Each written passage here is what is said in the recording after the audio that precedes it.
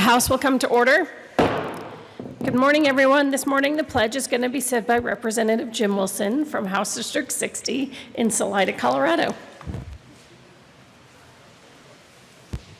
Thank you, Madam Speaker. I did a survey with Representative Coleman and others that have been up here. We've not received any certificates for doing this. We're a little disappointed. Would you please join me in the pledge? I pledge allegiance to the flag of the United States of America and to the republic for which it stands, one nation under God, with liberty and justice for all.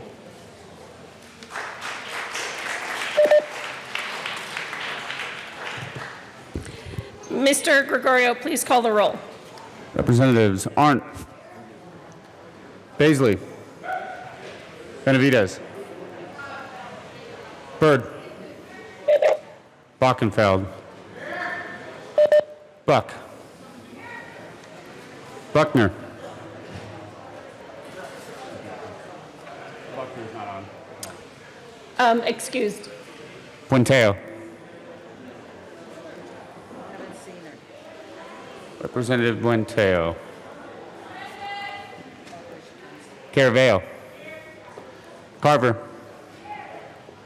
Catlin. Champion. Representative Champion. Excused. Coleman. Okay. Cutter. Duran. Representative Duran. She's up there. Escar. Exum. Froelich. Garnett. Geithner. Gonzalez Gutierrez. She's here. She's running around getting signatures. She's here. Representative Champion is present. Seda's here. Good for now. Gray. Herod. She's here too. She just went to her office. Holtorf. Hooten. Humphrey. Representative Humphrey.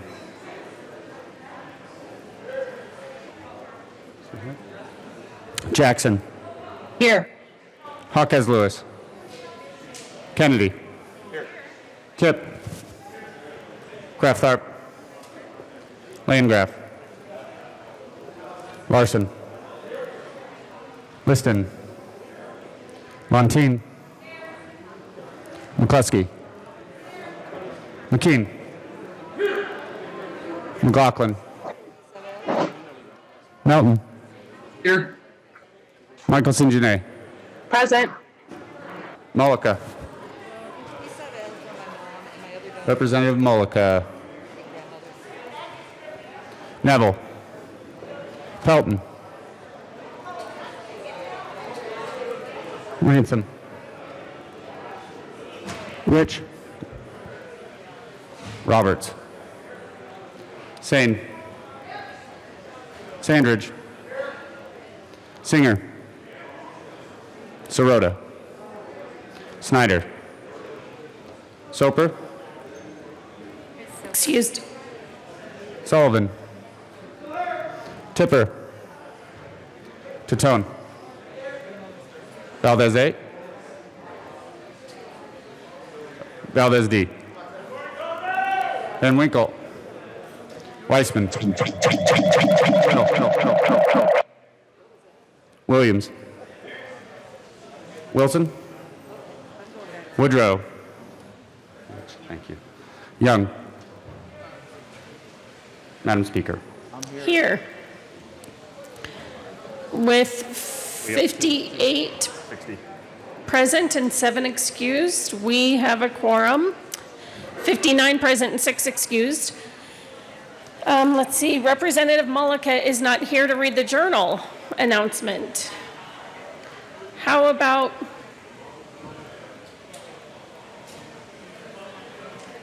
whoever, go ahead, Representative Kennedy, or Weissman. Just Thank you, Madam Speaker. I move that the Journal of Monday, June 1st, 2020 be approved as corrected by the Chief Clerk. You all have heard the motion. All those in favor say aye. All those opposed say no. No! No! I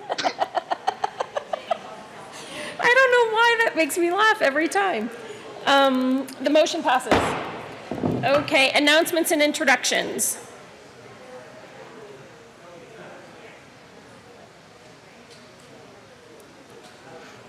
Any announcements or introductions? That's easy. Then with that, Majority Leader Garnett. Thank you, Madam Speaker. Good morning, members. I move to proceed out of order for consideration of general orders, second reading of bills. Seeing no objection, we'll proceed out of order for second reading of bills, general orders. Representative Exum.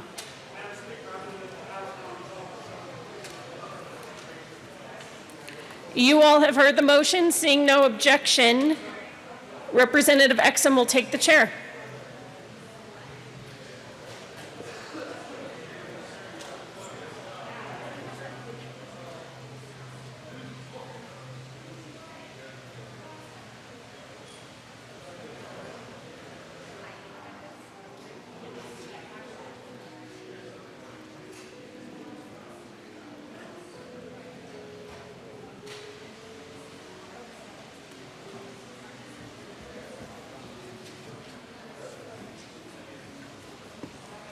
Yes. Okay. Thank you. Tony, take your time for a minute.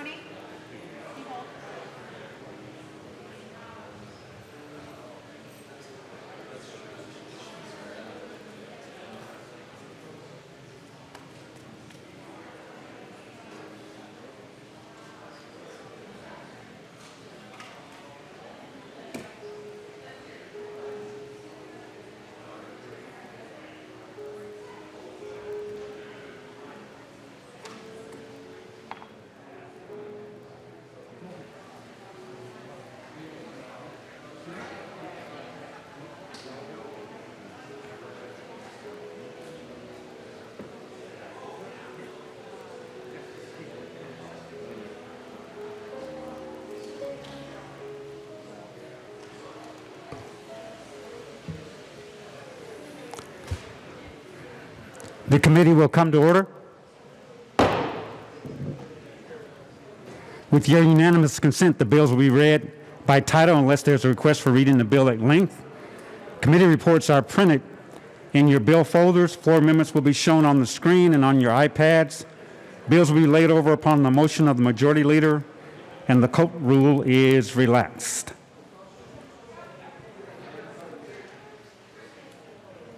Mr. Nagoya, will you read the House Bill 1360, please? House Bill 2013-60 by Representative Escar, also Senator Moreno, concerning the provision for payment of the expenses of the executive, legislative, and judicial departments of the state of Colorado and of its agencies and institutions for and during the fiscal year beginning July 1, 2020, except as otherwise noted. Representative Escar. Thank you, Mr. Chair. It is an honor to serve with you. An honor to serve with you, Representative. Members, it's my honor to bring forward and move House Bill 1360. To the bill.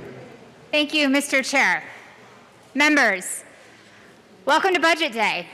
It's a day I've been hoping to say for, I don't know, about 2 months now.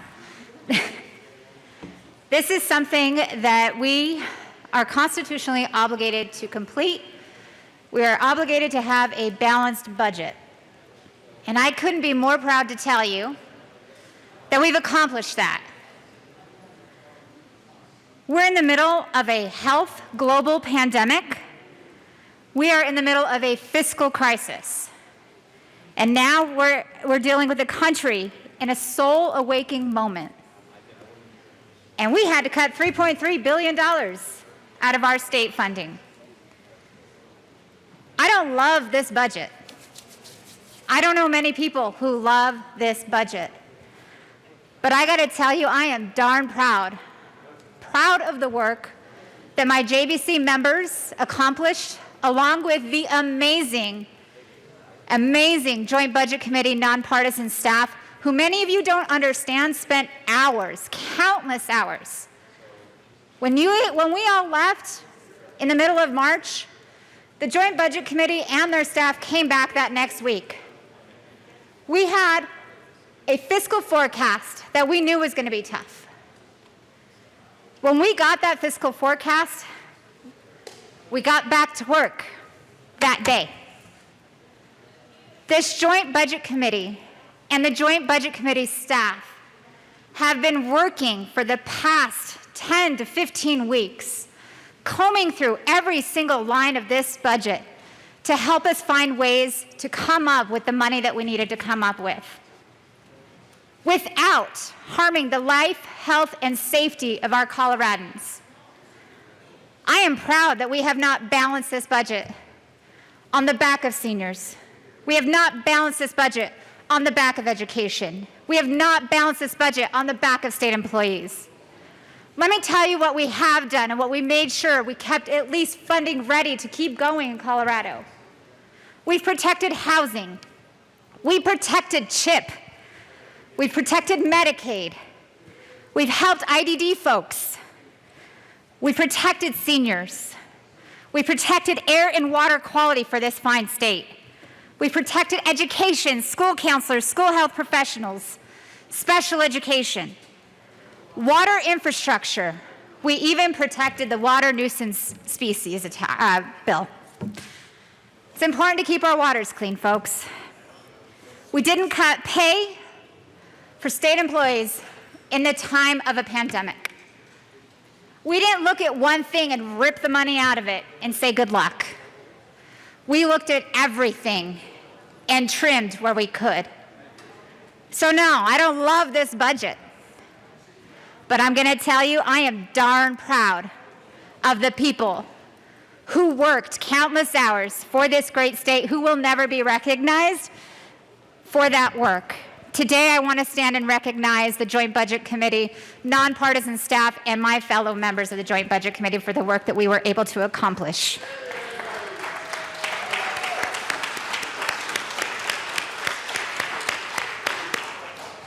And with that, I humbly ask for a yes vote and hope we can work through the ideas that you all bring to the table as well.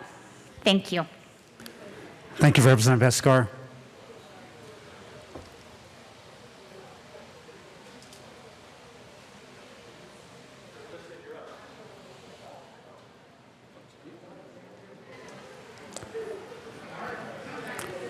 Representative Liston. Thank you, Mr. Chairman. Members, I have some good oh no, that's another day. Mr. Chairman and members, I move Amendment J0005 to House Bill 1360 and ask that it be displayed.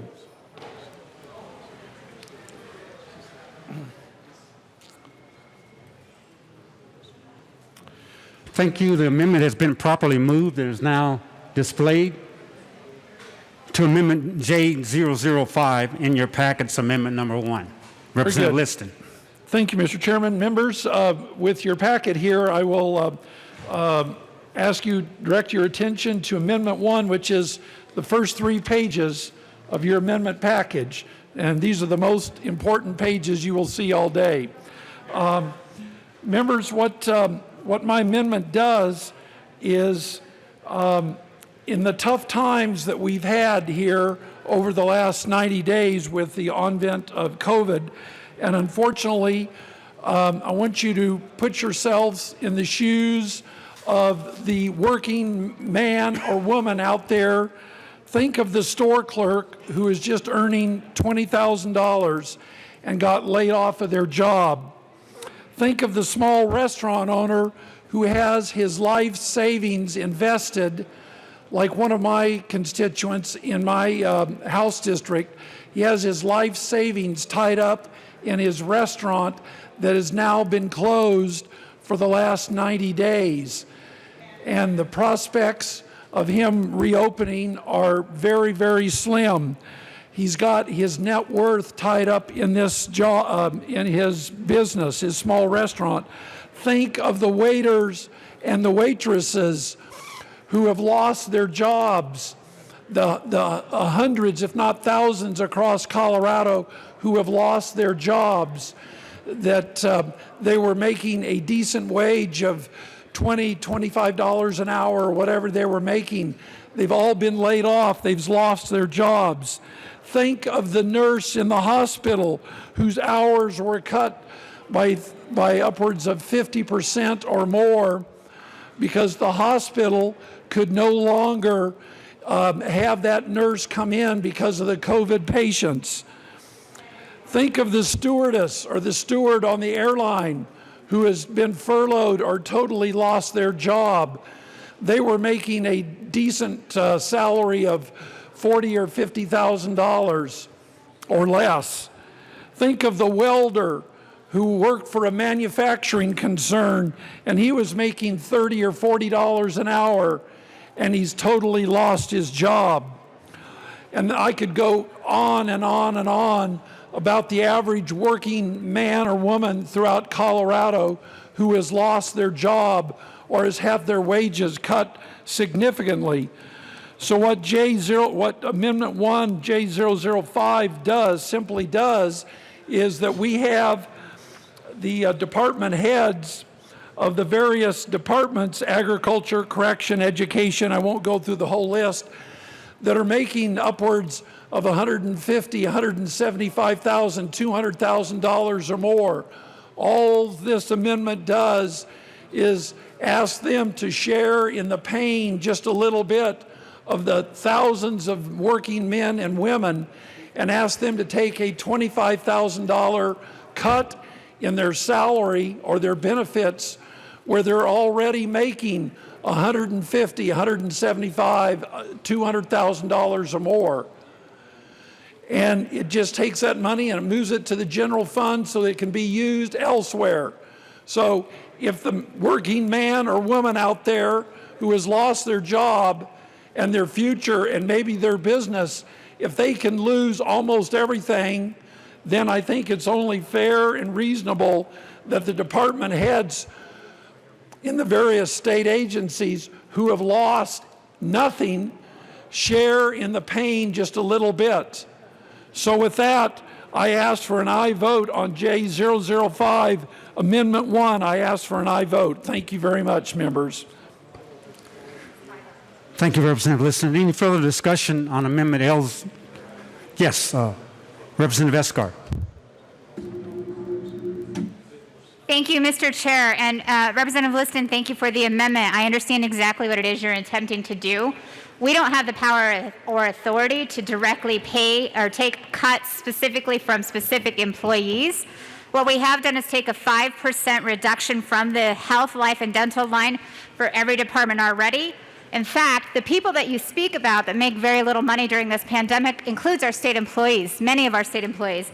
And what your amendment would actually do would probably end up cutting their pay more than you think it would directly to these directors and deputy directors. This could actually harm more state employees than it would help the general fund. So I would ask for a no vote. Thank you, Representative Escar. Representative Liston. Thank you, Mr. Chairman. Well, Representative Escar, with all due respect, that's not the intent of the amendment. The intent of the amendment, like I said, is for the directors and assistant directors of these departments which are making six-figure salaries at least, is we're asking them to take a $25,000 pay cut. If you're making $200,000, that is, I didn't have a chance to do the math, but that's just a little over 10%. So it is not, this amendment is not directed at the rank and file. It is only directed at the directors, the director of the department, maybe the assistant director. So it is not going to harm the rank and file. So once again, members, think of the employees that have lost everything. They've lost their job. They're upside down on their mortgages. They're upside down on their car payments. They're not receiving income at all. I think these directors that are making $150,000, $200,000 or more can still survive on $125,000, $150,000, or $175,000. With that, I renew my plea and for an aye vote on J005. Thank you. Thank you. I have up next Representative McCluskey, and then I see you, Representative Sandridge. Thank you, Mr. Chair. It is an honor to serve with you. An honor to serve with you, Representative.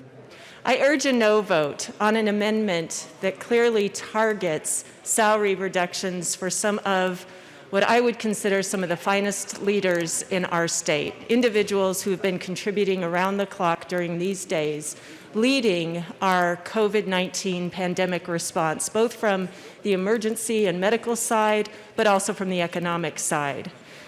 Our state departments do an excellent job being sure that our salaries are competitive, that we are rewarding those directors, executive directors, assistant directors, commensurate with others in our communities so that those salaries are competitive.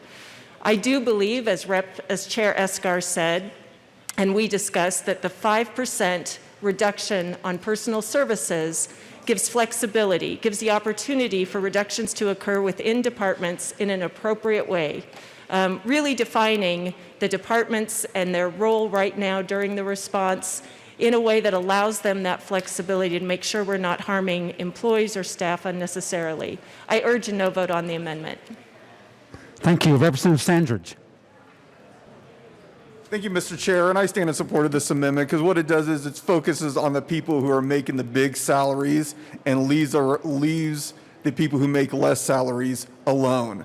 If we do a percentage cut across the board, it can hit the most vulnerable. Let's go after the people who are making the big salaries. But I do have a question for the sponsor of this amendment.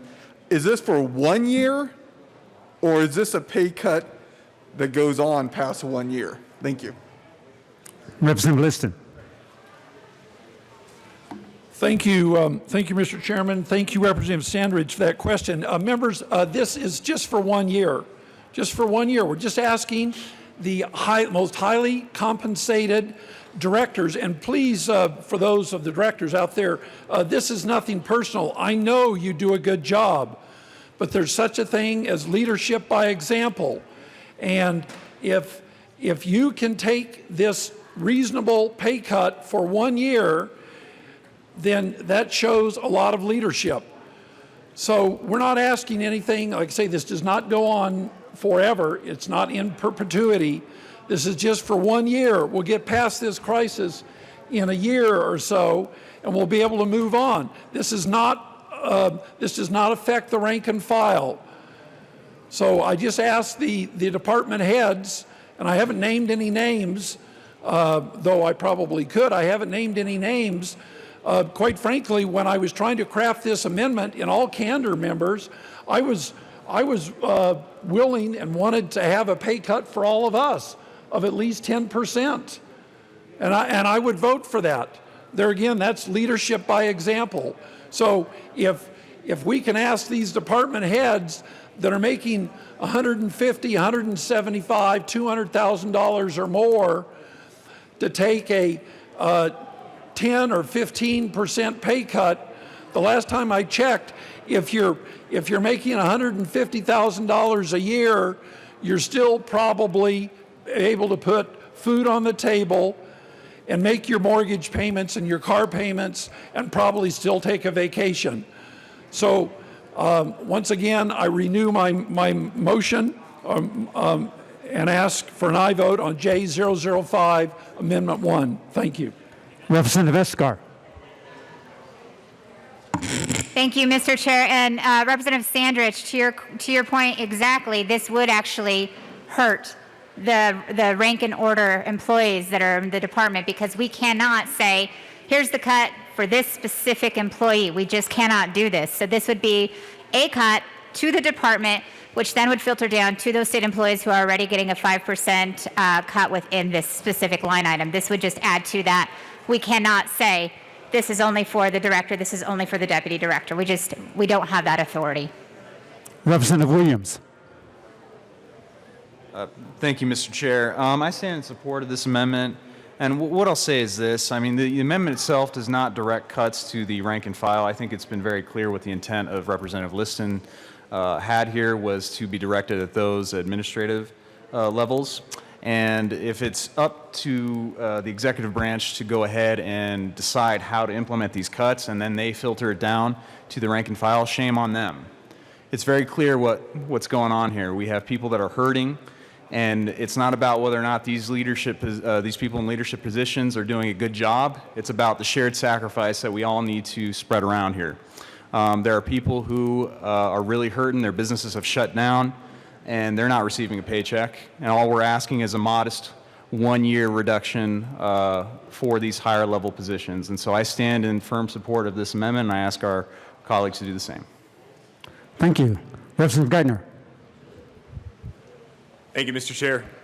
And members, I mean, this isn't the first time we've seen this, right? We have examples of private industry doing this very same thing. Leaders in companies such as Lyft.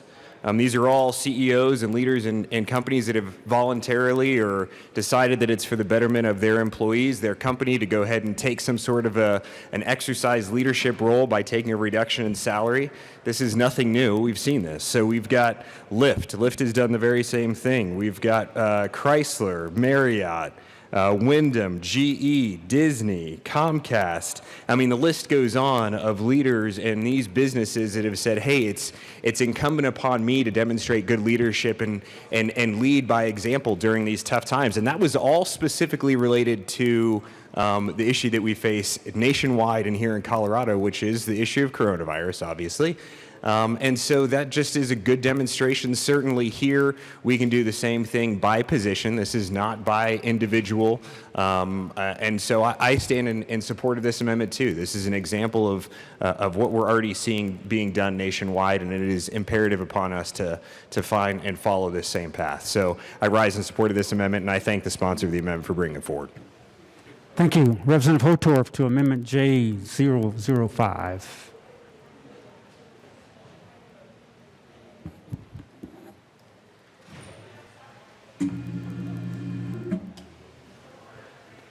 Thank you, Mr. Chairman, fellow colleagues. With respect to this amendment, I've had a lot of my constituents contacting me over the last 2.5 months, as all of you have. And they comment about how the private sector is suffering, yet the public sector still receives their paychecks every month. So I think about that, and I think about what this amendment offers. We like to talk about public-private partnerships. We brag about public-private partnerships and how we're going to partner as public servants with the private sector. Well, ladies and gentlemen, I will tell you, when we talk about that arrangement, usually we're asking the private sector to give to the public sector. In most cases, monetary instruments. And that allows the public sector to execute different programs or activities. This particular amendment would be something very unique. And we as leaders in the state of Colorado could demonstrate something unique and special in that we would show in the public-private sector partnership that now the public sector is giving back to the private sector. We're showing that leadership. In fact, I wanted to offer an amendment just now, but I was told I could not because I missed the 4 p.m. deadline. Because I would today, ladies and gentlemen, right now, if I could, maybe we could change the rules, because we do that now, by a majority vote, to have every representative and every senator in this Gold Dome reduce our pay by 10% right now, and take a pay cut and show the citizens of this state that we too will feel their pain. We will share their pain, and we will take a pay cut today as public servants, to join in the public-private partnership and help this budget by leading by example. Now, I understand I cannot offer that amendment, but I do support the idea of giving back to the state. And if you think about what happens when a private sector company goes under, never would we wish that on the state of Colorado or any other state, although some have filed for bankruptcy. And it's not beyond the realm of possible, ladies and gentlemen, for that to happen. But I would tell you that this would be a precedence that would be special. And I don't want to pick on the best and brightest of our state leaders. Maybe it should be across all departments. Maybe it should go to the highest paid. Maybe it should go to us in this General Assembly. But I tell you, the idea is unique. I think it has merit. And I would offer that we all give back to the general fund so we can help this great state recover from the crisis that we face today. But more importantly, what about next year? We've shut this state down for 3 months now. I come from the country. I think that's a quarter of the year. And if we still struggle through the summer, another 3 months, that might be half the year. What's going to happen next year if we think we have problems this year with our budget? So I will make a pledge today to all of you, if I come back, which is questionable, because this position is bigger than any one of us. This position is bigger than any one individual or their individual circumstances I mentioned last week. If I come back and we still have these state budgets, I will run an amendment next year that cuts our pay by 10% to give back to this great state and the citizens. And I ask all of you that are still here to get behind me and support that. Let's give back to the state. Thank you, Mr. Chairman. Thank you, Representative Liston. Representative Singh. Thank you, Mr. Chair. And I also support this amendment. Folks, we've asked Coloradans to tighten their belts. And leadership is leading by example, and we should be doing the same. Consider the businesses that were shut down by this government. Businesses that were shut down by this government, asking to reopen, put procedures in place to keep people safe, and yet are still not all the way open, barely surviving, some of them closing. With this amendment, we can give back. We could give back and make sure the costs do not rise next January, especially with the unemployment fund. Shouldn't the government that shut them down also take a pay cut? Makes sense. Ask for a yes on this amendment. Any further discussion on Amendment J005? Yes, Representative Liston. Thank you, Mr. Chairman. Just one last appeal, members. Representative Geithner talked about the publicly held companies that where the leadership of those companies took significant pay cuts. I want to remind everybody in this room and all of the people that are listening, there are countless thousands and thousands of small business owners who took significant pay cuts and so that they could ensure that their employees could survive these difficult periods that we've been going through these last 90 days. So if these small business owners that have made significant sacrifices to help their employees, if they can do it, then the men and women at the department head levels here in the state of Colorado, they can show some leadership, and God bless them for doing so, and take a partial pay cut one time only, 1 year. So with that, I urge an aye vote on J005. Thank you, members. Thank you. Any further discussion on Amendment J005 to House Bill 1360?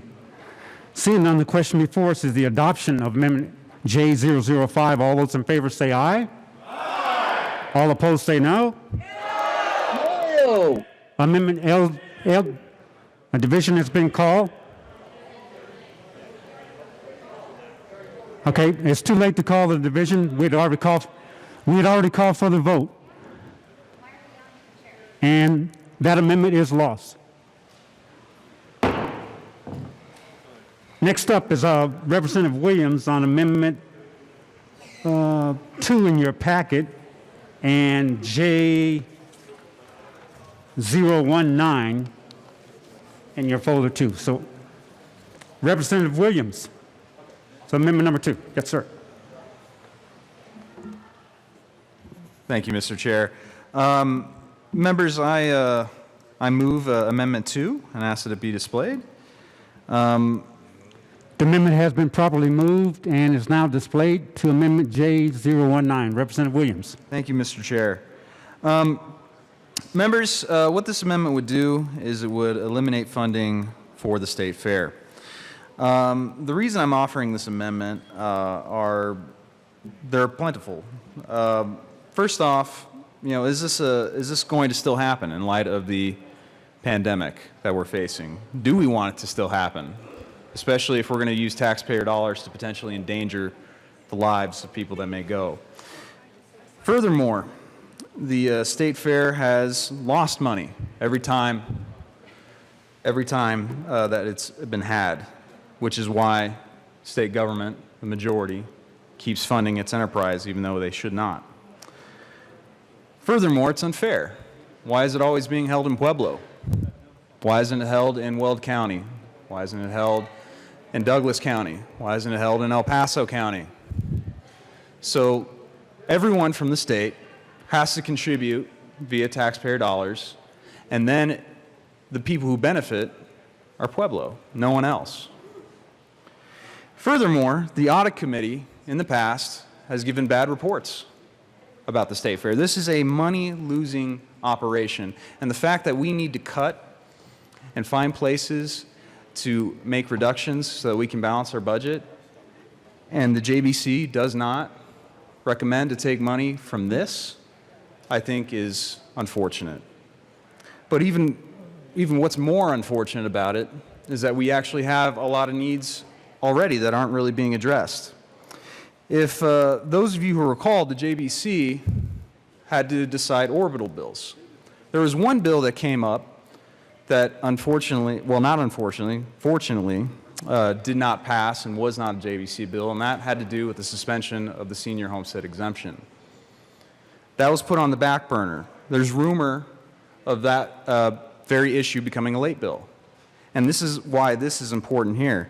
And I have a memo here that I wanted to read because it's important, and it provides context as to why I'm offering this amendment and many others like it in the way that I am. And this was a memo that was sent to Representative Geithner from the JBC staff director, and it talks about exactly what we're doing here with this amendment and others like it. It says here, in response to your request this afternoon, the memorandum describes how we intend to prepare an amendment you required.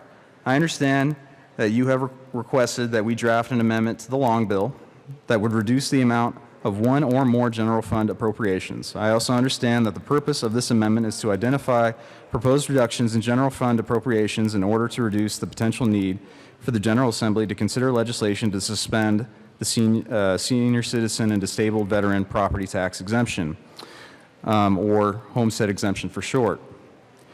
We will draft this amendment to reduce one or more general fund line item appropriations as requested. We will not include an amendment or other language concerning the homestead exemption for the following reasons. Number one, there is no line item in the long bill to appropriate that the money will be used for the homestead exemption.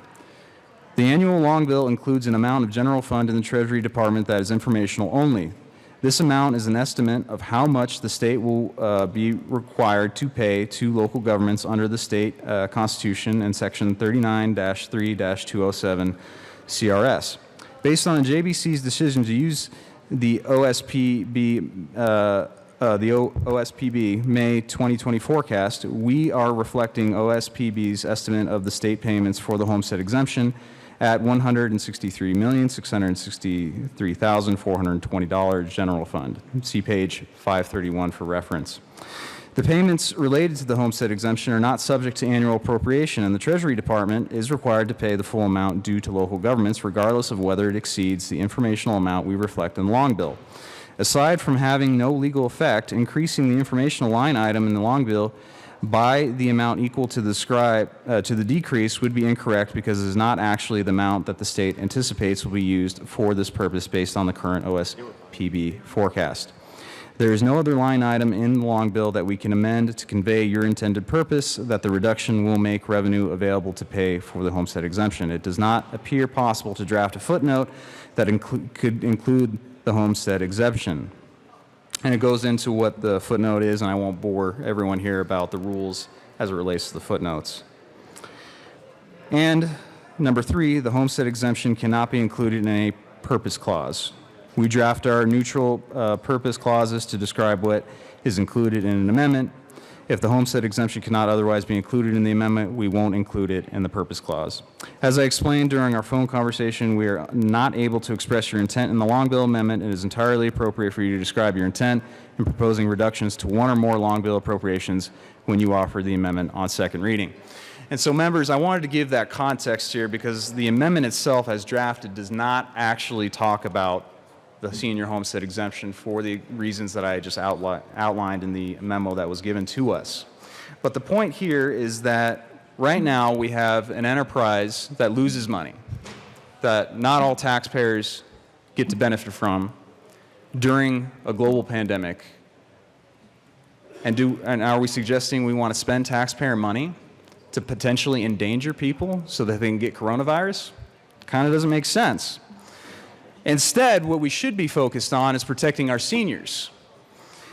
What I have seen from the JBC, in which I do disagree with, and thank God that our Republican members didn't do this, but there is a desire not to protect seniors. There is a desire to throw them under the bus and to balance the budget off their backs and to put them in jeopardy of potentially losing their home because they may not be able to afford the cost here.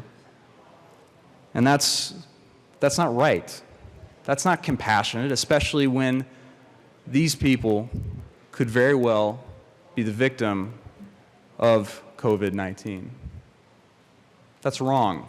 And we need to protect the senior homestead exemption. And so throughout this budget packet, including this amendment, the minority is looking for ways to find reductions so we can protect our seniors and our veterans, those who are 100% disabled, those who have sacrificed for our country. We want... Representative Williams, can I hold you just for a minute? I appreciate some of the comments that you made, but please don't impugn the motives of our JBC. This is a difficult budget. A lot of cuts have been made. I understand your amendment is to eliminate the funding for a state fair, but we don't want to impugn the motives of our JBC. So if you will stay a little closer, sir. Thank you. Thank you, Mr. Chair. I won't impugn the motives. I'll simply talk to the actions. The actions are to defund the senior homestead exemption. I don't know how else to describe that other than harsh. It's harsh. It's not compassionate. You know, these people could be thrown out of their homes. And we don't want that. I'd hope that we don't want it. I know that at least 24 of us don't want it. I can't speak to anyone else here. But what I will say is this: we shouldn't balance the budget off our seniors or our veterans. We should protect them.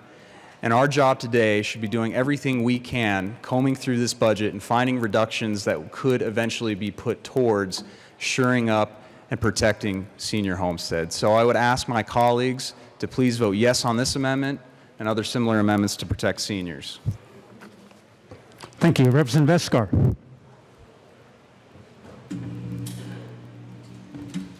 Thank you, Mr. Chair. First and foremost, let's be extremely clear. The long bill, the bill that we're voting on, fully funds senior homestead exemption. It's in there. We're funding it. Yeah, we discussed it on the Joint Budget Committee, just like we discussed completely unfunding CHIP. We didn't do that either. So you want to talk about compassion. The entire JBC, including your Republican colleagues, worked through this entire budget with compassion, and nobody wanted to balance any part of this budget on the backs of anyone, including seniors. That's why the bill you're voting on fully funds the senior homestead exemption. Let's be absolutely clear on that. There is no bill introduced to defund that. But back to this amendment, JBC did take money from the Colorado State Fair. We cut money from the State Fair already. What you're asking to do is actually something that some of your members actually voted no to do, is sweeping some cash funds that were actually intended for a different purpose. So you're actually asking us to sweep cash funds that came in from ticket sales, concerts, vendor fees, percentage of food and alcohol, year-round renting facilities. That's what this amendment's asking. $8.9 million cash fund that were paid by people who are participating in the state fair to keep the state fair moving, which I thought was something that your Republican colleagues on the Joint Budget Committee told us they didn't want to do. That's what this amendment does. There's $875 million general fund left of the million that we always allocate every year in statute to the state fair. We took part of that out. And let's be clear, this isn't about Pueblo. This is about agriculture across the entire state, especially southern Colorado. There are families who cannot participate in 4-H or FFA in Denver. They may not have the ability to come up to the Denver Western Stock Show. There is an entire section of the state of people who live in rural Colorado. It's in southern Colorado too, not just the Eastern Plains. There are students who are part of FFA, students that are a part of 4-H that come to the state fair every single year to be able to participate. That's why it was built in Pueblo, was to address a piece of the state that oftentimes, I don't have to tell you all in this chamber, gets forgotten about. I ask for a no vote on this amendment, as does the Farm Bureau. They contacted me today and asked me to say that here at this well. So let's not defund the state fair. And for the record, the Colorado State Fair, under new leadership, has been in the black. Not losing money, in the black. They are actually doing what we have asked them to do. They are correcting things that they have been asked to correct. They are moving forward. And as far as Pueblo not having its piece, the city and the county both contribute to the state fair. So to sweep this out completely would not only be a devastation of economic development resource in southern Colorado, it would be a devastation of agriculture in southern Colorado. And to me, and to the kids that take part in this, it's not very compassionate. I ask for a no vote. Representative Botello and Representative Williams, I have you in the queue.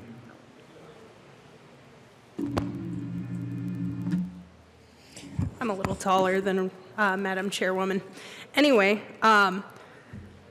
gosh, I just find this amendment personally insulting on so many different levels. First of all, the idea that the state fair goes into the red year after year after year after year, as my colleague has already said, isn't factually true. She talked about the fact that the city and the county invest more money into this operation because not only does it benefit all of southern Colorado, it benefits Pueblo County by bringing in literally and actually millions of dollars. We talk in this chamber about forgotten parts of Colorado. I would argue that rural Colorado is a part that sometimes gets overlooked. And as the representative for Pueblo, Fremont, and Otero counties, my guys aren't necessarily, and frankly can't, drive all the way up to the Western Stock Show in the dead of January. We have a 100-year tradition of the state fair being in Pueblo. It should stay in Pueblo. Let's be absolutely clear about this. And as my colleague has already said, An attack on the state fair in Pueblo is an attack on rural Colorado. It's an attack on a 100-year tradition. So I urge a no vote, and I would also like to thank the JBC, and in particular, Madam Chairwoman Representative Dinea Escar, who is always fighting for Pueblo, who wrote a great budget along with the entirety of the JBC to make sure that it wasn't balanced on the backs of seniors and veterans and any of the other, frankly, untruths that you set up here in this well. Thank you, Representative Williams. Thank you, Mr. Chair. Well, members, this is news to me. We just heard it here. Rural Colorado is confined into Pueblo. My goodness. This is interesting. An attack on the entirety of rural Colorado is happening if we go ahead and rein in the Pueblo State Fair, which has been losing money, especially if you look at the totality of it. And I'll allow Representative Sane or a few others to speak on those specifics. But I'll say this. Right now, we just heard a claim. We heard a claim that the senior homestead exemption is fully funded. That's also news to me. When we had our JBC budget meeting, you know what we were told? We were told that if we wanted to save senior homestead, we had to find reductions. So who's telling us straight? And also we heard rumors that there was going to be a late bill to suspend the senior homestead exemption, not only for seniors but also for veterans, for 3 years. Am I hearing right now that that's not going to happen? Because if that's the case, I have 25 amendments that I'd be happy to probably reconsider if I get a promise right here that we're not going to attack senior homestead exemption. Come to the well and tell me that we're not having a late bill, and then we'll make this go a little bit quicker. But if you can't do that, then I'm going to still pound this podium and say we're going to protect seniors. And that's not compassionate. We have people coming down here grandstanding about how wonderful the Pueblo State Fair is while seniors are in jeopardy of losing their homes during a pandemic. This is craziness. So I renew my call for this chamber to protect seniors and to protect disabled veterans who have sacrificed their livelihoods for this country. But again, I'm willing to reconsider a lot of my amendments if we can get an agreement right here, right now, that senior homestead exemption will be protected for the foreseeable future. Thank you. Representative Escar. I'm sorry, Representative Hotor. And we're on Amendment J019.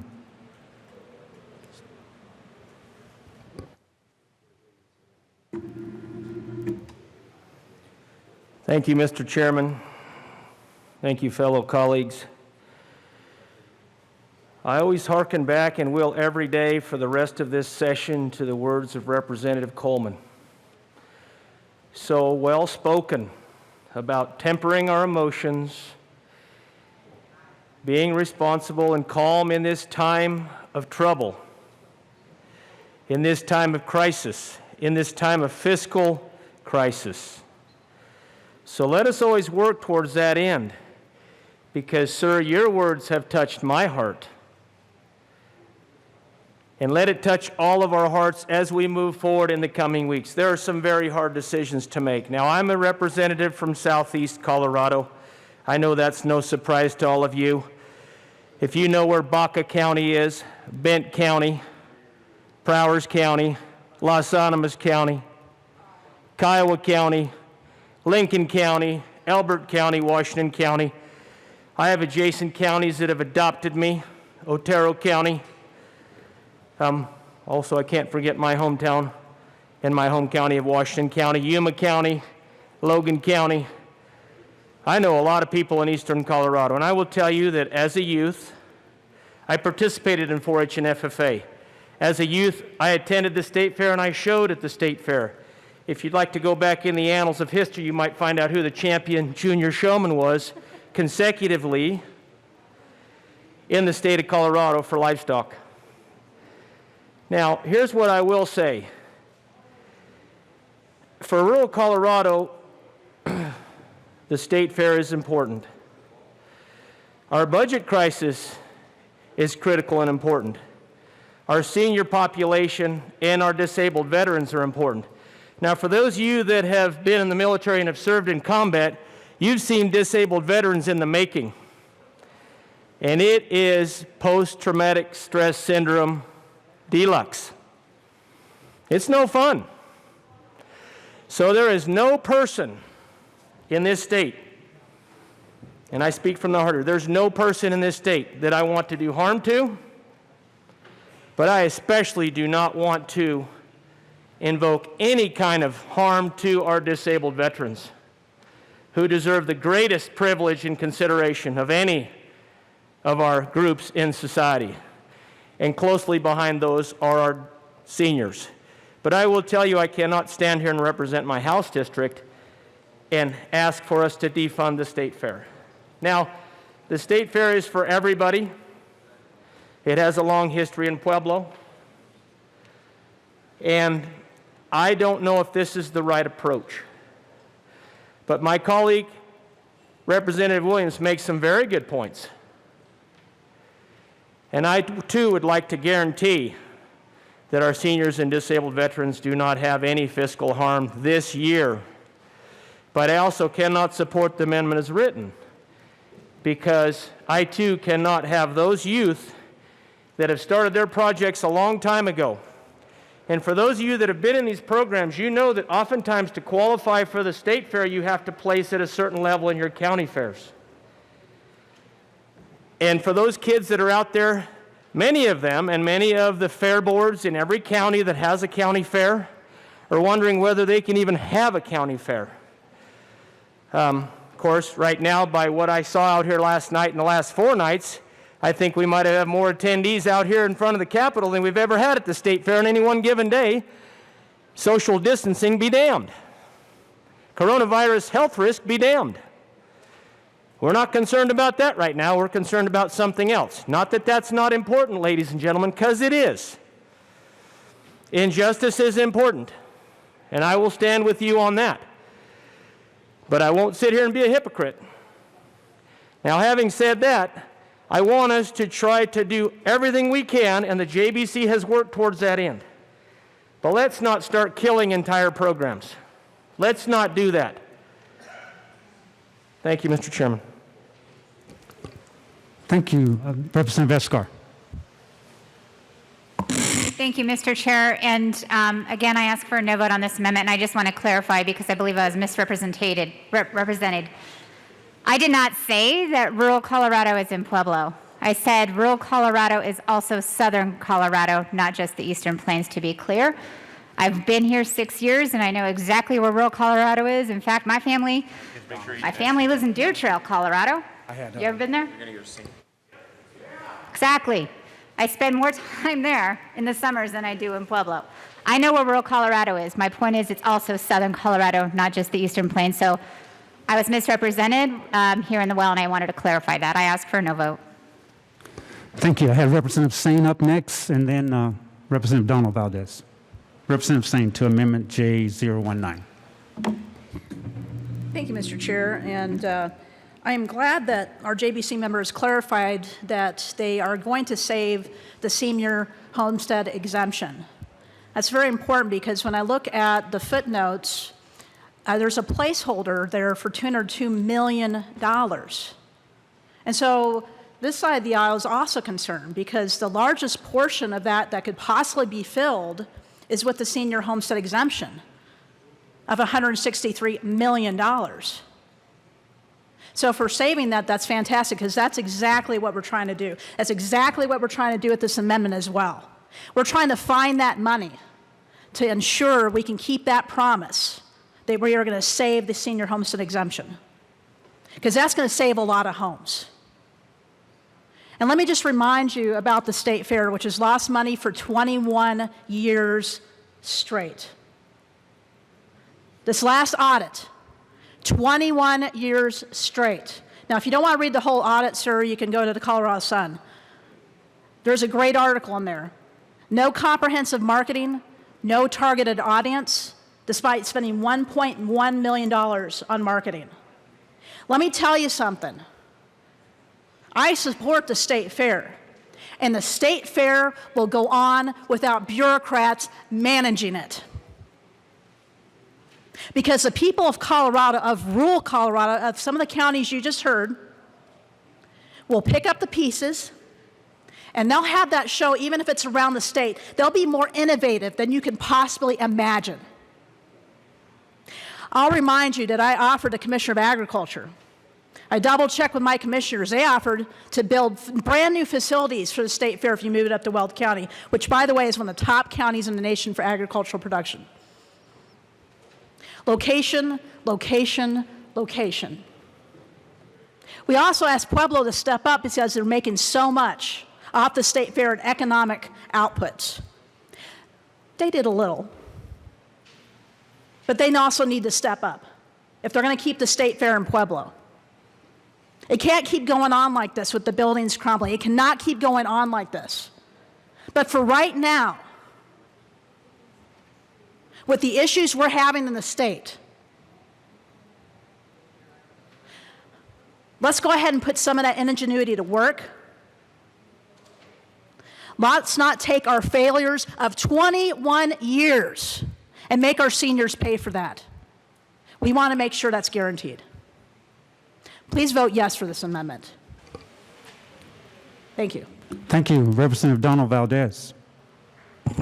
Thank you, Mr. Chair, and it's an honor to serve with you. Honor to serve with you, sir. It's an honor to serve with you too, colleagues.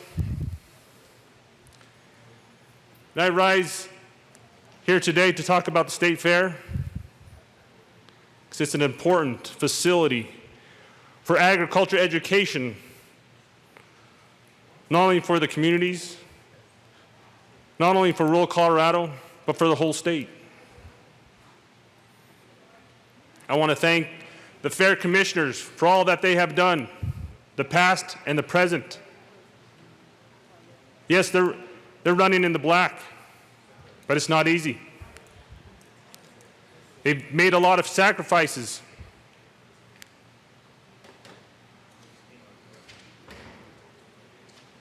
With the new state fair manager coming in and making those decisions, but also with the help of the city, the county, and the state, and each one of us making those choices too. And if you have never been to our state fair, I highly recommend it. And I'm inviting you back on August 28th of this year to come to one of the state fair's legislative barbecues. And if you have not attended, please join us. Please join us not only in the barbecue, but other events in the area. From the 4-H kids, it's like Representative Holtep just mentioned a while ago. The 4-H and FFA students have been working on their projects for months and months.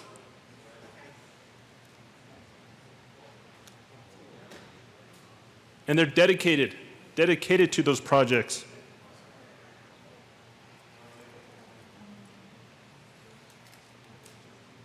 And yes, we need to make sure we're standing up for our seniors.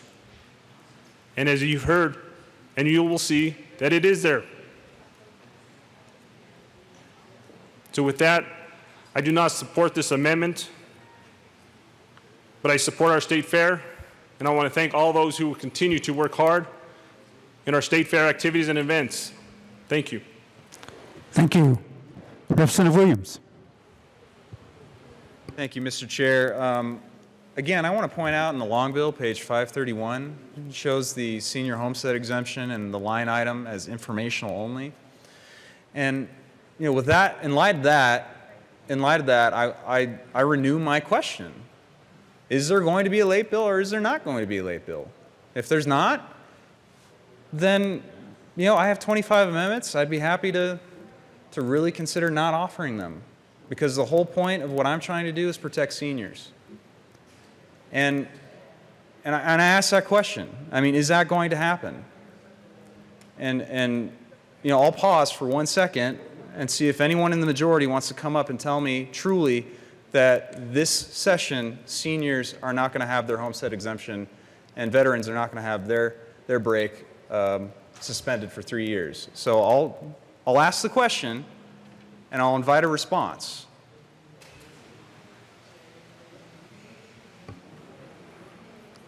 Seeing no response, any further discussion? Yes, Representative Williams. Members, I think it's very clear, and I think it's very disingenuous to say that we're going to protect seniors. You want to talk about mistruths? I mean, come on. Are we doing it or are we not doing it? It's up to you. I got all day to be here. We can talk about seniors all day and how we should be protecting them. And the fact that I'm seeing silence from the majority on Representative Williams, let's stay to the amendment. this is about the your amendment, Mr. Chair. Mr. Chair, this is the whole point of my amendment. My intent of this amendment is to protect seniors. So if there's no need to protect seniors because the majority is actually going to fund the senior homestead exemption for the foreseeable future, then I don't have to be up here talking about seniors. Instead, what I'm hearing is that, you know what? We probably are, the majority anyway, probably is going to suspend the senior homestead exemption. So what that tells me is that there are going to be some seniors that very well could lose their homes. But you know what? You know, you're a senior, you lost your home because we took away the exemption, but go ahead and enjoy the state fair. That's what I'm hearing. That's insanity. That's insanity, members. That's like Marionette and Twinette. Let them eat cake. What are we talking about here? Are we going to protect seniors or are we not going to protect seniors? Are we going to protect veterans who are 100% disabled or are we not going to? And I really am concerned about the silence coming from the majority on this issue. Again, if we're going to protect seniors, then I don't have to be offering all the amendments that I'm offering. Instead, what I'm seeing is a lack of a response, mainly because it's probably going to happen. So again, this budget, we have a claim here. We have a claim that we're protecting seniors, but not really. That's really not what's going on. In fact, we're throwing them under the bus, and we're throwing under the bus veterans who are 100% disabled, veterans who have sacrificed for this country. And the majority doesn't want to talk about it. The silence is deafening. So I don't know what else to do other than tell you that this amendment protects seniors. And so if you want to protect seniors, vote for this amendment. If you want to protect the military, men and women who have sacrificed for this country, vote for this amendment. If you don't, if you want to spend money so that a few people around our state could have a good time while seniors very well could lose their homes, then vote against it, because that's what your vote represents. So I renew my call. Vote yes on this amendment. Thank you very much, members. Any further discussion on Amendment J019? Yes, Representative Singh. Thank you, Mr. Chair. And just to be clear, members, I'm going to vote yes on this amendment, and I love the state fair. The state fair is not going to go away if we reduce money to the state fair, because as I made the point before, there have been many ideas given to that commission, including, maybe even spreading the love around just a little bit. Some of our communities can put on better portions of the state fair than we can down in Pueblo, because that's the people who produce that particular agricultural product. And sometimes those are the portions of the state fair that don't make as much to begin with. But there's other problems, and I'll just give you one other idea. Some of these buildings down in Pueblo, the permanent ones, could be used to make more money, could be used in a higher return on investment if they were to rent it out to certain endeavors. But they choose not to do that. Instead, some of the Pueblo school districts use those facilities at a much reduced rate, or for nothing at all. We can go on all day about what the problems the audits have produced on this, but it's just another point.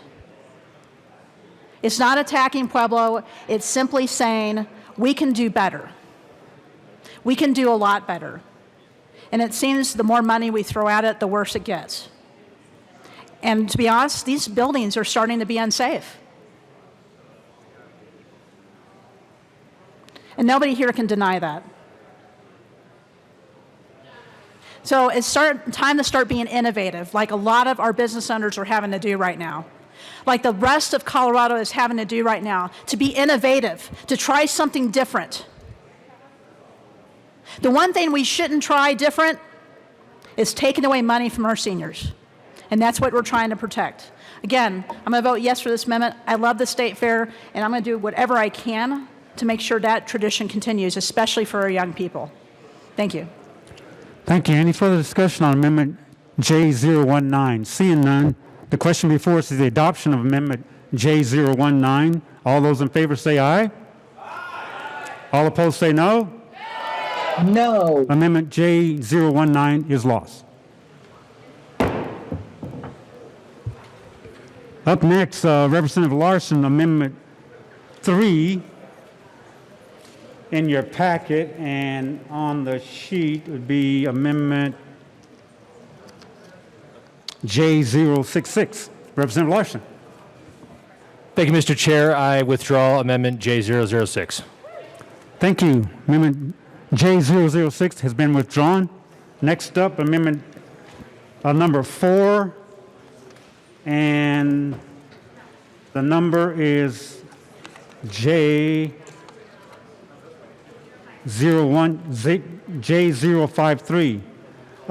Minority Leader Representative Neville. Thank you, Mr. Chair. I move Amendment 4J053 and ask for it to be properly displayed. The amendment has properly been moved and properly displayed. To the amendment. Thank you, Mr. Chair. Members, this simply moves money from the Office of Film and Television to our Charter School Institute schools. We're seeing the budget, the Charter School Institute schools are actually taking a large hit, and meanwhile, we're still funding and giving money to Hollywood elites and film subsidies. I don't think that's appropriate. This won't fully fund what the cuts they've had to, the CSI cuts they've had to take because of the budget shortfall, but I do think that it's appropriate that if we're, rather than fund Hollywood elites, let's send a little bit more money for the kids. I urge a yes vote. Thank you, Representative Neville. Yes, Representative McCluskey. Thank you, Mr. Chair. I urge a no vote on this amendment for several reasons. First of all, our Office of Film, TV, and Media does bring in over $151 million annually. It's part of an economic driver for our great state, and one that, while we did have to make reductions to this particular line item, we felt essential to keep moving forward given the economic impacts we've been enduring. I also want to comment on the Charter School Assistance Fund. We were thoughtful about making sure to retain and maintain the amount of appropriation that we have put into this fund. $31.8 million is the current total charter school capital construction fund. That includes $22.4 million from the state ed fund and $9.4 million from the assistance fund. Very important for everyone to recognize that while we did have discussions, certainly painful for all of us to take any reduction to our public schools, including our schools of choice. This was a particular area where while our JBC analyst had made a recommendation for a reduction, that vote was not unanimous and we did not take a reduction here. I urge a no vote on this amendment. Thank you. Representative Larson. Thank you, Mr. Chair. I rise in strong support of this amendment. Members, our financial situation that our schools are facing this fall is going to be dire indeed. I know that we have all, similar to the senior property tax exemption, heard rumor of a bill to hold the September count stagnant, which would have the effect of reducing the slice of pie that each school gets for every student that is in their school. And if that does indeed happen, who will bear the brunt of that? It will be our charter schools, which are the schools that are seeing increasing enrollment across the state. Many districts who have seen declining enrollment will be held steady, but that means that charter schools who are already doing more with less will see an even smaller portion of what they would normally see. And they are already hurting As many of us know, our children have been robbed of 3 months of their education, and I have seen nothing from this body that gives me hope that they will have anything resembling an in-person education in the fall. And to continue to strain our struggling charter schools that have increasing enrollment is unacceptable, especially when we have an opportunity to cut from an industry that will not notice a $250,000 reduction. So again, I urge all of our members to weigh this carefully. This is a value statement. So we have an opportunity here to put our kids ahead of a film industry, which is a great industry. I love it in Colorado. I hope they continue to operate here. But they're not going to go away because they don't get a $250,000. But a lot of our kids are going to lose their education. So consider that and consider supporting this amendment. Thank you, Representative Larson. Any further discussion? Yes, Representative Geithner. Fast-moving Geithner. Thank you, Mr. Chair. And members, I too rise in support of this amendment. I mean, certainly I think we can all agree that we should place education above entertainment. And that's very much how I look at this. I think that this is a nominal impact that we would better direct towards the education of our children. And so I rise in support of this because certainly education is more important than entertainment.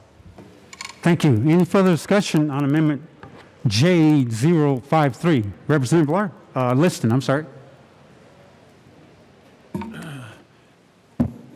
Thank you, Mr. Chairman. Members, I rise in support of J053. This only takes $250,000 out of the over $769,000, so there's still lots of money left over to do this. And a little bit of history is that I was in the legislature back in 2009 or 10 when we brought back more funding, or we refunded this for the film and television and media. I remember the hot debate that it was supposed to re-energize the film industry for Colorado, and all of these movies were going to be made in Colorado, and all the television programs are going to be made in Colorado. And so here we are 10 or 11 years later, and I can practically count on one hand how many television or movies have been made in Colorado. So members, there again, this is leading by example. The governor of our state, he and his department can afford a modest, tiny cut of $250,000 to increase the funding for schools. You know, they talk about doing it. Well, this is your chance to prove it. So a modest cut of $250,000 by the Office of Film, Television, and Media in the governor's office. And this is not the only source of funding. So I urge an aye vote on J053. Thank you. Any further discussion on Amendment J053? Yes, Assistant Minority Leader, Representative Van Winkle. Thank you, Mr. Chairman. Members, this is one of the best budget amendments we will see today. I urge a yes vote. A movie costs $65 million, $75 million, $100 million to make, so $250,000 from our general fund that could be going to help an awful lot of teachers, students, and teachers and students. That's a lot of teacher salaries right there. So I urge a yes vote for this. If we're going to do a film, we either need to fund it properly or not just throw $250,000 at the wall, because that's not going to make any difference for them, but it will make a big difference for our teachers and students. Thank you. Any further discussion? Yes, Representative McCluskey. Thank you, Mr. Chair. Just a point of clarification, the Charter School Assistance Fund goes to capital construction. I urge a no vote. Thank you. Any further discussion on Amendment J053? Seeing none, the question before us is the adoption of Amendment J053 to House Bill 1360. All those in favor say aye. Aye. All opposed say no. No. Amendment J053 is lost. Up next is Representative Soper, Amendment 5, which is J048. Representative Soper. Thank you, Mr. Chair. I'm withdrawing Amendment L005. Thank you. Amendment J048 Amendment 5 in your packet is being withdrawn by Representative Soper. Thank you, Representative Soper. Next up is Amendment 6, Representative Larson. It's actually Amendment J006, Amendment 6 in your packet. Representative Larson. Thank you, Mr. Chair. I ask that the amendment be displayed. So, Amendment, hold on just a second. Okay, it is properly moved and now displayed to Amendment J006. Representative Larson. I move Amendment J006. Yes. Yep. Go ahead. Thank you, members. So before you is a question that is certainly at the top of mind for almost everyone in my district.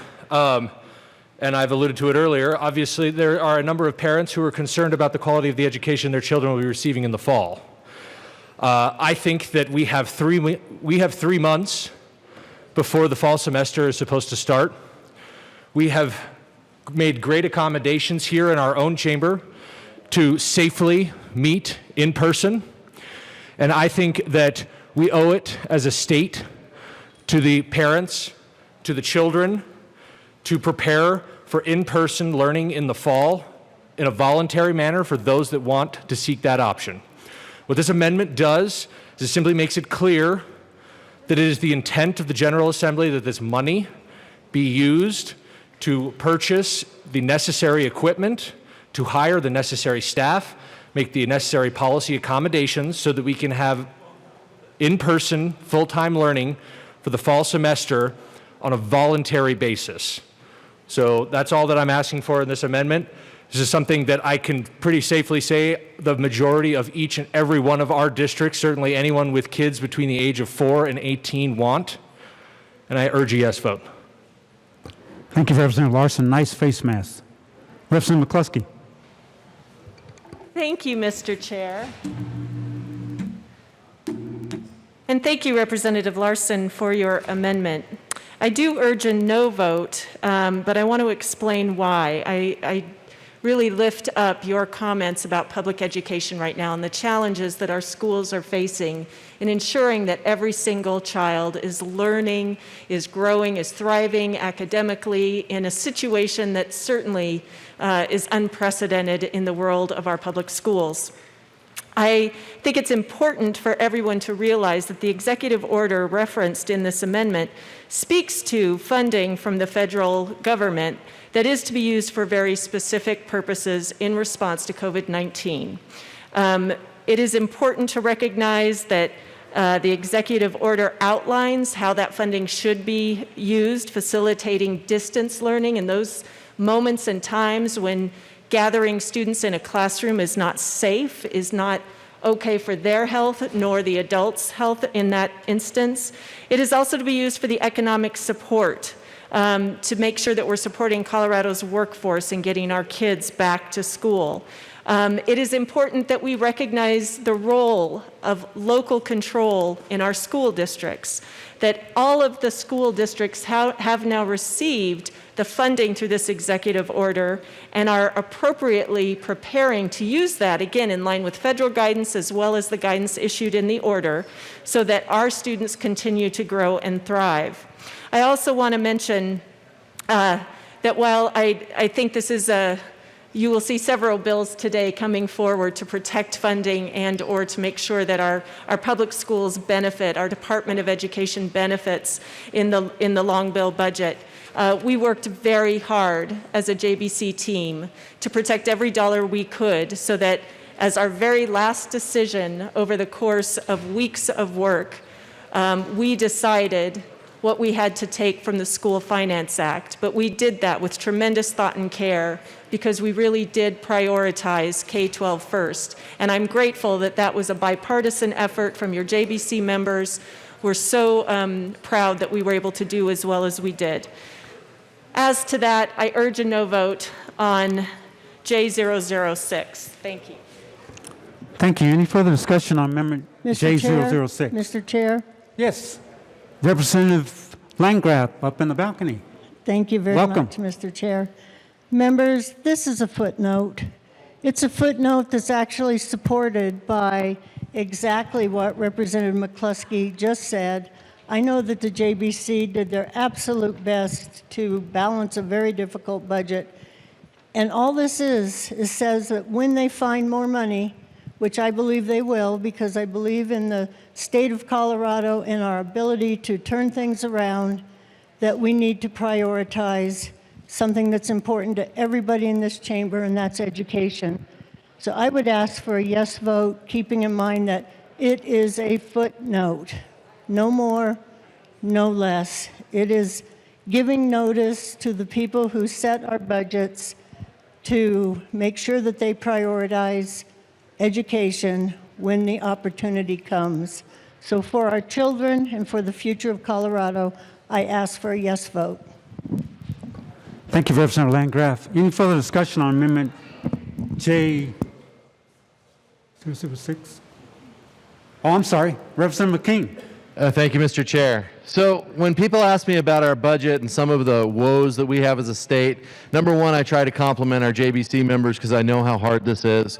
Number two, I tell them this is actually something we're really bad at, is trying to come to some agreement among 100 type A personalities about what our priorities ought to be and where we structure things so that what we do is fund the things that we all say we prioritize the highest.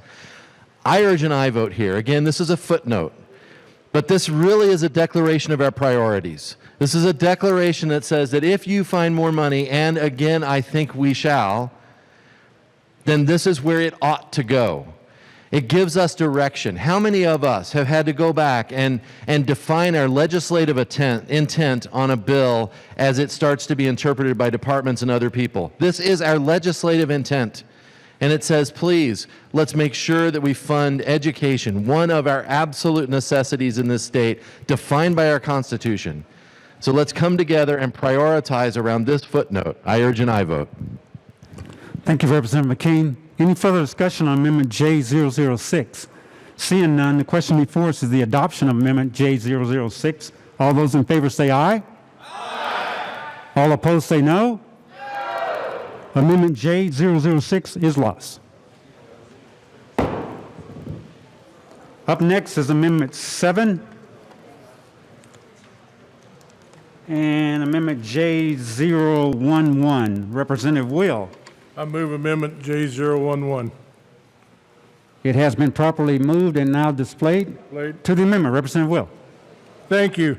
And I also want to give a shout out and thank all of our JBC staff for the efforts and all that stuff they've been doing on this, because I know it's a tough job. This is just one that was about state fleet management, and it's going to save the state in our budget $389,000 and some change for the use of telematics on state fleet vehicles. This, in my mind, is a total waste. These telematics will tell you what your speed is of a state vehicle, what your idle time is, et cetera, et cetera. These telematics, and they're planning on putting them on all the state fleet within a 4-year period. But the initial deal is $389,000 for any new state vehicle that'll be going out there is going to have it on, and then they'll retrofit the others. I can tell you as a previous state employee, driving a state vehicle for over 40 years, this is not needed. If you have a state employee that's a problem with their vehicle, that's a supervisory issue. It also includes 1 FTE to monitor the data from these telematics. So I just thought as a thing in the budget that this is a total waste of money. Whether it's about $100,000 from the general fund, the rest of it's from cash funded agencies.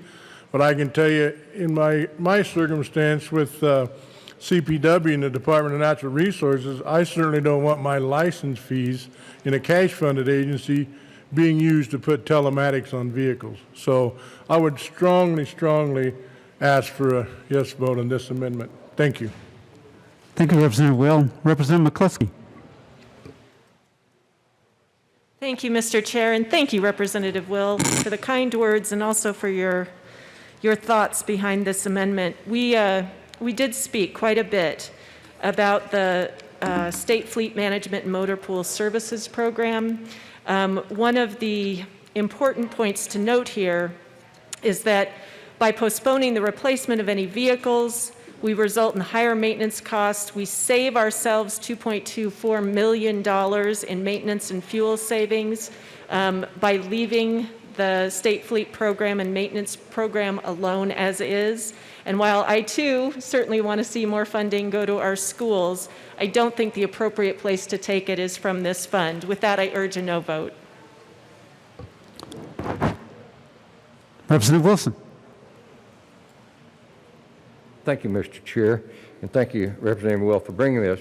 Representative McCluskey, I may have missed something there, but I think Representative Will was talking about the way those vehicles were going to be equipped, not the replacement to keep the vehicles up to date and running.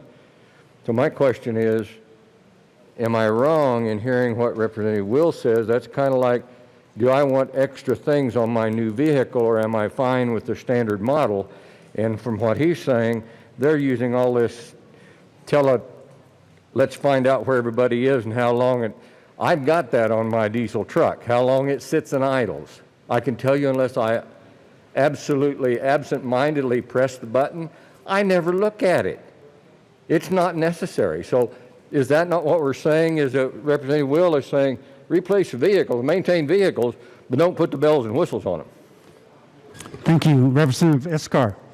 Thank you, Mr. Chair. If he's talking about the telemetrics piece that we had a discussion about on JBC, that's actually not what your amendment is spoken to. Your amendment actually reduces the appropriation for the operating costs, not the telemetrics piece that we discussed. So if that's what your intent was, that's not what this amendment says. Representative Will. Thank you, Mr. Chair. And my intent was the telematics.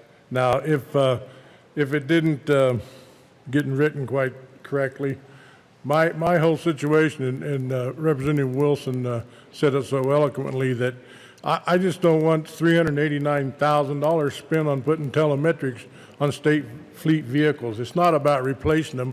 I understand, you keep a newer vehicle, there's less maintenance costs. I get all that. My intent with this amendment was spending the useless $389,000 on equipping state vehicles with telematics. I'm sorry if it didn't get written up. That was my intent. Thank you, Representative Will. Any further discussion? Yes, Representative Escar. Thank you, Mr. Chair. And Representative Will, I stand corrected by our amazing JBC staff.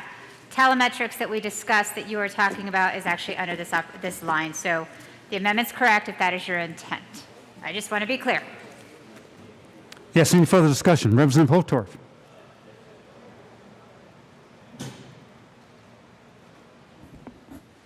Thank you, Mr. Chairman, esteemed colleagues. We're here discussing a budget trying to save money for the state of Colorado. I know we're getting a slow start. I see that. But are we not going to cut anything? Are we going to do it all? Are we going to demonstrate fiscal responsibility? Are we going to defer and delay? And I know the JBC's done a lot of this work. And I sat in on a few JBC committee meetings, and that is tireless and hard work, and I commend them for their efforts. But departments and committee members struggle to make cuts. But sometimes there are more cuts to be made. My esteemed colleague, Perry Will, who has worked a lifetime for the Division of Wildlife, there is nobody more qualified to talk about this than Representative Perry Will. If he says that we don't need this at this time and we don't need to spend the $300,000, then I think we should all listen. Maybe that technology should be deferred a couple, 2 or 3 years until we recover from the COVID-19 crisis and not put that burden on this state budget. But I don't think people are listening. We'll soon find out when we vote. Thank you, Representative Catlin.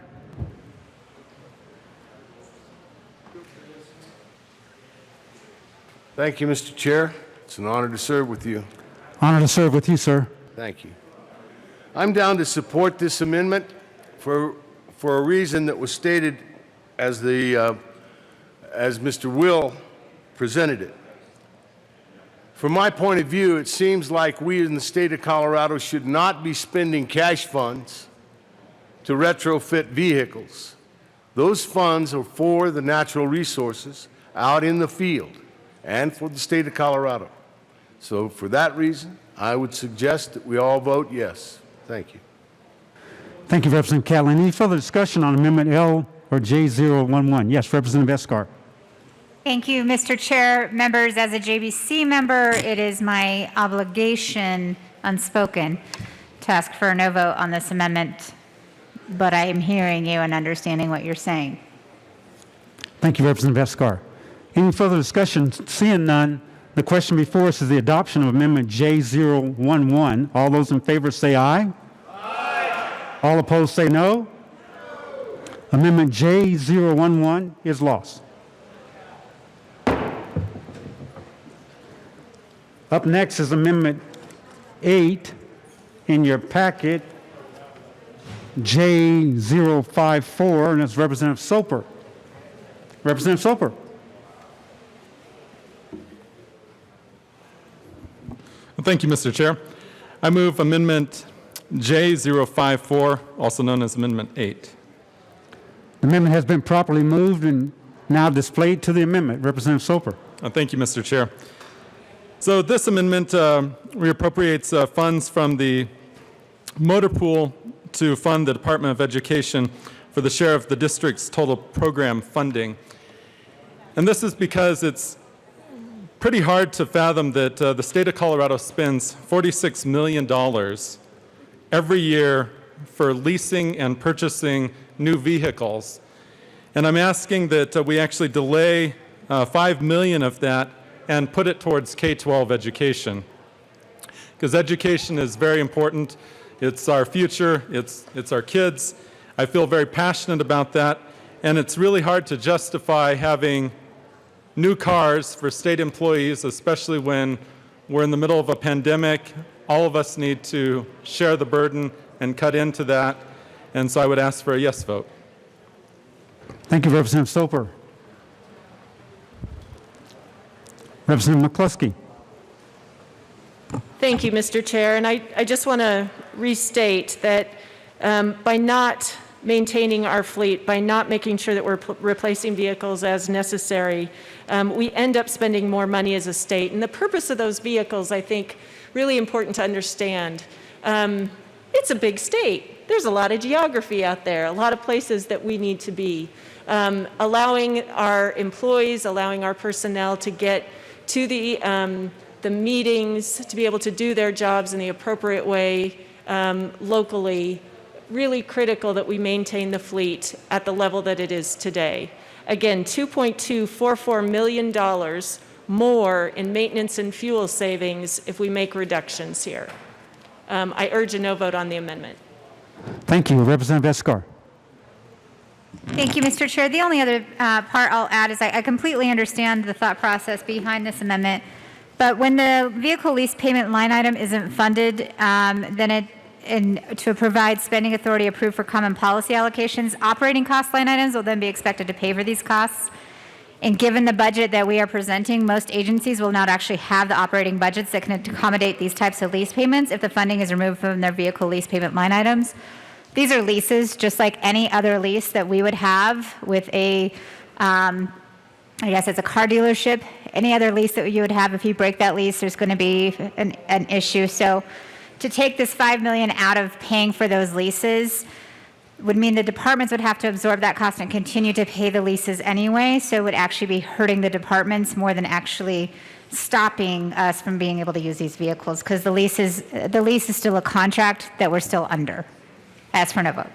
Thank you. Representative Soper. Well, thank you, Mr. Chair. And I appreciate the leasing comment there as well. But it is important that our state looks to impacting everyone, especially in this time of austerity that we find ourselves. The point that I would push back on is that we're doing so many more meetings via WebEx, Zoom. I think with the state, it's WebEx is our platform of choice, that certainly our state employees are not going to be driving these vehicles around. It's important that, if we're not using them, that we actually look to maybe selling off some of the state capital. We can buy out some of these leases as well. But we need to think a little bit more creatively for how we're going to solve our state's problems. Representative Escar and Representative Hotorp, you're in the queue there. Thank you, Mr. Chair. And Representative Soper, thank you so much. These are actually conversations that we had during the Joint Budget Committee. Unfortunately, this budget has to go to current law, and current law right now, we have these lease payments that are due.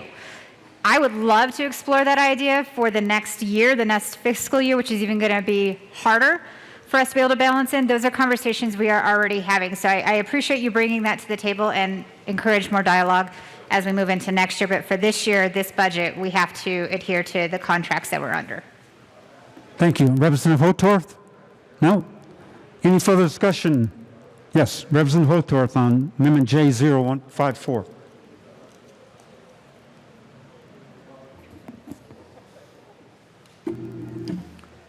Thank you, Mr. Chairman, esteemed colleagues. I am very optimistic about the comment that we need to look to next year and already plan for even more budgetary constraints and considerations. Because, ladies and gentlemen, that is a reality that we face today, we will face through the rest of the year, and it's going to hit this gold dome square between the eyes in the fourth quarter. Budget outlooks are already going to be dismal until we get this state going again and we get the private sector at full capacity. Our tax revenue generating industries and sectors operating at the highest capacity and level we can. We will not recover, not only as a state, but as a nation. And now I'm going to share a little story, and hopefully Representative Esgar can relate to this, and I think she will. When I flew a military aircraft, we had full power, 100% power on that throttle. And then we had a thing called military power. Does anybody know what military power was? It's 120% of available power on that aircraft. I used to call it the aw shit power. Well, ladies and gentlemen, not to be vulgar and use profanity, when it comes to dealing with the state budget, we are going to go into that region. We're going there. We can't avoid it. And we better start thinking about it today. So a lot of good ideas are coming from my colleagues. And I ask, I beg, and I plead with the other side of this aisle to listen to us and consider these things and begin today to start preparing for next year, ladies and gentlemen. So thank you for that consideration, and let's continue to dialogue and work for the betterment of this state. Thank you, Mr. Chairman. Representative Escar.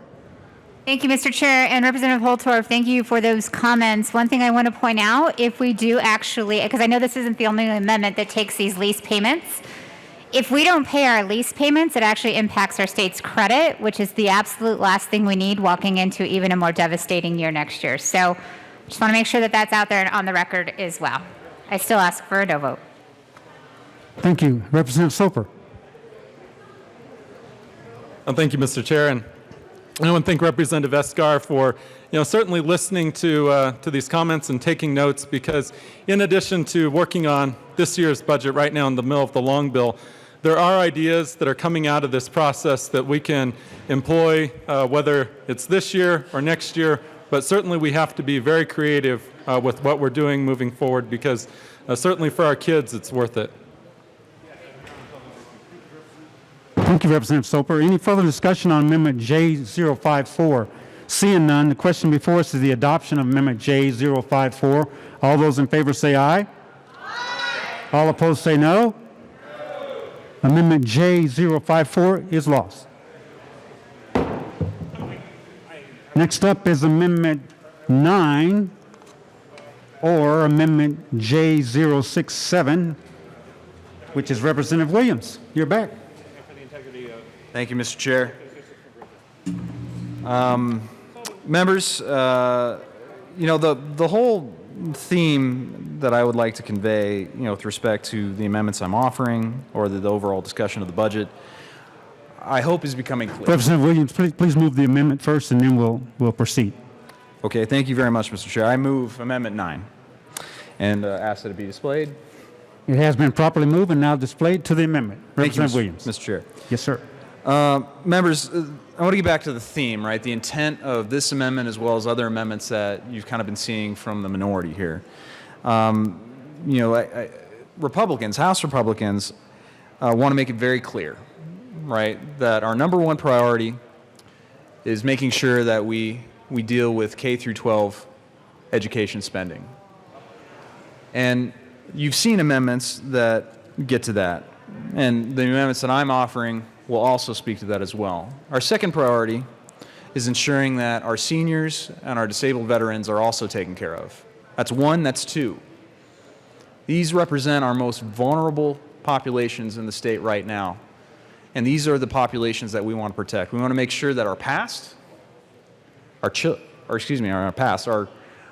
seniors who have come before us are taken care of. And more importantly, we want to make sure that our children are taken care of. Because quality education leads to a prosperous society, and honoring our seniors and those who have sacrificed our country also makes for a greater Colorado. These are the things that we care about. These are the things that we are fighting for. And these budget amendments, including this one, represents the goal that we're trying to lay out. Again, we want to protect our children who represent our future, and we want to honor those who have helped build up our society and have sacrificed day in and day out to make sure that we have a great Colorado that our children can prosper in moving forward. And that's why I offer today this amendment, number 9. It's a reduction in the governor's office. And it represents specifically the double salary that the lieutenant governor enjoys currently. For whatever reason, the JBC decided not to take away that salary. Okay, that's what they decided. But the final decision about that rests with us. And when we have an ongoing pandemic that has crippled our economy, a shutdown of all businesses which is hurting everyone, not only just our state government and the budget that's connected to it, I think it's very responsible for us to rein in and tighten our belts. The lieutenant governor is able to do her job on one salary and does not need an additional salary. I know it was a perk that was given when she came into office, and it's a nice perk that she can have, but it's a perk that we can no longer afford. The people of Colorado can't afford it. They're tightening their belt. They're having to make sacrifices. Some people aren't even getting paychecks. And I'm sure all of you have experienced this, but I've experienced it as well, where you've had constituents contact you and talk about the difficulty they've had with this shutdown, their livelihoods, people who need help with the unemployment benefits that they're trying to get. And I've had to field those questions. I've had to help out in every way that I can for those people to get some sort of paycheck so that they can pay their mortgage, so that they can purchase food for their children and their families. When I think about this whole thing, I think about the single mom, who has to provide for her children, who works multiple jobs to try and make sure that her children, her family is taken care of. I think about the senior citizens who live on fixed income, who are hurting right now and worried about what the future holds for them. And I think about that compared to our lieutenant governor, who is making a good salary just by the virtue of her being the lieutenant governor. And then I think about the additional payout, the additional perk that we're giving that lieutenant governor. I wonder, is this something that's appropriate? In this climate, when there are people who are not getting paychecks, when there are businesses that are shutting down and aren't allowed to reopen, aren't allowed to make a living for themselves or their family or their employees, is it appropriate that we continue to pay the lieutenant governor 2 salaries when so many others are getting no salaries at all? I can tell you that at least 24 of us in this chamber would probably agree with that assessment. As to the other 41, I don't know. That's why we're having this debate. I would encourage everyone on this side of the aisle to come and engage in this discussion, because this is an important one. Do we continue paying the lieutenant governor 2 salaries when others are getting none? And I honestly think the answer is very clear. We should tighten our belts. The governor's office, the lieutenant governor, should tighten their belts. And this is why I'm offering this amendment. Not only to protect children, but also seniors, but to more importantly make a symbolic gesture that we are actually in this together, right? We hear the governor talk about this all the time, right? Colorado for all, right?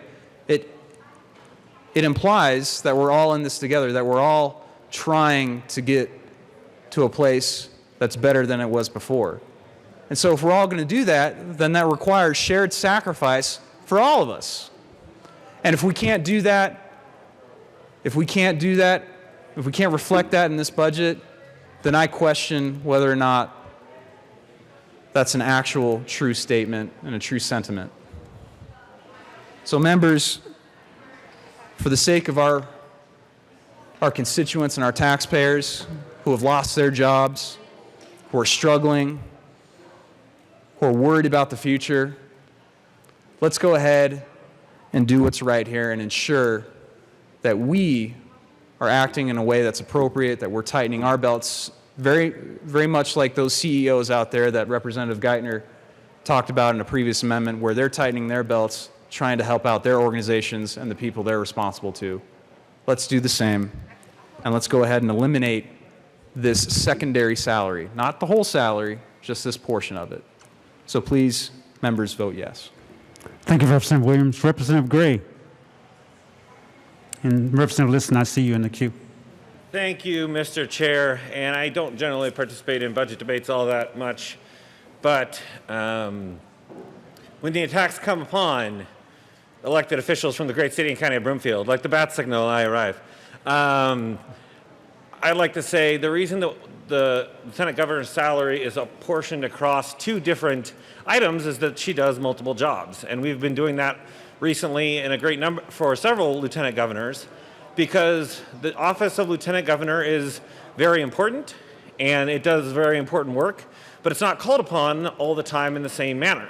When I always know when the governor is in the state and when he's not in the state, because when I'm driving my daughter to drop her off at her elementary school, the question is whether the state patrol vehicles are parked out in front of the lieutenant governor's house, because when she's acting as governor, she is acting as governor. And when the governor leaves the state, the patrol cars are out in front of her house. So I check every day and check in with her to know. So that's the job she does, lieutenant governor. She also does other work, because that work does not take up all of her time. She also does other work for the state, which is, we should want our lieutenant governors to do that, because we want our lieutenant governors to be very talented people in their field. So she is also paid for her work in the field of healthcare. She spent her career working for the state in the area of healthcare and passed some groundbreaking legislation in the field of healthcare from these desks right here when she was there. And so it is, yes, you can make a political statement by saying we should all tighten our belts, and by that I should, have somebody who I don't agree with politically, I should cut their salary. That's something that you can do.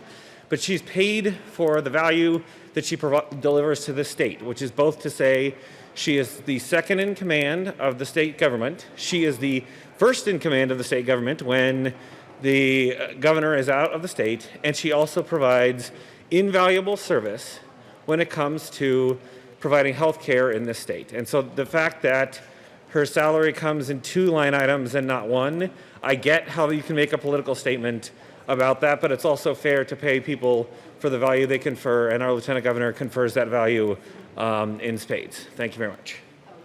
Thank you, Representative Gray. Representative Liston. Thank you, Mr. Chairman. Members, I rise in support of this amendment.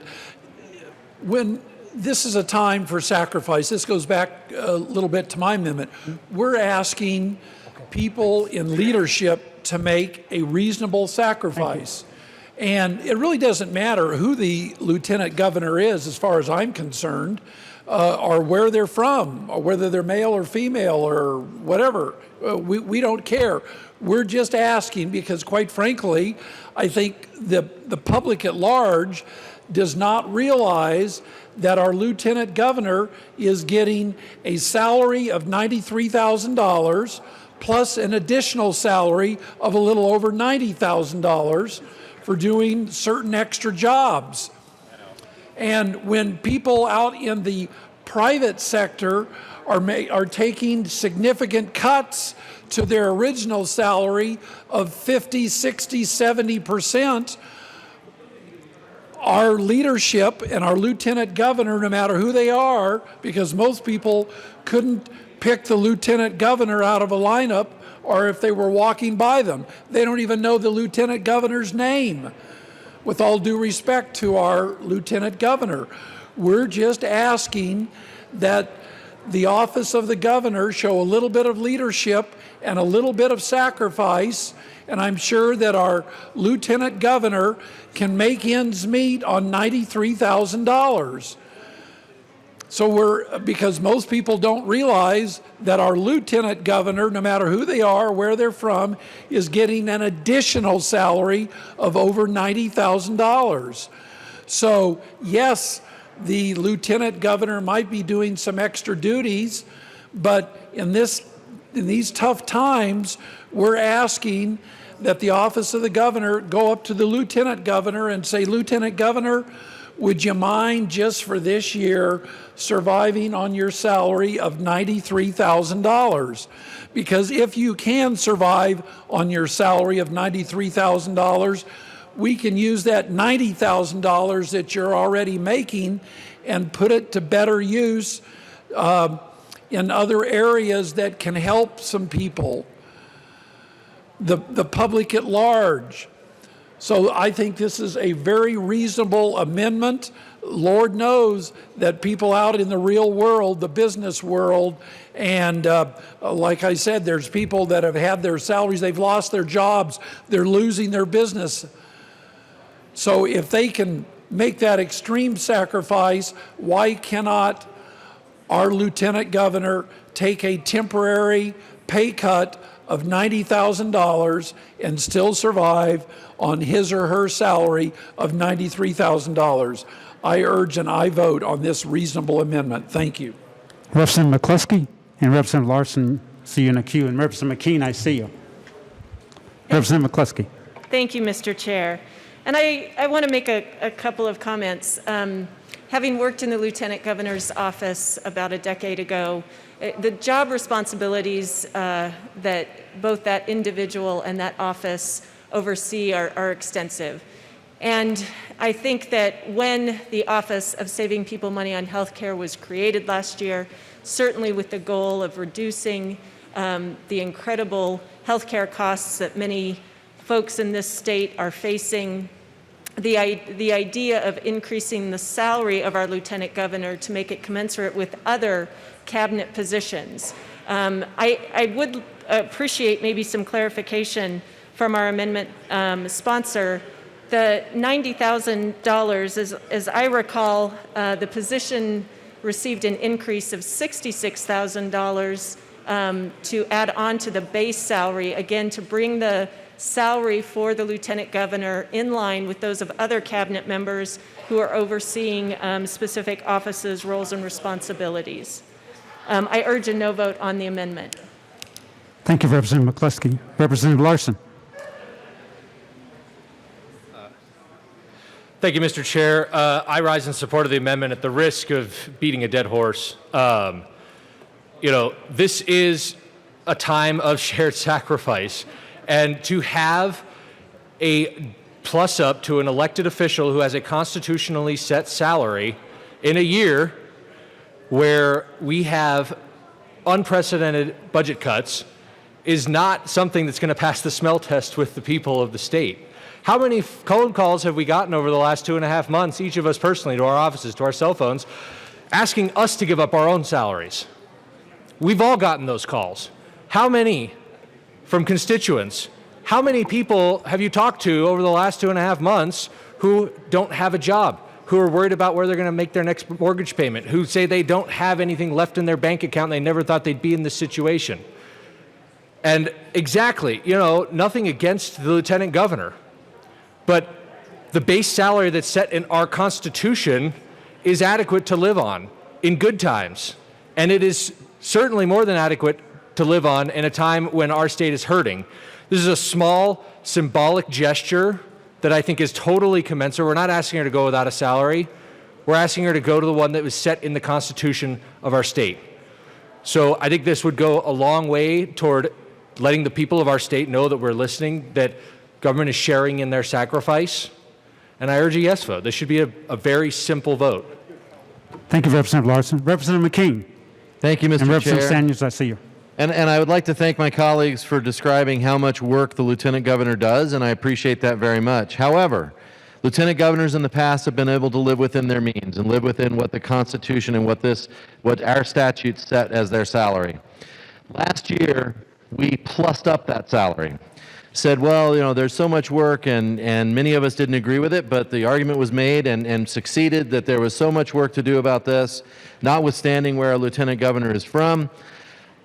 What we realized was, okay, we're gonna plus this up. Circumstances have changed. We sit here today with a $3.3 billion hole in our ability to provide for the state of Colorado. This is not a difficult decision for me, certainly. I don't think it should be a difficult decision for any of us, and especially when we have amendments coming down the road that are going to be picking winners and losers as far as our reimbursement rates for certain professions, as far as all of those other things. And we're going to sit here and have a discussion about whether or not the additional salary that we gave to a state employee who ran for office understanding what that salary was is offensive to me. And I think it's offensive to my constituents. They look at this and they say, you know what, just like me at work, it's not just the salary, it's the benefits, it's everything else. We ought to get this in line. If we need to change this salary, change it through the proper method. I urge an aye vote. Thank you, Representative McKean. Representative Sandridge. Thank you, Mr. Chair. And I know some people say, well, she deserves it. Well, gosh, how many unemployed people deserve to get a paycheck? How many furloughed people deserve to have their paycheck? This deserving, you're standing up here saying she deserves 2 paychecks when people in our area are starving? They're losing their jobs. These teachers, their districts are coming to them saying their salaries are going to get cut. But you're saying she deserves 2 paychecks? Can you look your constituents in the eye and say that? The ones that are unemployed? The ones that are losing their house? The ones that are trying to find the next meal and justify a government worker getting 2 paychecks? What the heck are we doing here? We're cutting everything. But we're sitting here fighting for an elected official?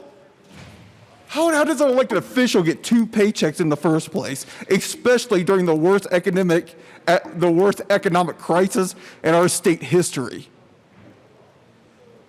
Let's be somewhat compassionate to the people who have lost their jobs, who have lost their businesses, who have lost their livelihoods, and just maybe say that one of these elected officials can get just 1 large paycheck instead of 2 large paychecks.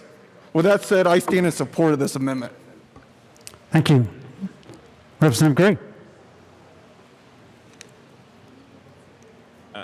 Thank you very much, Mr. Chair. I won't repeat what I said before. It is a she. She's a person. Her name is Diane Primavera.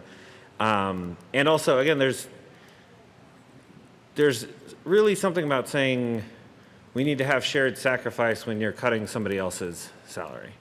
When you're, to say that we're sharing, especially again, somebody who we can acknowledge it or not acknowledge it is from a different political party than we are. So I think that I would just ask everybody when we talk about other folks who are in elected office to do so with respect, but to also say that shared sacrifice isn't shared sacrifice if you're sacrificing somebody else and not yourself. Thanks. Thank you. Representative Escar. Thank you, Mr. Chair. And just a technical point of clarification, we do not have the authority to cut someone's salary. So if that's your intention, is to take the salary away from the lieutenant governor, all this does is take it away from the line item. That doesn't necessarily mean that she won't still find another, they won't find another way to get her that salary. So just point of clarification, when we're running these amendments, this may not have the impact you're hoping for. This may actually hurt that department more than you think. Yes, Representative Sandra.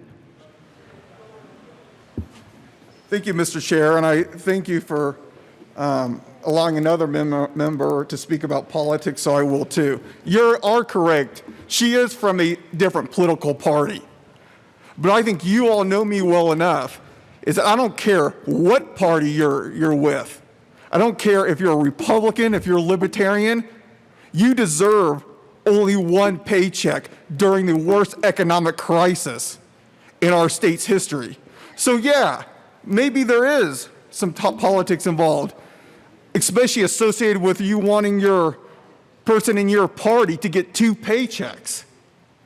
But I'll say right now, if a lieutenant governor was in my party, I wouldn't agree to 2 paychecks even during a time of the best economic period in our state history.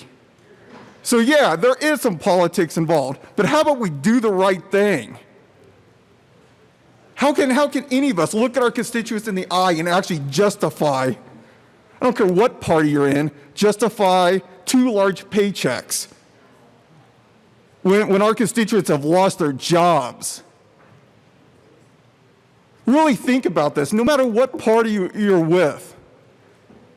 Where's the loyalty? Is the loyalty to your constituents or is it to somebody in your political party? Thank you. Yes, Representative Thune. Thank you, Mr. Chair. And just a footnote on some of the discussion. These footnotes are important because it designates legislative intent. And there is the power to do this. And this is about leadership. The entire conversation is about leadership. Again, I'll tag on to what my colleague just said. It doesn't matter who's in office right now, Republican or Democrat. The point is leadership. And there's a lot of women, even in this building, there's a lot of women outside this building that wear many hats.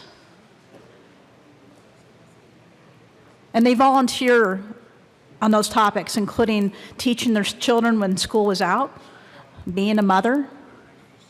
There's many of us that wear many hats, men and women. And so if we're going to model leadership that we see going around the country, including to some CEOs that are refusing pay or donating pay, the President of the United States, Donald Trump, donating his pay to coronavirus aid and some others. So there are some models going around the country. We should probably think about doing the same. So I hope you hear us, even though it's a footnote. I hope that you hear us because Colorado is watching. Thank you. Any further discussion on Amendment J067? Seeing none, the question before us is the adoption of Amendment J067. All those in favor say aye. Aye. All opposed say no. No. Amendment J067 is lost.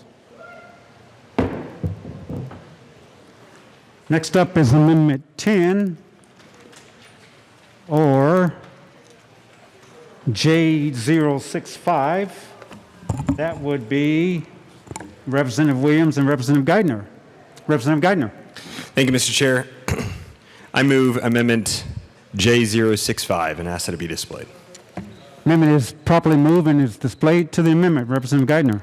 Thank you, Mr. Chair. Members, this is just a modest reduction in that line item. It equates to a 6% reduction We're asking for $225,000 approximately and 1.5 full-time employees. The employees are left at 34.9. That's what it was originating, and then obviously only reducing it by 1.5. So it's a very modest reduction. We feel that it is appropriate and it is not excessive in nature. And so I would urge a yes vote, and this is a reduction from the governor's office. Thank you. Representative Williams. Thank you, Mr. Chair. This is very similar in a lot of ways to the previous amendment, and therefore the reasons for it are also similar. Again, 24 of us in the minority here want to emphasize that our main priorities today, number one, ensuring that K through 12 education is fully taken care of, and to make sure also that we're protecting our seniors and our disabled vets. That's been our priority. And that's our priority because, again, we truly believe that by honoring those who came before us and built up this state to where it is today is a good way for us to do right by them, and we can reflect that in the budget. Making sure that children get a quality education will only lead to more success for our future. So this is what this amendment represents, at least in part. Again, we do talk about shared sacrifice. We do have this notion, at least talked about on the first floor, about a Colorado for all. And I wonder if that's actually the case. There's been much discussion about not wanting to balance the budget off the backs of state employees. I get it. I understand it. There are some great, wonderful working state employees who do great things for us. But we cannot, I repeat this, we cannot balance the budget off the backs of our children and our seniors and our disabled vets. It's just, it's a non-starter. And so that's why, we offer this amendment and many others like it. So please, what your vote represents on this amendment is a vote for our children, is a vote for our seniors, and is a vote for our disabled veterans. So please vote yes on this amendment and show some compassion, especially in this desperate time. Thank you. Thank you. Representative Escar. Thank you, Mr. Chair, and I just want to reiterate that this department too will be seeing the 5% cut in the line item for life, health, and dental as well, so they are taking the same cut that every other department is taking. So to single out one department and pit it against another is something I would urge us not to do. I ask for a no vote. Thank you. Any further discussion on Amendment J065? Seeing none, the question before us is the adoption of Amendment J065. All those in favor say aye. Aye. All opposed say no. No. Amendment J065 is lost. Up next is Amendment 11, or in your packet, Amendment J064. And Representative Williams, he's back. Thank you, Mr. Chair. I think, what do I have now? About 22, 23 more to go here. Thank you, Mr. Chair. I move Amendment 11 and ask it to be properly displayed. Okay, thank you. It is to the amendment. Thank you, Mr. Chair. So, members, you're probably wondering why this amendment came about, and I'll tell you exactly why I brought it about. As you can see, it eliminates $1 million general fund from the administration of the governor's office and residence in the office of the governor and increases the appropriation for legal services in the legislative department by $1 million. The reason I did this is because I felt that there was an unfair practice occurring with respect to how the majority and the minority operates. Lately, there has been some litigation that was brought forward because of unconstitutional, or at least what the minority may feel is unconstitutional practices that are being held in this building. And so, naturally, what goes on is we litigate, we try to make our case for the taxpayers, for the Constitution. And then that plays out in the courts. But who pays the bill? Well, depends on who you're talking to. If you're talking to the majority, the taxpayers get to pay for their high-priced attorneys. But if you talk to the minority, we actually have to go privately fundraise. So there's only two reasons for it. One, it's just an unfair practice foisted on us by the majority, or it's a lack of funding. I hope it's the latter, which is why I offer this amendment, to bring parity to this situation. So when we talk about fighting, to make sure that we honor the reading the bill at length provision in our Constitution, or reading it in a way that is understandable and discernible, that we too have the courtesy and the ability to make these arguments on behalf of the taxpayers and not be treated unfairly. The same courtesy that the majority doesn't enjoy. The same thing that the majority is able to do. They're able to take taxpayer funds and make their case in court, which puts them in an unfair position for us and further leads to this notion out there, rightly or wrongly, you can believe it or not believe it, but it leads to this notion that the majority is in fact running roughshod over the minority. It has happened, and we need to not have it happen anymore, so I think we should bolster this particular issue and make sure that there's adequate funding so that the minority can in fact make their case and have their case heard in court for the benefit of the taxpayers when we talk about these constitutional challenges that arise from time to time. That was at least the original intent, and I still stand by that. But from what I was being told, and I could be wrong, wouldn't be the first, but from what I was told, any unspent money that would not be used could very well go to another fund that could help clean up the Capitol or provide other additional things for the Capitol in light of the riots that occurred. And that's important. I'm sure all of us have been outside. We've seen the damage. And again, I've been told when there's money that hasn't been spent in our department, it goes to some sort of reversion fund, and that reversion fund was used to make this place beautiful. So it stands to reason that as long as we're not having $1 million in litigation, provided that no unconstitutional thing occurs like it had in the past with the reading of a bill at length inappropriately, then we can use that money to clean up the Capitol. So, members, I ask for a yes vote on this. Let's add some parity, some fairness to this process, and if we're lucky not to have any litigation, then let's clean up our beautiful Capitol. Thank you. Thank you. Any further discussion on Amendment J046? Seeing none, the question before us is the adoption of Amendment J046. All those in favor say aye. Aye. All opposed say no. Amendment J046 is lost. Next up is Amendment number 12, or Amendment J003, and that would be Representative Champion. Welcome. Thank you, sir. It is an honor to serve with you. Honor to serve with you, sir. Thank you. I move this amendment and request to be properly displayed. It is. Excellent. Amendment J006 is properly moved and now displayed. Representative Champion to the amendment. Yeah, J0. Amendment J003. Thank you. Please proceed. Thank you very much. The purpose of this amendment is to reduce the administration line item for the Lieutenant Governor's office, subdivision within the Office of the Governor, by $197,391. Ladies and gentlemen, it is apparent to me, I've been in the oil and gas business for 30 plus years. I've been signing the front of paychecks, and there appears to me to be a dearth of people that have actually signed the front of a paycheck.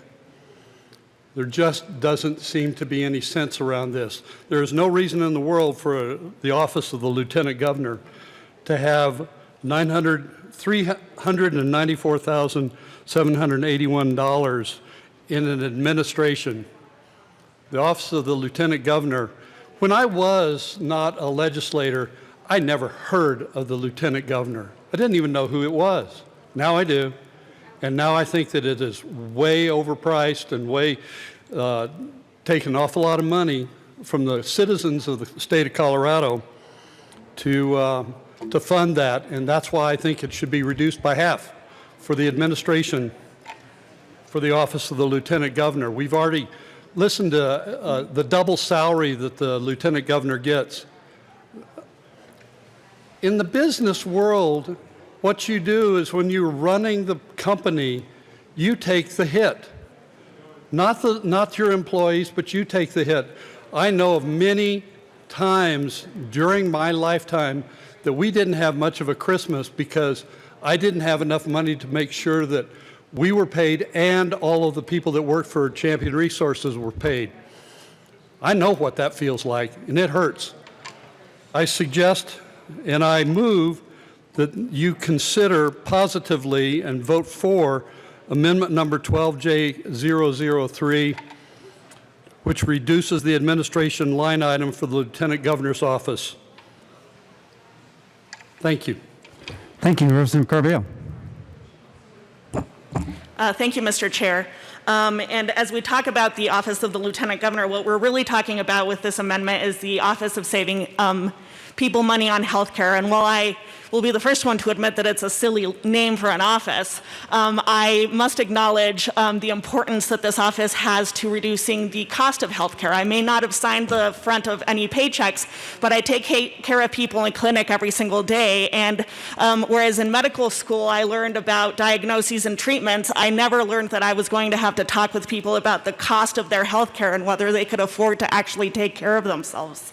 This is the number one thing that I think we've all talked about at DOORS is how people in Colorado want us to reduce the cost of their health care. I know I certainly heard about it at DOORS, but maybe that was a biased conversation given that, that I'm a doctor. But what I do know is that 1 in 5 people in Colorado have skipped health care because of the cost, and about half of people cannot afford their prescription drugs. So that means that when I prescribe them something thinking that it's going to take care of their medical condition, they go home and they skip it because they can't afford it. This office is a cornerstone in the efforts of all of us in Colorado to save people money on health care. And what it does is it coordinates the efforts of different departments in our government to do just that for every single person in Colorado. They are the lead of the healthcare cabinet that brings departments together in order to coordinate the efforts, including efforts that we've made at the legislature to save people money on their healthcare. It brings together panels of experts to look at the healthcare system in an innovative way so that we can think of different ways to reduce costs in Colorado.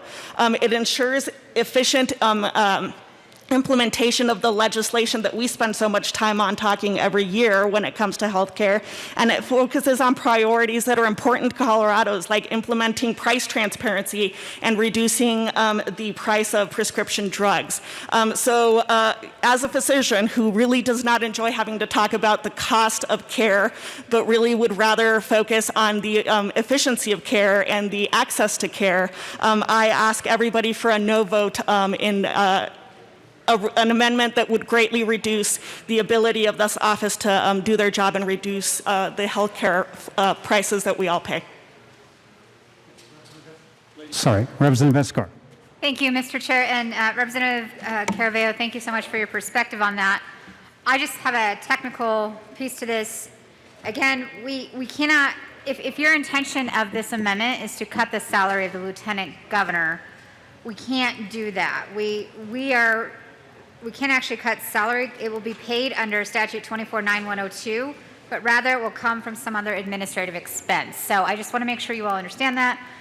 If this amendment were to pass, that doesn't necessarily mean we're cutting her salary. The department will just have to find a way to cut this out when they've already received a cut as well in their personnel services line item. I ask for a vote. Thank you, Representative Champion. Thank you. And my esteemed colleague, all I'm doing is cutting the administration number, or I'm asking for the administration number to be cut, not the Lieutenant Governor's salary itself, although I think it should be. And to Dr. Carvale.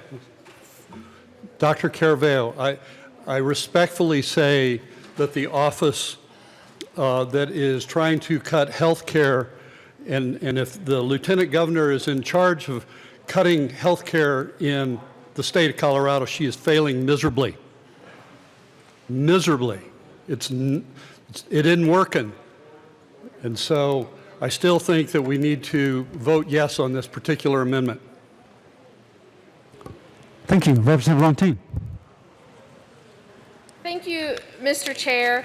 So I will admit that I was one of two co-prime sponsors on passing the bill that authorized this office. And the intent of our legislation and the work that they have carried out has been to focus on the cost on the individual market, which they've done a lot of work on that. Let's look back at reinsurance for one thing, and the out-of-network bill that we passed last year have been huge parts of reducing the costs of premiums on the individual market. Right now, we are facing, we use this word a lot lately, an unprecedented crisis. People are losing their jobs, and often those jobs are tied to their health care because they're getting their health care through their employer. And those folks are going to be forced to buy that health insurance on the individual market. So now more than ever, we need to continue the work of looking at and addressing the costs of the premiums on the individual market. And so the value of this office means even more now. So I ask for a no vote on this amendment because we do need to make sure that folks are able to afford the premiums on the individual market. And I'm afraid that losing this office will have the opposite effect. So thank you. Thank you, Representative Longteen. Representative Liston, we are on Amendment J003. Very good. Thank you, Mr. Chairman. Members, I rise in support of J003. I have to express my frustration with the good members on the JBC. We all know you work hard, and you do, because there's not very many of us who would want to walk in your shoes. But I get a little frustrated, I'm just speaking for myself, when I see people come up here and they say, we can't do this, we can't do this. Can't, never could do anything. That's an expression I learned a long time ago. When you say you can't do it and you've made up your mind, you never can do it, we'll never get anything done. We can do it. I think that's the reason why a lot of people are so upset at government a lot of times, because we have unelected bureaucrats and people who are not held accountable, and then people come up here and say, we can't do it, we can't do it, we can't do it, when the people out there in the real world, they can do it. America for the first time in 10 years or more just sent 2 astronauts up to the space station. We can do it. And if we can do that, we can land a man on the moon, and we can find cures for cancer.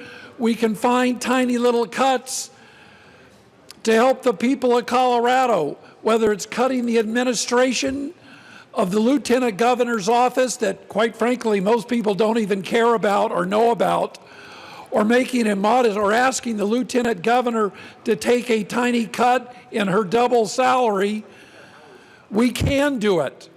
Don't tell me, I'm speaking for myself, that we can't do anything. We can do it. It's time that we step up and we show the people of Colorado that we can lead by example, and that we can make some tough cuts, and that we can help the people of Colorado with these minor cuts. These cuts that we're suggesting are not going to devastate anybody, but they will help the people of Colorado. I urge an aye vote on J003. Thank you. Thank you. Any further discussion on Amendment J003? Seeing none, the question before us is the adoption of Amendment J003. All those in favor say aye. Aye. All opposed say no. Amendment J003 is lost. Next in the queue is Amendment 13 or Amendment J056. Assistant Minority Leader, Representative Van Winkle. Thank you, Mr. Chairman. Very much appreciate it. I move J056, also known as Amendment 13. I ask that it be displayed, and it is. So thank you, Mr. Chairman. To the amendment. Thank you, sir. What this amendment does, and I will be brief and Clorox wipe everything while I'm here and after I leave. This amendment simply, in 2018, the Lieutenant Governor's office was $618,000. That was their whole budget. And now this year, the Lieutenant Governor's office budget is $942,000. That's a 52% increase. Meanwhile, our school security funding in 2018, we put $29 million to it that year, and we also put, and that was for to secure schools ahead of a time to prevent incidents, and then we also had $1.5 million set aside for incident response, so that when something terrible did happen in a K-12 school, then we would have resources already prepared in order to deploy to that area to help heal the wounds of a community. This year we have $0 instead of the $29 million and $0 instead of the $1.5 million incident response. And I just think if we're going to cut K-12 funding, if we're going to cut things for school security, I completely disagree with that, and we'll fight that. And if we have money in an office like the Office of Lieutenant Governor, which I don't know what any lieutenant governor has done for my kids, but I know what the school safety money has done for the kids of Colorado. And I just asked, we remove Lieutenant Governor's budget back to the way it was in 2018 and 2019 and stand up for our kids in our schools to make them a safer place so that no child has to go to school in fear. Thank you, Representative Van Winkle. Representative Gray. Thank you, Mr. Chair. Just a couple of things. One is, I just heard the phrase unelected bureaucrats being thrown around with respect to line items with respect to the Lieutenant Governor. I'll remind everybody in the chamber that the Lieutenant Governor is an elected officer of the state and not an unelected bureaucrat of any kind. I'll also say she served in this chamber for 8 years, and I would recommend, I understand what everybody's doing. We're all here for a reason right now. I would ask you to speak about a former member the way you would like people to speak about you when you're no longer here. Thank you. Any further discussion? Yes. Minority Leader Neville. Thank you, Mr. Chair. And members, I also urge a yes vote on this. I mean, this is, look, school safety is something that's going to be even more and more difficult as we start to go through this process of reopening schools. Obviously, folks wearing a mask, it's hard to identify people. And so we need to give schools every tool and resource we have. I get it, we have a budget that's really, we're crunched in this budget. But if we can find little savings like this that could really help the schools out in their safety measures and give parents the comfort to actually allow their children to go back to school, we should be doing it. Thank you. Any further discussion on Amendment J056? Seeing none. Oh, I'm sorry, Representative Escar. Thank you, Mr. Chair, and I appreciate you. I had to dig through some notes here. I appreciate what we're trying to do here. I just want to make sure that we all are in the clear that the balance that's sitting in this line item right now, we've been told specifically by the department, can fully support SSRC's current levels of staff and services through at least 21-22 with no new general fund appropriation. So I want to be clear that we didn't cut anything that it was going to impact the services here. So I want to make sure that I saw that. I remembered hearing it. I wanted to dig through my book. So we know, I understand what we're trying to do, but they actually have the funding necessary for the next year. Thank you for the clarification, Representative Escar. Any further discussion on Amendment J056? Seeing none, the question before us is the adoption of Amendment J056. All those in favor say aye. Aye. All opposed say no. No. Amendment J056 is lost.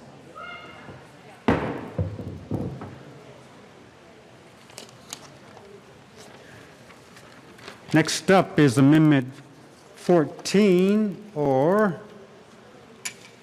Amendment J032, and that's our Minority Leader, Representative Neville. Thank you, Mr. Chair. I move Amendment 14 and ask for it to be properly displayed. It has been properly moved and displayed to the amendment.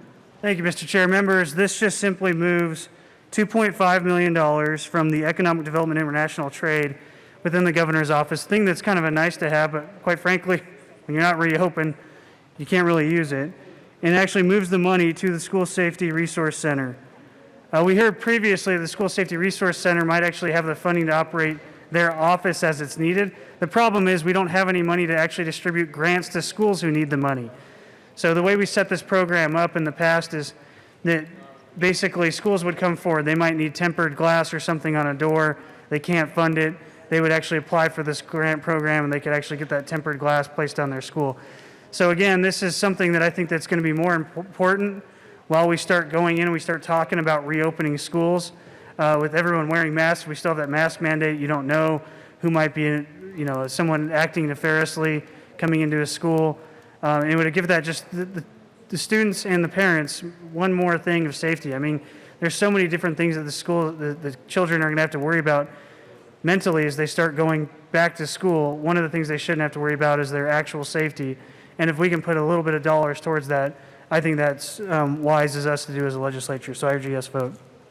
Thank you, Representative Neville. Representative McCluskey. Thank you, Mr. Chair, and thank you, Minority Leader Neville. I urge a no vote on this amendment for a couple of reasons. I am, too, a strong supporter for school safety and the School Safety Resource Center, having worked in a school district where we relied heavily on the expertise of the individuals working at the School Safety Resource Center, their training programs, their guidance. They provide a tremendous bit of support to our school districts. But it's really the global business development program out of the Office of OEDIT that I want to speak to at the moment. This particular division has done a number of great things to elevate Colorado businesses, and certainly during a time of economic crisis, they're going to help us grow good-paying jobs as we move into the future.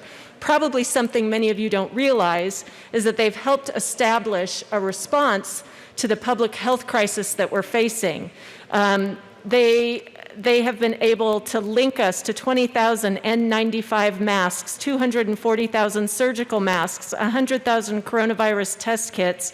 They helped establish the Colorado Mask Project, which has facilitated the delivery of 100,000 masks to our communities.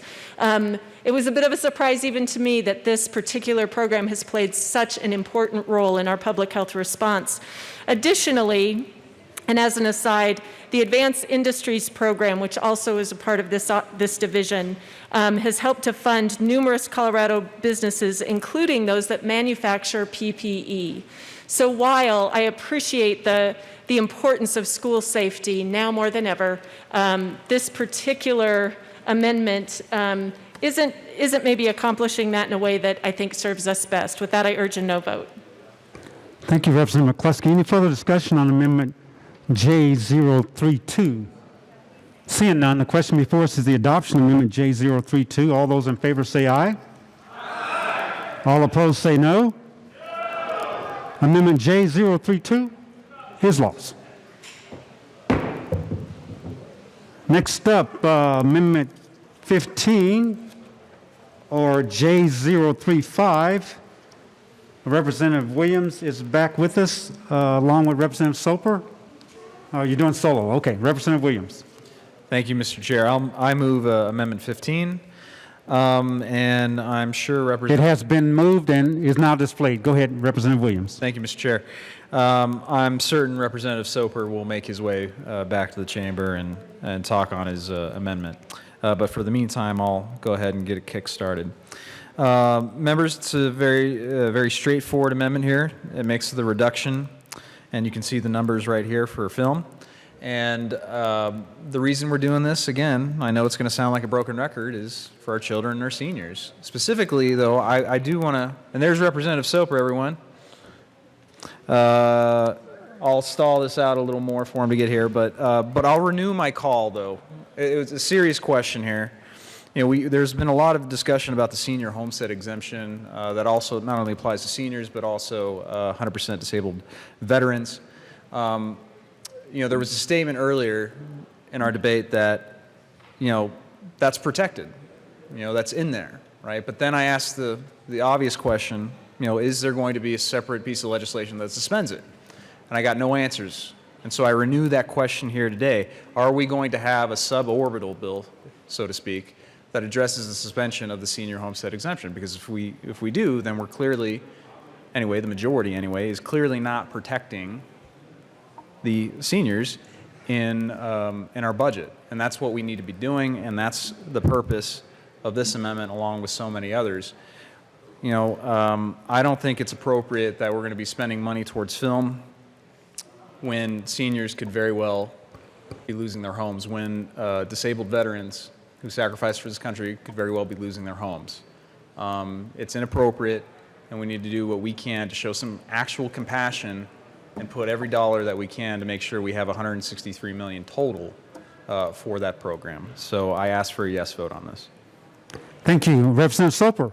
Well, thank you, Mr. Chair. And I also ask for a yes vote on amendment number 15. It's really hard to justify putting money towards film subsidies, which, by the way, a lot of these companies are multi-million-dollar or sometimes billion-dollar companies, to make a film or to make a TV show in Colorado when our seniors possibly are going to be taking a major hit when it comes to their property taxes. They have historically been allowed to have the senior homestead property tax exemption.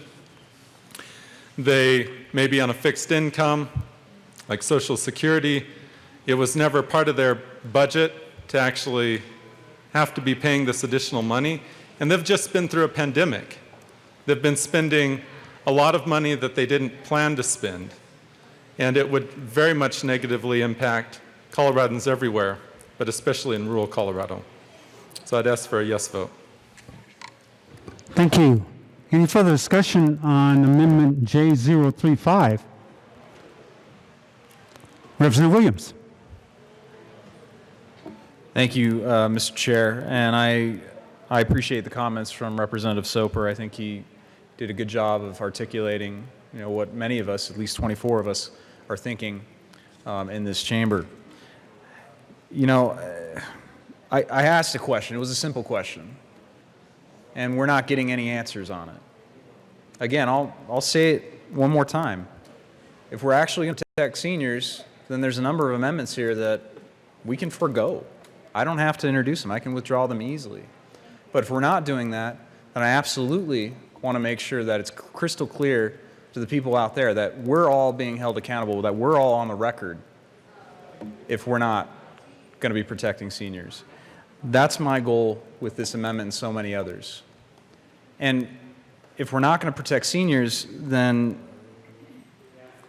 I don't know what else to say. I mean, if we don't pass this amendment, essentially, it seems like the majority is saying, you know what, we're going to suspend the senior homestead exemption for 3 years or however many years, and seniors, you may lose your home. But you know what? At least you can watch a movie that was made in Colorado. That doesn't seem right. So members, can we please vote yes on this and protect our seniors? Thank you. Representative Escar. Thank you, Mr. Chair. And members, I just want to be clear that this isn't just subsidies for multi-million-dollar filmmakers. There are a number of people in this state who are trying to actually make a living within this industry. And this actual office helps with economic development in the rural areas of Colorado. I want to make that clear. The movies that have actually been filmed in Colorado happen in rural areas. And why is that important? Because then when these film companies bring people into these communities for 3, 6, sometimes 9 months, they're there helping the tax base of those smaller communities. They're living there. They are buying food there. They are buying gas there. I just want us to be very clear. This isn't about subsidizing Hollywood. This office is literally about trying to make sure that we can move forward and be a part of this growing industry and compete to have those companies come here and spend money in our smaller communities. I ask for no vote. Thank you. Any further discussion on Amendment J035? Yes, Representative Liston to Amendment J035. Thank you, Mr. Chairman. Members, I'm just curious, and maybe Representative Escar can answer the question because I don't know. What what's the name of a movie that's been made here in Colorado recently? I'm not talking about True Grit that was made 40 years ago. Give us a couple of good examples of a movie that has been made here in Colorado. I would like to know. Yes, Representative Escar.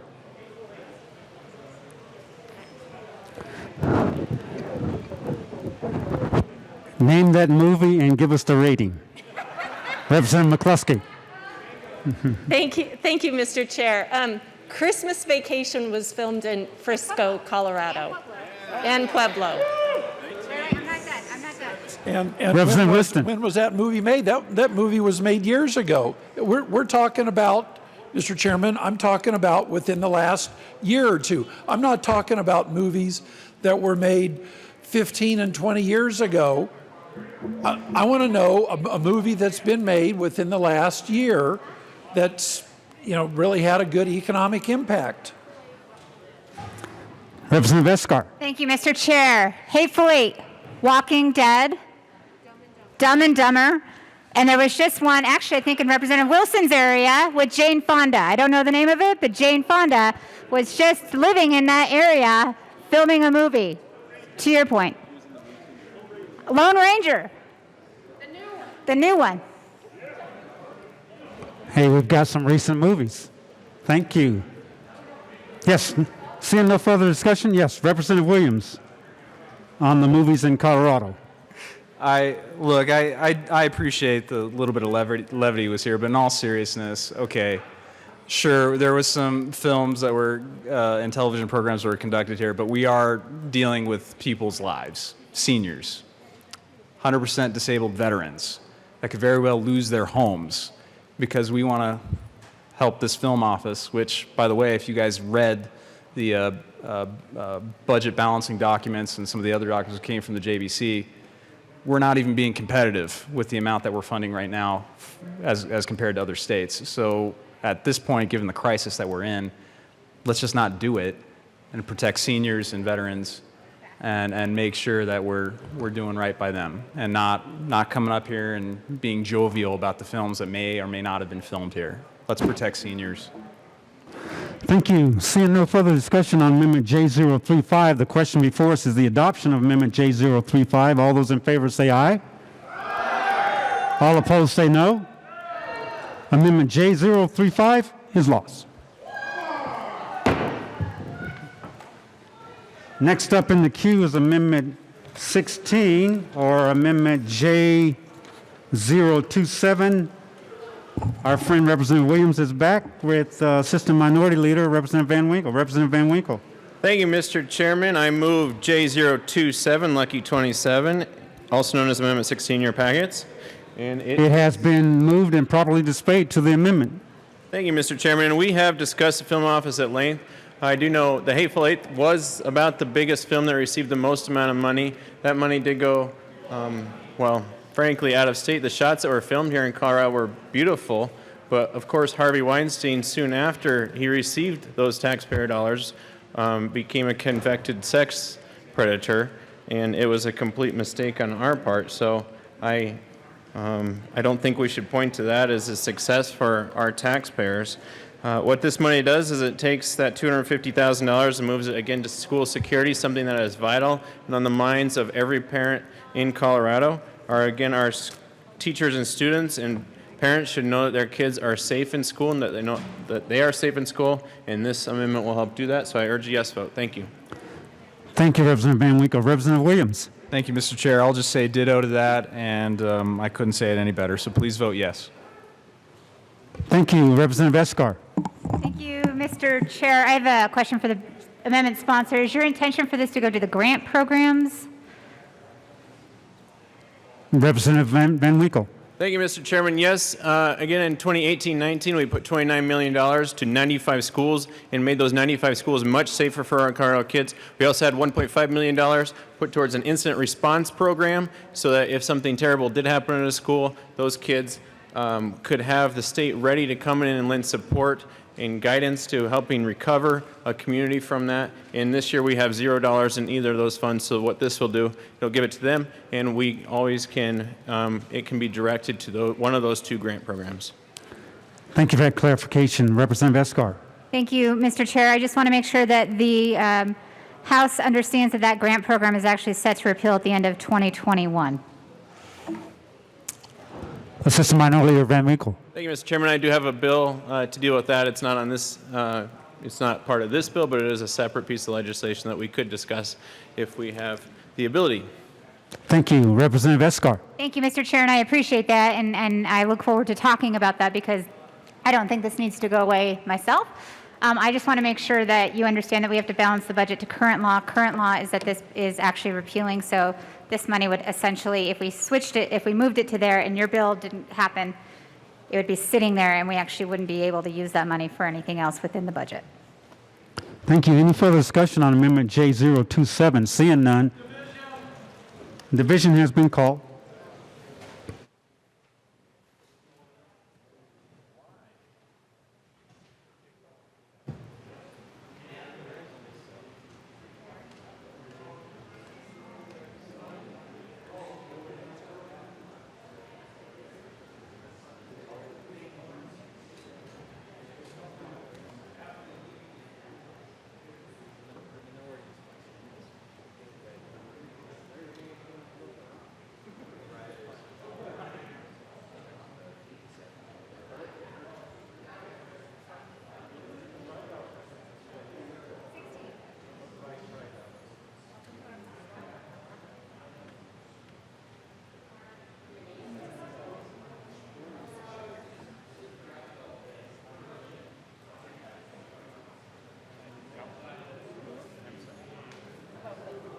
And will you catch Milton?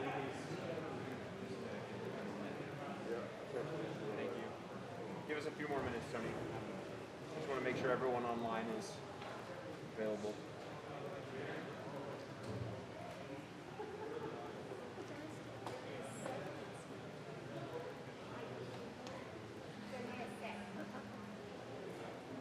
Don't forget those up there, guys. Staff is on it. They've practiced. I know, but I was telling James. James, did you get them all there? Okay.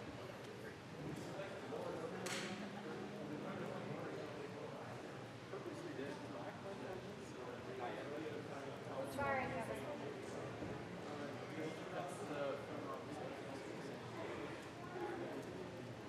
You guys sit down. Hey, Fast and Furious. That was Colorado. Fast and Furious 7. Not 1, 2, 3, 4, 5, 6. I haven't given Tony the signal yet. We're friendly. Okay. All right, Tony.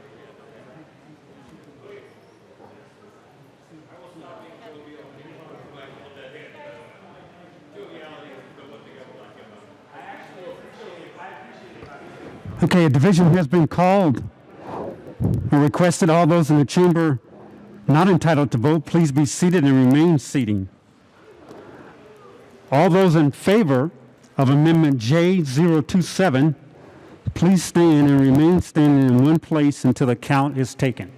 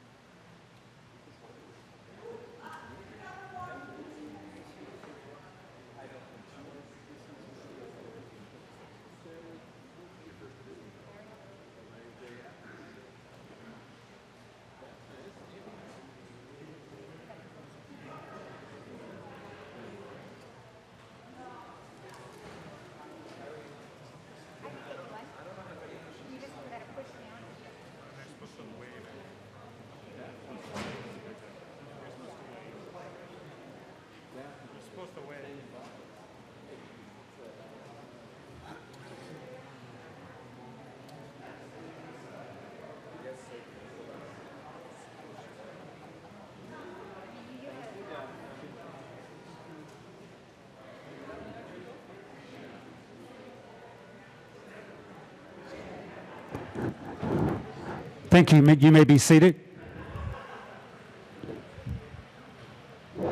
All those opposed to Amendment J027, please stand and remain standing until the vote is taken.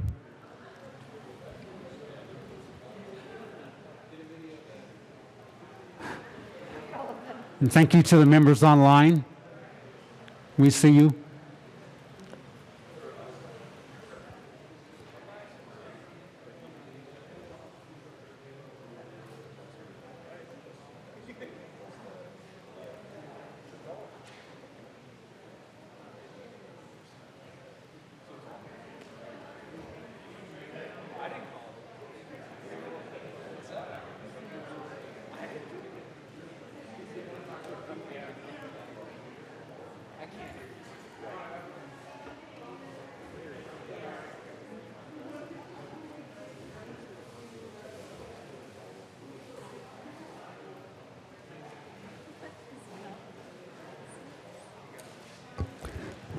Thank you. You may be seated. Amendment J027 is lost.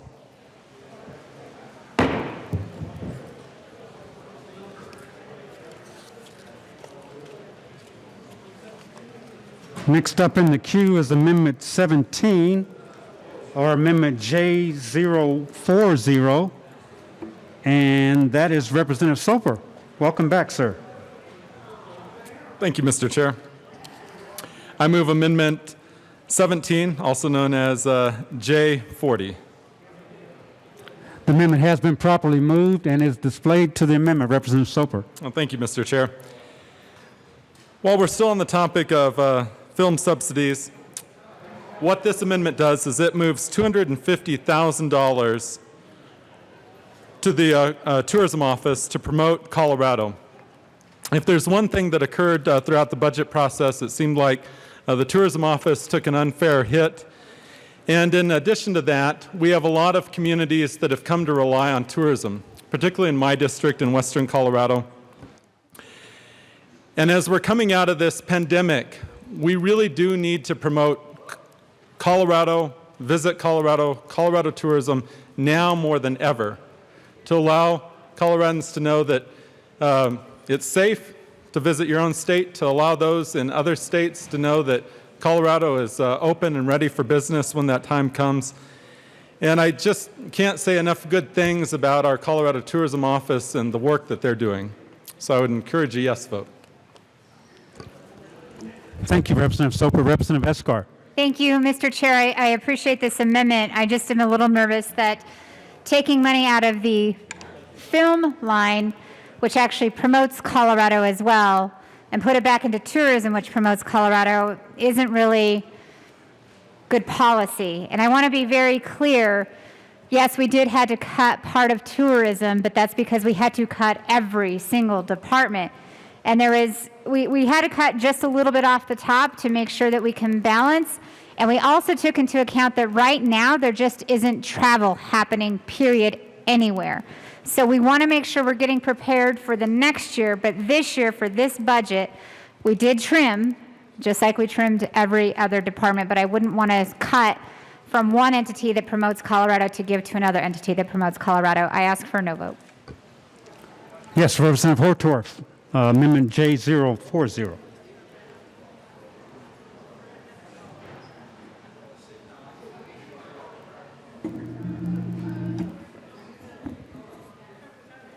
Thank you, Mr. Chairman, esteemed colleagues.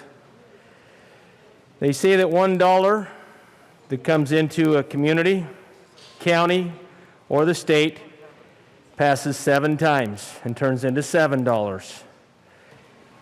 If you've had the economics lesson, we all know about the velocity of money and its impact and effect on any economy anywhere in the world. I will tell you there is no greater impact to the economy of the state of Colorado, with the exception of several industries, one of which I am very fond of, agriculture, other construction. I won't go through the whole list, but I will put tourism at the top of the list, at least the top 5 in Colorado. So when we talk about not wanting to promote tourism or thinking that the film industry will have a greater impact on the state, rather the film industry will have a greater impact on the state than tourism, I would tell you you're woefully misguided and don't understand the impact of tourism dollars to this state. Not only all the people that are associated and related in supporting tourism, the list is long and distinguished. Let's talk about recreation.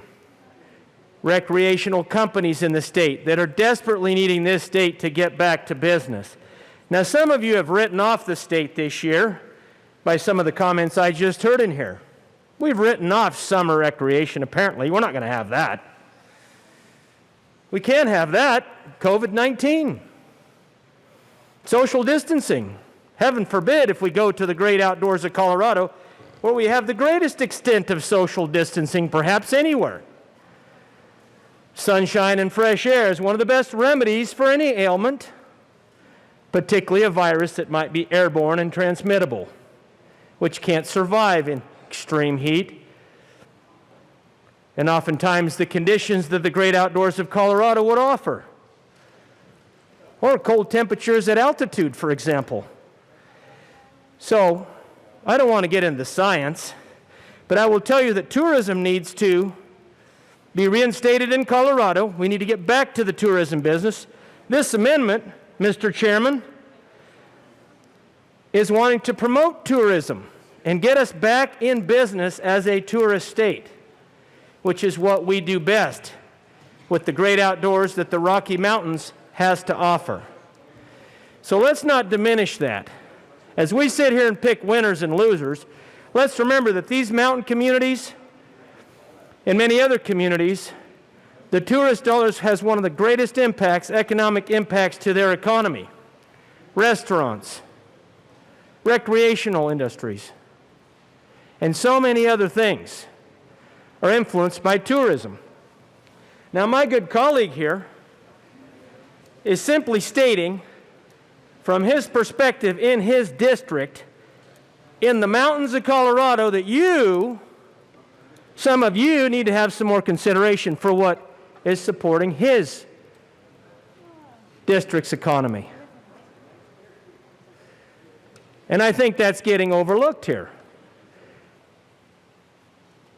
We're not trying to write off the film industry. We're trying to redirect funding to what matters to Colorado that's going to give us the most bang for the buck. And my colleague has identified something very, very important, and I see it very tacitly and easily written off. And I think that's wrong. I will tell you, I think it's wrong. Representatives who have that opinion and think that the JBC did all the work and we don't need to do anything else, I'm concerned. I'm concerned because the work is not done. Despite the JBC's long and arduous weeks of work and hours working to find remedy for our budget, the work is not done, and we're here debating that. And I will tell you, I watch over and over how these considerations are just overlooked and not considered, and in some cases, statements and claims are made that are wrong. There is no better way to get remedy in this state, to get relief for all of our mountain communities, than to re-energize tourism and our tourist activities to the greatest extent possible, being responsible and safe in that endeavor. So, I continue to support my good colleague here, Matt Soper, Representative Soper, and all his efforts to try to help the great people of Colorado and the great industries of Colorado that support what makes Colorado great. And I'm not just going to sit here and watch this happen without making these claims and supporting my good colleague. Thank you, Mr. Chairman, for your consideration. And I would urge all of you to reconsider the way you think when you're thinking in a way that doesn't support our tourism industry in this great state. Thank you. Thank you, Representative Escar. Thank you, Mr. Chair. And Representative Holtorf, that's exactly my point. I want to point out that in partnership with Colorado's Tourism Office, the film office at Bravo's Top Chef filmed in 4 Colorado counties, generated over $6 million in local expenditures, created a multi-million-dollar tourism tool positioning Colorado as a premier food destination for domestic and international travelers. Many rural Colorado productions have a similar long-term impact. For example, the filming of True Grit, although it was in 1969 in Ridgeway, a mountain community, continues to be a huge draw for tourists across the globe. So that's just back to my point about this particular amendment. I hate to take money away from one industry that's helping with tourism and put it towards tourism. Again, nobody on the Joint Budget Committee wanted to slash anything. We didn't want to slash tourism. We understand how important tourism is, but when you're cutting the Department of Healthcare, when you're cutting the Department of Human Services, and you're cutting the Department of Education, you have to look at everything. So we gave this office a haircut for this year. Nobody's saying tourism isn't important, and I'm just wanting to point out that the place where you're taking the money actually helps with tourism as well. That's my point about this amendment. This is why I ask for a no vote. It has absolutely nothing to do with the importance of tourism and this great state that I love just as much as you do. Thank you, Representative Escar. Representative Soper. Well, thank you, Mr. Chair, and thank you, Representative Escar, for those comments. You know, tourism is very important in Colorado, and I want you to think back to the last time that we had a major cut to tourism. It took us 10 years to recover the ad campaign alone. Come to Life, Come to Colorado is Colorado's current ad campaign. It's been very effective. It took us from being the 40th visited state in the nation to being one of the top 5 states visited in the nation. 2018 and 2019 were our most successful years in Colorado as far as visitation to Colorado. For the first time ever, we had over 1 million tourists from outside of the United States come to Colorado. That was a major landmark, and it was attributed to this specific promotional ad campaign, Come to Life, Come to Colorado. And I believe that as we are coming out of the pandemic, it's not going to be a cooking show or a reality TV show or a commercial that's going to help Colorado's tourist economy. It's going to be actually continuing the marketing campaign that we've put so much money behind. All of us in this room are marketers. You know, we all had to go out and market ourselves to get elected to these seats. And if you withdraw your funding completely, or at least cut 50% of it, which is what the JBC did here, then it's just very difficult to keep the image of Colorado in the minds of a would-be traveler. And, you know, there's another point I want to get at. The cuts to the tourism office will impair our ability in 2021. We can't just bounce back after having gone from 20 million to 10 million. It's very difficult to bounce back like that.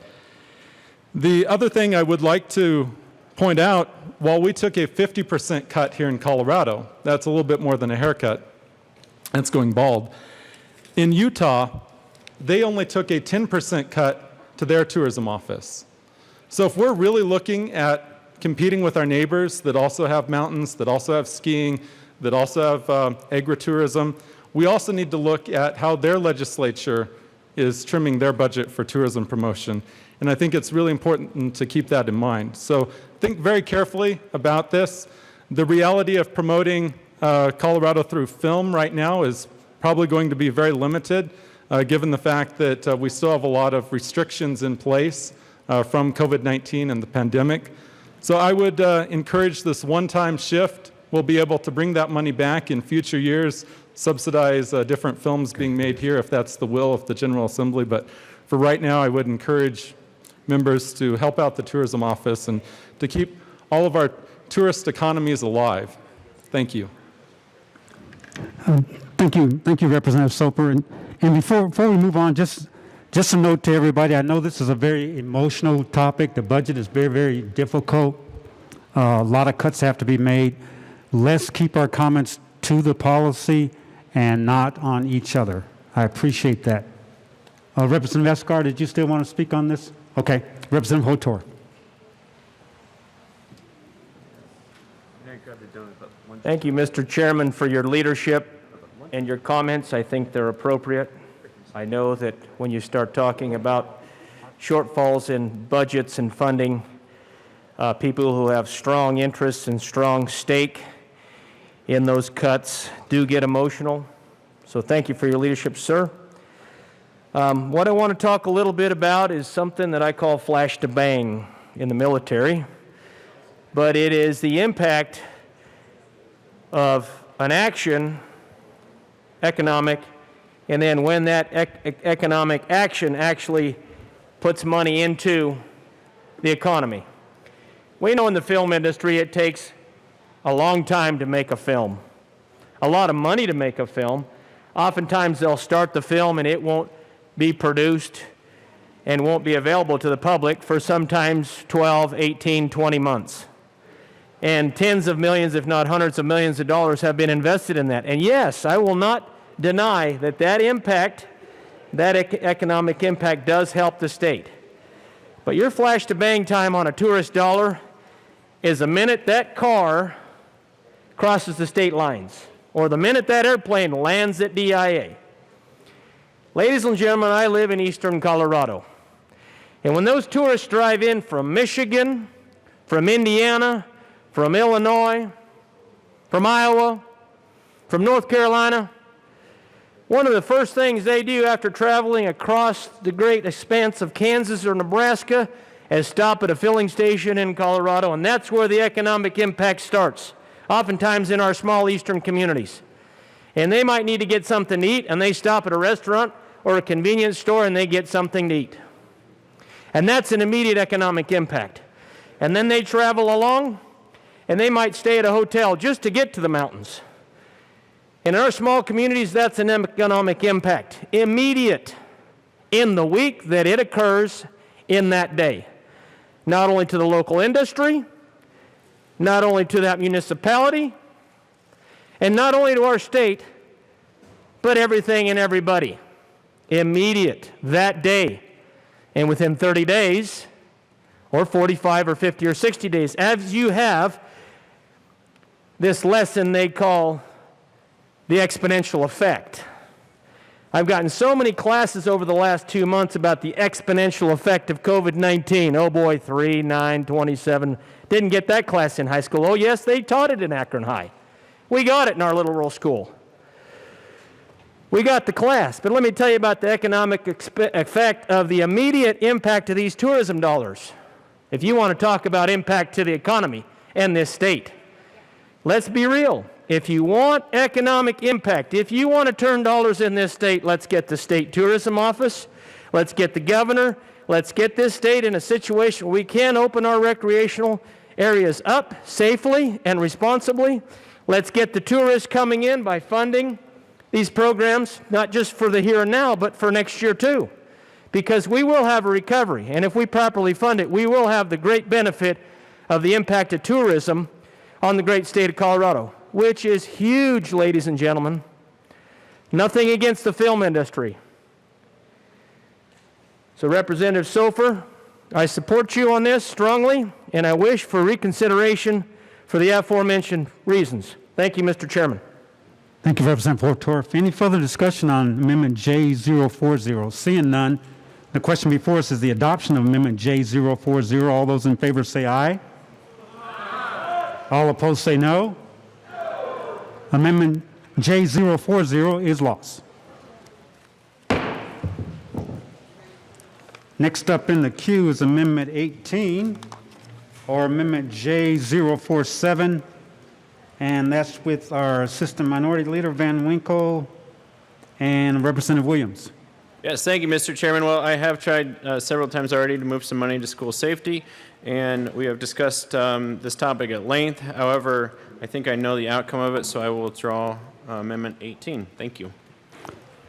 Thank you, Representative Van Winkle. Mr. Minority Leader, Assistant Minority Leader, withdrawing Amendment J047 is withdrawn.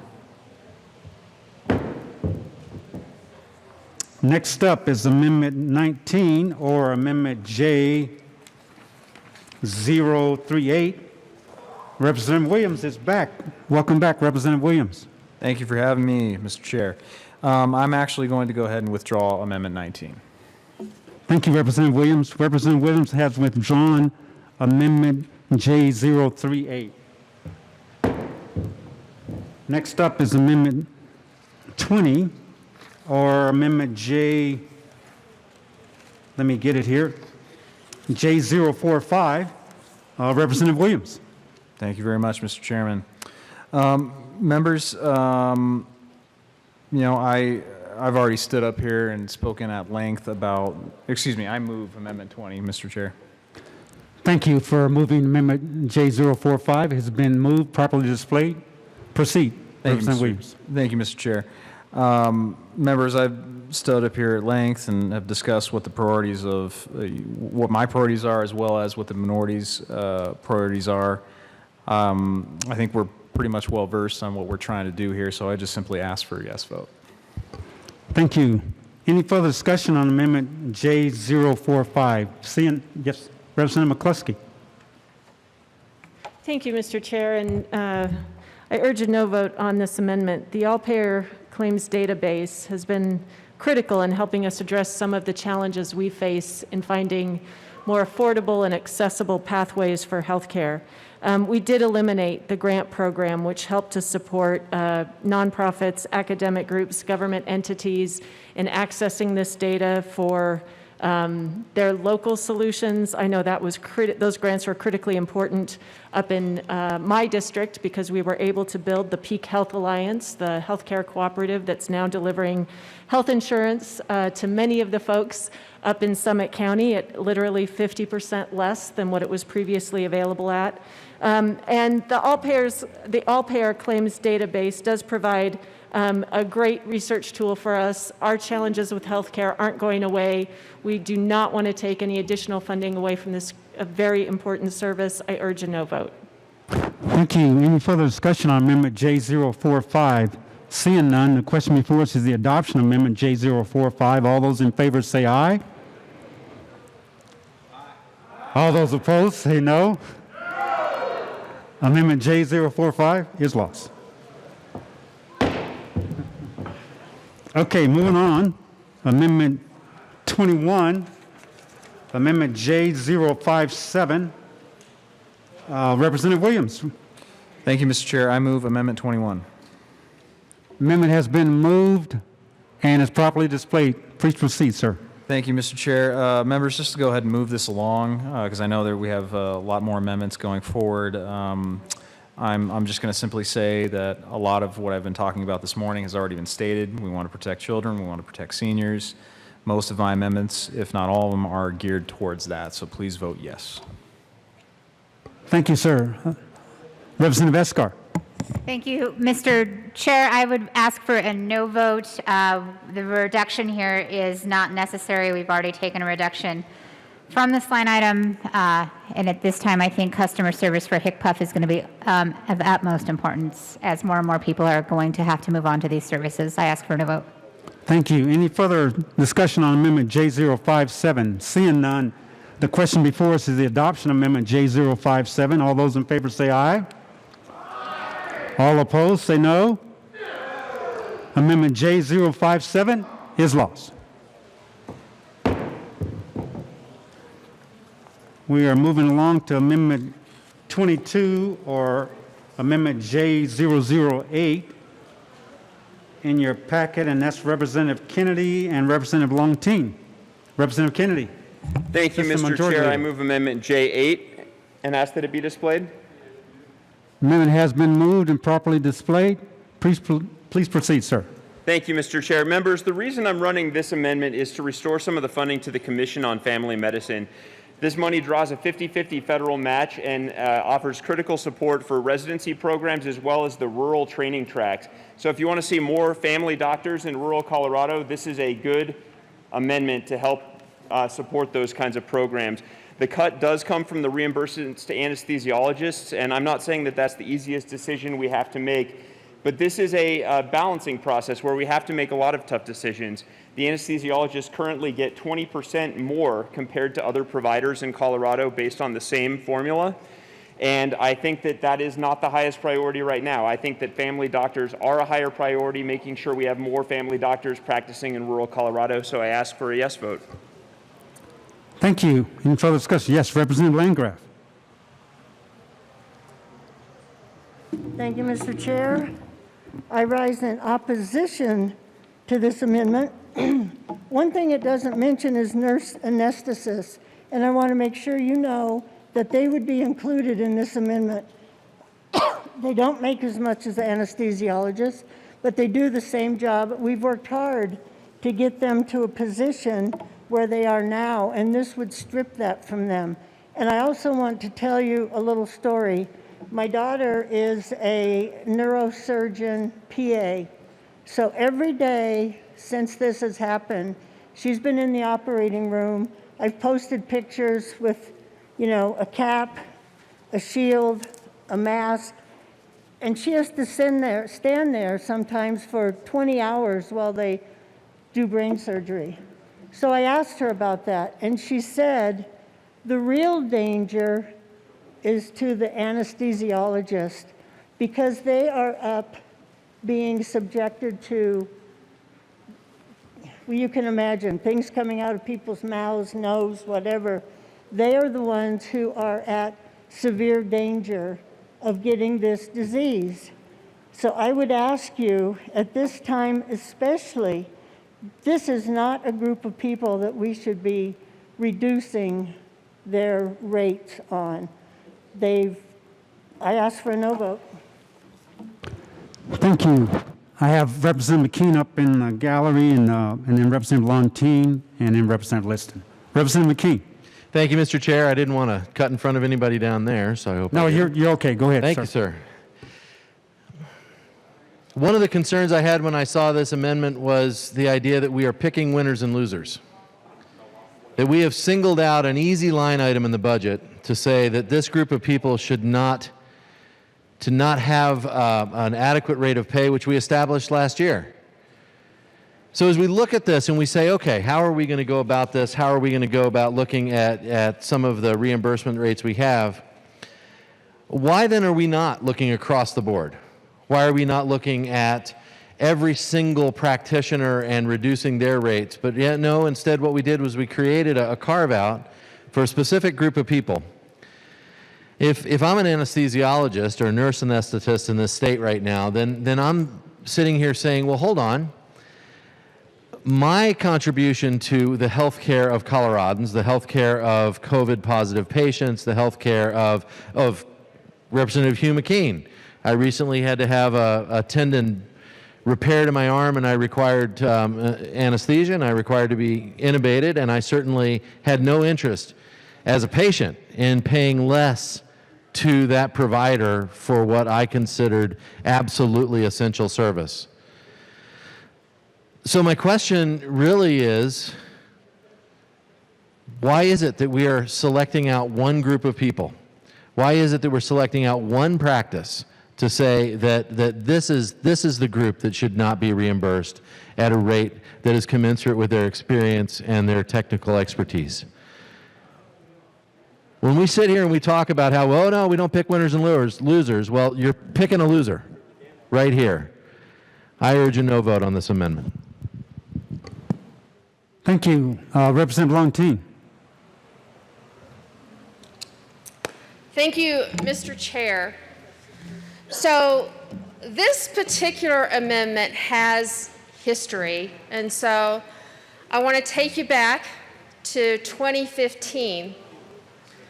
In 2015, the payment rate for anesthesiologists was raised, in my opinion, to an extraordinary rate that was over and above every other provider. I'm not here to say that they don't deserve to be adequately compensated for their very hard work. I believe that they are essential and have proven essential in our current healthcare crisis. But what I am here to say is that this is an issue of fairness to all the other providers who have taken cuts in this budget. This is to say that a essentially 4% decrease in payments that are much higher than the rates that other providers are getting, and using that money to send and make sure that we have providers in rural Colorado. We hear all the time, and I have seen it, I'm not debating that it's not true because I know that it is true, there is a lack and a shortage of providers in all fields, specialties especially, but even in primary care. And we are putting this money to make sure that we do what we can to preserve and maintain the rural healthcare providers. That's where this money is going. It's not inappropriate, I don't think, and I think it's much needed. So I would ask that you all consider that one group of providers who's receiving a 4% cut and who will still be getting a higher rate than many of our other providers could accept that we all need to give a little right now, and that we make sure that we use that money in a way that protects folks that don't have access to care. Thank you. I ask for an aye vote. Thank you, Representative Longton. Representative Liston. Thank you, Mr. Chairman. Members, I rise in opposition to J008. Let me tell you several reasons why. First of all, the JBC, the good members of the JBC, deliberated 4 times on this issue. Not once, not twice, not 3 times, but 4 times. I'm sure they had a good, thorough debate and discussion about decreasing the rates, and they chose not to do so. The anesthesiologists and the nurse anesthetists, they took a cut last year, and the JBC, in their infinite wisdom, I believe, I'm told this, they decided it wouldn't be fair to give back-to-back cuts to the anesthesiologists. And the anesthesiologists, remember, they are trained, they are highly trained specialists. Nothing against the rural doctors who are also trained, but your anesthesiologists are highly trained specialists. Let me remind you, is that when you're on that operating table, they are the last person you see before you go under, the last person. And they are the first person that you see if and when you wake up. You don't, and not that they're doing it for the money, they're not. But you want to make sure that these nurse anesthetists and the anesthesiologists are there when you need them, and they are highly trained. So let's not shortchange a specialist that is on the front lines already. They've had to fight for their PPE equipment. They are treating patients in the intensive care units. They've already had a decrease in the past. And why would we want to penalize these frontline, highly trained doctors? And I know of what I speak because my son-in-law is a highly trained doctor himself who does skull-based surgery. And I have other family members who are in the medical field that are highly trained doctors. Yes, we want to get doctors out in the rural communities, but we have numerous programs that encourage them to go out there and to stay there. Let's not be pitting one type of medical professional against the other. That does not encourage good medical practice and encourage people to go into these highly trained specialties. And also, don't be fooled. This $500,000 cut is really turned into a $1.6 million cut to the anesthesiologists and to the nurse anesthetists. I urge a no vote on J008. Thank you, members. Thank you. I got up next Representative Larson, and then Representative Kraft up here in the queue. Thank you, Mr. Chair. I rise in strong opposition to this amendment. Members, The things that have been brought up by my esteemed colleague, Representative Landgraf and Representative Liston, are absolutely right. The anesthesiologists have already taken a cut last year. But there's something that we're not mentioning in this that I feel like needs to be mentioned. We are in the middle of the coronavirus crisis, and it is the anesthesiologists that are the ones that are doing the serious work in the healthcare industry. They are the ones that are intubating anybody that ends up in the hospital on a ventilator. They have all been exposed to the virus in numbers that are far greater than primary care family physicians. One of my best friends is an anesthesiologist, and he brought home coronavirus to his 85-year-old father and 70-year-old mother because he got it at work and brought it back to them. And but for the grace of God, they didn't die. But I spent 2 weeks over this last 2 months we were out of session here preparing to attend a virtual funeral for a man that I'd known for decades because his son was an anesthesiologist. Furthermore, if we're doing this under the auspice of getting better access to rural care, then I ask you, what happens to the person who lives in rural Colorado who doesn't have access to an anesthesiologist when they need to be intubated for COVID-19? We all know how bad the access is in rural Colorado for specialists. And if the nurse anesthetist is going to take an even deeper cut in their rate when they live within a few miles of the Utah border, or the Arizona border, or the Nebraska border, where they could be better compensated for the services that they provide, what does that tell us to the communities in Cortez? Well, sorry, we didn't value your nurse anesthetist enough. You have a primary care doctor, absolutely, but yeah, if you need to be actually intubated for this, which is what happens when you have serious COVID-19, then you're out of luck. So this is exactly the wrong time to be cutting anesthesiologists. They are the one profession that we should be plussing up. They are the ones that are taking the brunt of it. They are sacrificing their personal safety, the safety of their families. And that's not to belittle the family doctors, but talk to a family doctor.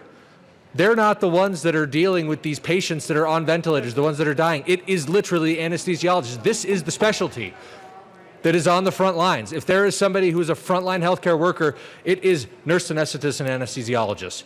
This is exactly the wrong cut at exactly the wrong time. Please vote no. Thank you. Representative Krepthorpe. You are up. Thank you, Mr. Chair. I strongly urge a no vote on this. I value family doctors, and I think that there is ways and there's other sources of funding. We don't have to pit two groups against each other, and we need to remember that while there was probably good reasoning to be able to do the anesthesiologist, remember that this includes the nurse anesthesiologist. So it's too broad. JBC considered this 4 times. They received a big cut last year. Please vote no on this. Thank you. Yes, Representative Ransom. Thank you, Mr. Chair. And I speak in opposition to this amendment as well, not just as a member of the JBC, but also based on representing my district, which includes 2 hospitals. When the JBC looked at the possibility, when we were balancing, we looked at many, many options of things we could do in order to balance the budget. And we did look at anesthesia rates, and we did not decrease them. And part of that reason is that we were all getting a lot of emails. And I know that I got some specifically from my district that during the COVID crisis, there were cuts, obviously decreases in surgery rates, because most surgeries were being postponed, especially if they could be. Anything that was not an emergency was being postponed. And so I had anesthesiologists in my district that were literally working at half their hours or less or fewer. And so they were having a tough time even making it because their hours were so severely cut. And then to double that with then cutting the rates would really be hitting them twice. Again, we know what the MPRAC does. They look at the rates overall, and we did look at this in JBC and chose not to decrease the rates. With that, I urge a no vote on this amendment, and thank you. Thank you. Representative Escar. Thank you, Mr. Chair. And as a JBC member, I too have to ask for a no vote, but I just want to clarify. We looked at all of the different rates, and there's not a provider that's not going to feel an impact from this budget, except for the anesthesiologists. I just want to be completely clear. We cut them last year because we had not cut their rates in so many years. Last year, we had the opportunity, and we were able to bring them to 120%. I know how important the work is anesthesiologists do, and I know how important the work is of nurse anesthetists. I don't want to be in an emergency room or a hospital without one available. I don't think any of us do. So I get in the middle of a crisis, COVID crisis that is a respiratory issue. We talk about intubation. I understand not cutting them today, but I want to be very clear, these are the only providers who aren't feeling the cut. And I just want to make sure that we understand that when we're talking about the harder decisions we're going to be making next year, next fiscal year. So I do ask for a no vote. We did deliberate this, I think it was 4 times, but Representative Liston's the one who informed me of that. I think it was 4 times we debated this, and that's where we settled on this, and that's why we're here now. But I just want to make sure everybody's absolutely clear. I like to give facts. Those are the facts of where we're standing today. Thanks. Thank you, Representative Escar. Representative Liston. Thank you, Mr. Chairman, once again. Members, I come down to, once again, to oppose this amendment. We're talking about everybody taking cuts, and there's more than one ways that you can take a cut, more than just in your provider fees of what we're talking about here for the anesthesiologist as well as the nurse anesthetist. You're also taking a cut in your ability to even to be able to do your work, of which a lot of the specialty doctors are, whether you're an anesthesiologist or you're this is a tongue twister, an otolaryngologist, of which my son-in-law is. My son-in-law, who is a highly, highly trained surgeon, has had virtually no work over the last 90 days because of the unique nature of his medical training. He's had virtually no work, no salary, and that's true for all of these highly trained doctors. So it's more than just the medical provider rates, the Medicaid rates that we're talking about. A lot of your highly trained professions have taken cuts already. So let's not compound it again. Let's not be pitting one medical profession against another. That is not the way to solve our budget problems, especially when we can't even apparently afford to cut our own lieutenant governor's fringe benefits and everything else. Let's not take it out on the highly trained anesthesiologist. Vote no on this amendment. Thank you, Representative Kennedy. Assistant Majority Leader. Thank you, Mr. Chair. I appreciate this debate, members. I want to reiterate that this is not about us going after the anesthesiologists. I think we all recognize the critical role that they play in our healthcare system. What it is about is trying to support the underserved communities who depend on family doctors, on primary care to get by. Now, I just want to repeat the methodology just so everyone's really clear on how this works. The federal commission that sets these rates already builds in an increase for anesthesiologists. They already get more according to the federal formula, plus there are regional bumps that they get in many cases. So we have this range of reimbursements that are set where specialists get a lot, the generalists don't get quite as much, and that's the foundation that the federal government sets. From there, the state has attempted to implement a similarly consistent system where there's everyone gets, according to the state match, a comparable amount in state and Medicaid dollars. What's happened with the anesthesiologists is they get a special 20% bump on top of that. So they're already getting paid more according to the federal formula, and now they're getting a 20% bump in the state budget, which, they can have their arguments about whether the federal formula is flawed. Certainly that could be debated. But I guess my point is if we're balancing priorities here and we're trying to figure out what is the most important thing for our state at this time, making sure they get that extra bump compared to the family doctors who are served by these residency programs is just not a comparison for me. It's worth reminding people that the $500,000 we're asking for in this amendment only reduces a small share of this 20% bump. So they're getting 20% more now. They'll still get 16% more. They will still get 16% more compared to other specialists in the state after this amendment. And just to help hit home why this is so important, the 10 Colorado Family Medicine residency programs and 4 rural training tracks together treat over 100,000 individual patients annually, completing about 400,000 patient visits per year. Family medicine residency programs also train the future primary care workforce of our state. Over 60% of the resident physicians trained in Colorado stay in Colorado and add to our growing healthcare workforce. Primary care is critical. We should be pushing more primary care, not less. That is the place where we can get the most affordable, highest quality preventive care. This is a smart investment to lower the cost of healthcare in the future of our state and make sure we have a healthy population. I again ask for your support. Thank you, Representative Kennedy. Any further discussion? Representative Liston. Thank you, Mr. Chairman. I can't help myself because I'm not a medical professional, but I do know. We can help you.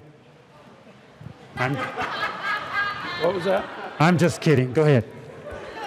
I know I do not play a doctor on television. I am not a doctor, but I know lots of doctors. I am have a lot of family members that are doctors, and I just got to say, with all due respect to my colleagues, boy.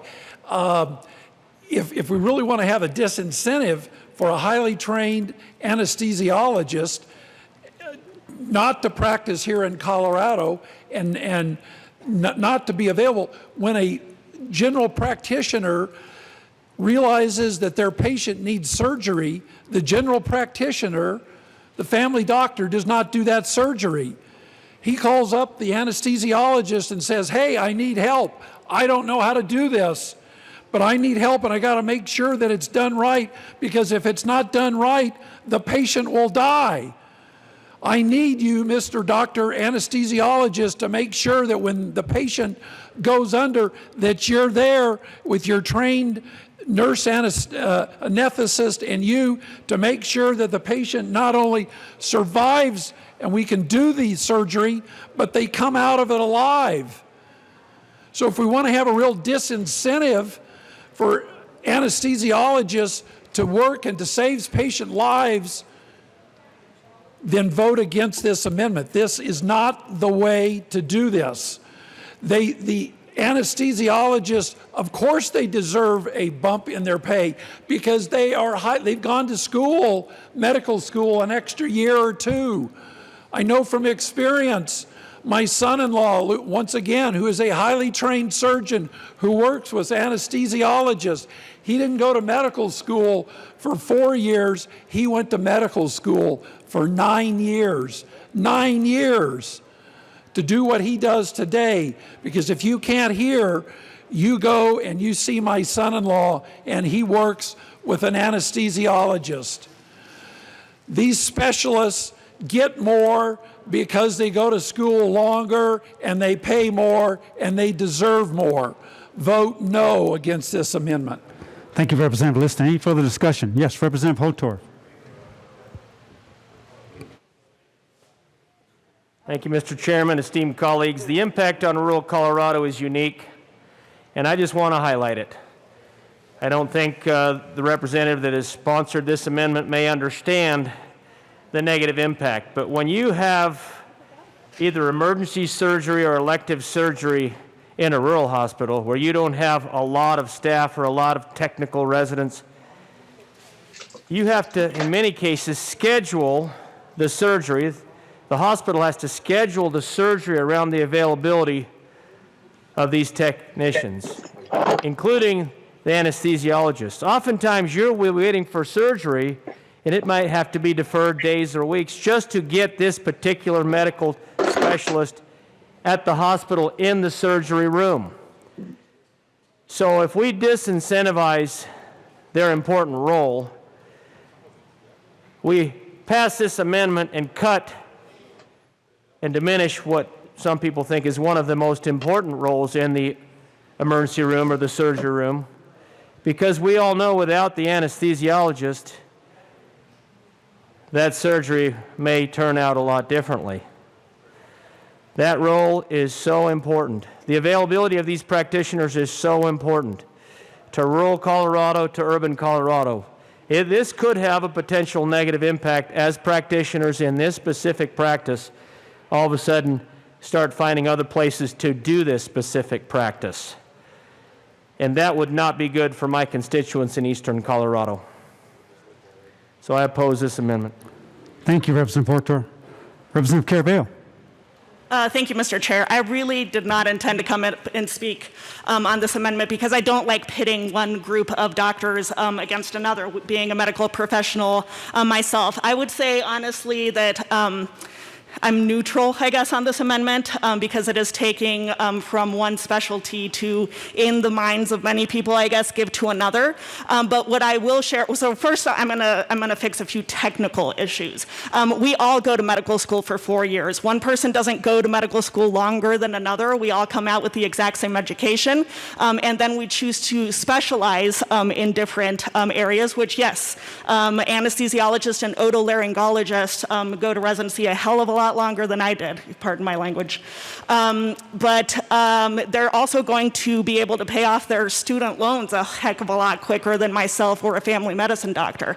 What this amendment does is it tries to reduce the disincentivization that already exists for family doctors to practice in rural areas by protecting these rural tracks, these residency programs in specialties that are incredibly necessary to all of us. I mean, my goal is to never have to see an anesthesiologist again. While they are incredibly trained and they have been at the front lines of this epidemic because unfortunately a lot of people have needed to be intubated, it's the family doctors that try to keep you out of the hands of an anesthesiologist by providing preventative care and by taking care of conditions early on in the course so that you never have to end up in a hospital. So once again, I don't like pitting myself and my fellow primary care doctors against specialists, but the pitting has kind of happened there over decades and decades of the healthcare industry incentivizing fee for procedures and giving much higher payments and reimbursements to specialty care over preventative care that Representative Kennedy so eloquently talked about. So just wanted to clear up a couple of points and once again urge that investing in family practice at the rural level is incredibly important. Thank you. Any further discussion on Amendment J008? Seeing none, the question before us is the adoption of Amendment J008. All those in favor say aye. Aye. All opposed say no. No. Amendment J008 is adopted.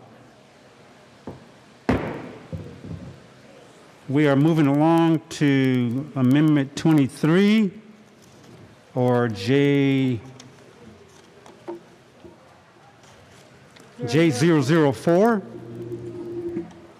Representative Landgraf. Thank you, Mr. Chair. Members, Representative Kennedy actually said something that leads right into what, I'm going to take this off, that leads right into what I'm up here for, and that is talking about an underserved. Representative Landgraf, please move the amendment first and then. I apologize. I move Amendment J004. Okay, thank you. It has been displayed. Please proceed. Thank you, Mr. Chair.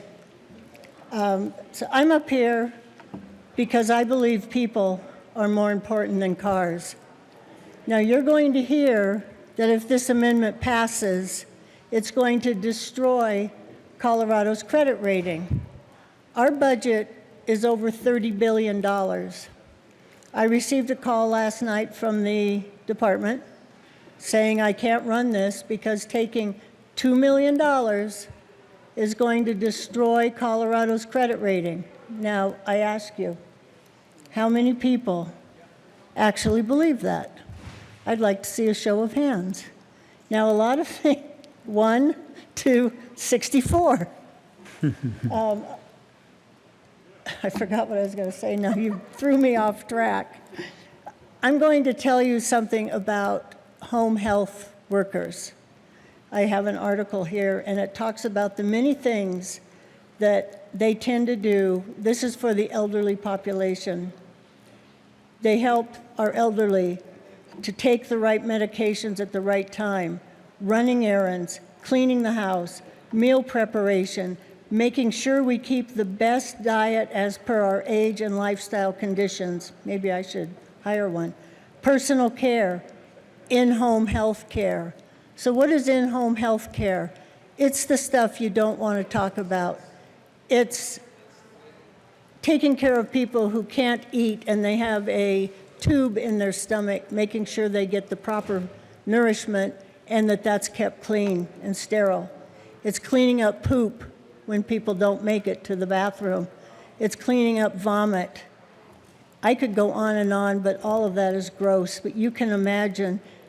And that's not just for our elderly, it's for our disabled, it's for our chronically ill, it's for the people who came in after my son's kidney was removed and he got an infection, and they came in every day and cleaned the pump that was sucking, I hate to use the word, pus out of his side. Those are the people who are so poorly paid, and now it will be worse. So all I'm asking is that we take money from the fleet across the board and move it to home health. And I believe, as you probably should, that these wonderful JBC people, when the new financial information comes in, they'll find that $2 million to cover that fleet bill.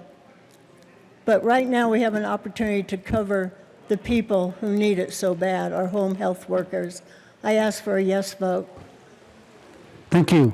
Any further discussion? Yes. Got a brain fart. I'm sorry. Representative Rich. My apologies. You know, that's really okay. You don't see me up here that much. I'm here to speak in support of J004, also known as Amendment 23. First off, I believe there will be bigger things than this that will destroy the Colorado's credit union. But taking a portion of the money from fleet across the board and giving it to home health, it doesn't make a big political statement, but it does give some of the lowest paid people working the most difficult job the salary they deserve. And I want to thank Representative Landgraf for shining a light on this and offering this amendment, and I'm encouraging your support. Thank you, Representative Rich, and my apologies. Representative Escar. Thank you, Mr. Chair. And members, as someone who has served on the Health Insurance Committee before moving to the Joint Budget Committee, and someone who knows exactly what it is that these workers do for the little pay that they do get, I absolutely 100% understand the intention behind this amendment. I do. And I appreciate that, Representative Landgraf. You have always been an advocate for this community, and I wish that I could support this amendment. But as the chair of the Joint Budget Committee, who's in the middle of trying to figure out how we move forward not only this year, but plan for a worse year next year, I cannot support this bill or this amendment. It's not just the department who thinks or knows, actually I should say knows this would have an impact on our credit rating. It is the nonpartisan JBC staff who helped me understand out of the total amount of funding for vehicle lease payments, only $744,000 is for new vehicles. Any cuts larger than $744,000, which your amendment does, actually affects existing lease payments. If one of these departments cannot make a lease payment because of the cuts we've taken out of there for their lease payments that were under contract to be obligated to, yes, it will directly impact our credit rating in the middle of a fiscal crisis. For that reason, I don't believe this is the answer, and I wish I had a better answer of how we better fund home health care, but I can't stand here as the chair of the Joint Budget Committee who's responsible of helping balance a budget every year to abide by the Constitution, that we can go with this amendment. I ask for a no vote, even though the intention is one I wholeheartedly appreciate. Thank you, Representative Landgraf. It's always been an honor to serve with you. Thank you, Representative Escar. Representative Catlin.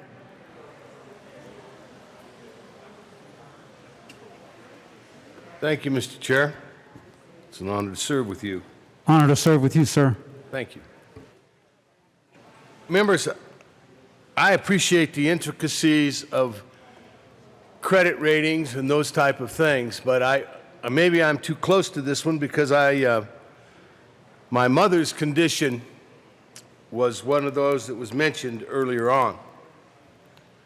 She lived on a feeding tube for over 5 years. So we had a lot of help. And it's out of compassion for those folks that I come down and ask for a yes vote on this amendment. Those folks were angels that came into that house and helped her. So this is an opportunity for me to give something back. You don't need to stand up. This is just statements of fact. Thank you very much, all of you. And I do understand how tough it is for JBC, and by the way, you've done a great job. But today I'm here talking about the people that make a difference in some of these quiet lives that are spent at home looking out the front window. And that's the horizon of their life, is looking out the view of that one window. These home health care bring something to those patients that I can't bring. They bring them the opportunity to have someone there with them, to make sure things are done right, to take care of the things that they can't take care of anymore. And I understand the nuts and bolts of the budget of Colorado, the nuts and bolts of credit ratings. I get that. I haven't come down and spoken on many of these amendments because of the fact that I understand things have to happen. But this is one where I think maybe I needed to lend my voice. This is one of those where it may not change your mind, it may not change your voice and your voice vote, but it's something I want you to be aware of.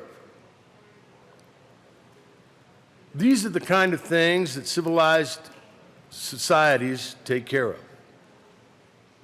These are the kind of things that show we are a civilized community in a civilized state. That we take care of our aged. We take care of our infirm. God bless those people that are willing to do that and to do it with all the professionalism that they use. This is an opportunity for me to say thank you to them, but it's also an opportunity for me to ask you to say thank you to them. We need to help these home health care people because some of them will not stay. And that will change some lives that we are not aware of for the very, very worst. Please vote yes. Thank you, Representative Catlin. Any further discussion? Yes, Representative Wilson. Thank you, Mr. Chair. You're holding up rather well up there. I'm impressed. Thank you, sir. It's my referee training. So I have to make a comment on this because sitting back there and listening to all this, there are things that happen up here and you kind of let it slide. This is one I can't let slide. As a superintendent of schools in a district that was flat broke, when we had frozen salaries, deferred maintenance, cut the number of supplies, did the things we're doing in the state of Colorado right now, if I would have gone to my people and said, but we're going to drive new Suburbans and new buses, that's just not going to work. So as we look at our credit rating and we say, well, gosh, you know, if we welch on our leases, then they're going to destroy our credit rating. Seriously? We're the state of Colorado. If we don't carry a big stick with leasing companies, no one does. And if we are in a $3.3 billion shortfall and we can't leverage that with leasing companies, I figure the first thing I would do is change leasing companies. If this amendment doesn't pass and we don't change leasing companies, then something's wrong. But you do not put vehicles ahead of people. I don't care about that credit rating. If we are in a bind, those people that we've done business with, I'm assuming for more than this year, don't cut us a break, then we cut them off. Because people are more important than vehicles. Thank you. Thank you, Representative Wilson. Representative Escar. Thank you, Mr. Chair, and Representative Wilson, thank you for that perspective.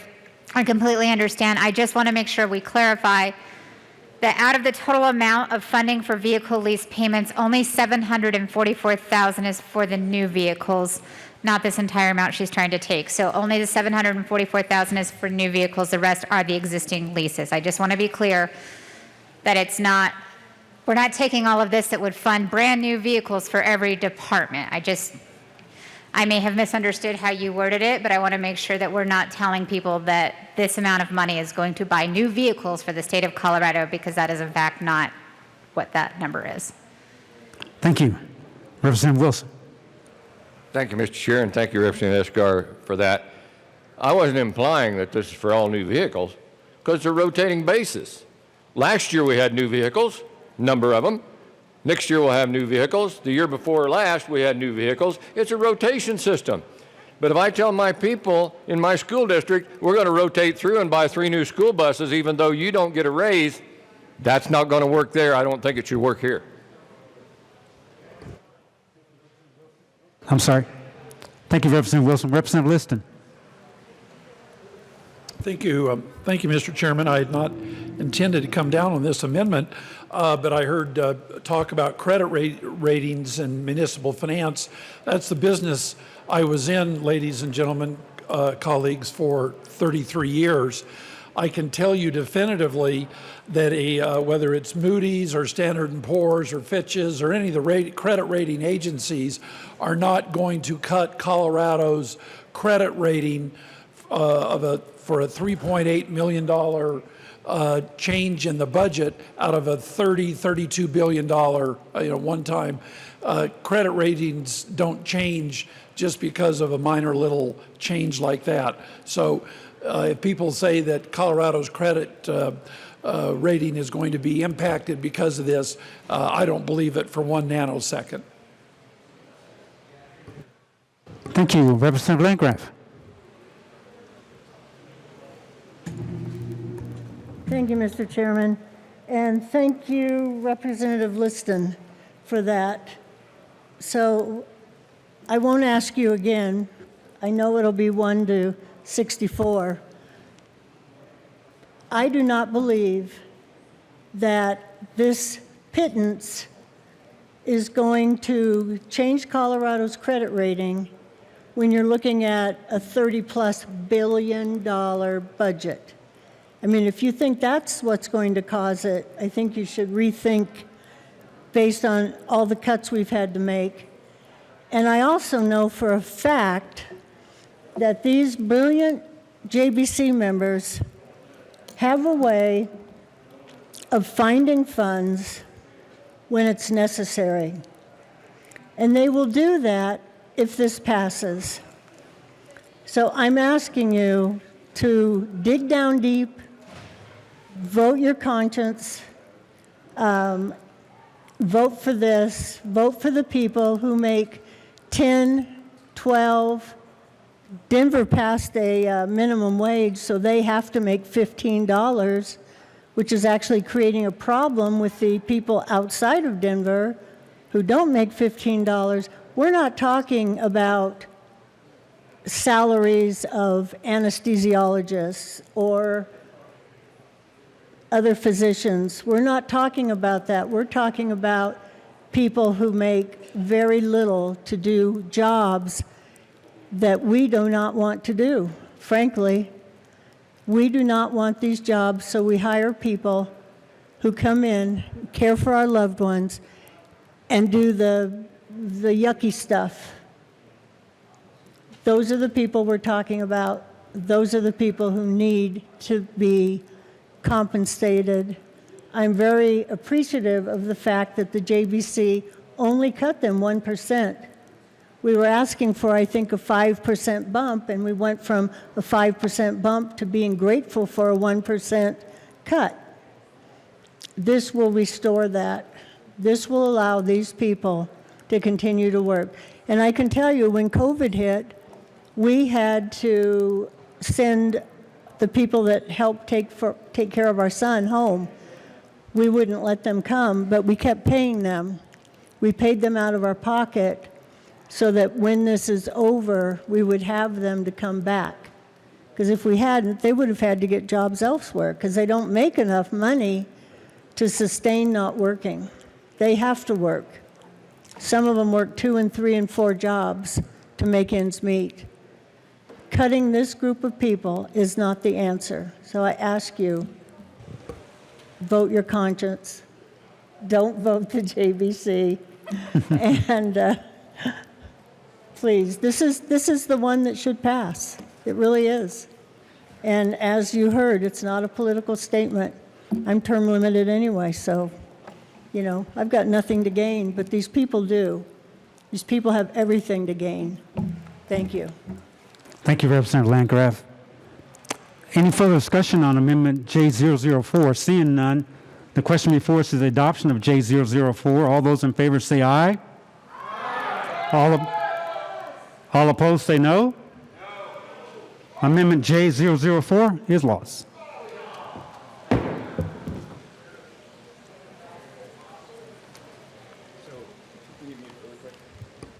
So he's got a list of all the amendments here. We'll take a brief recess.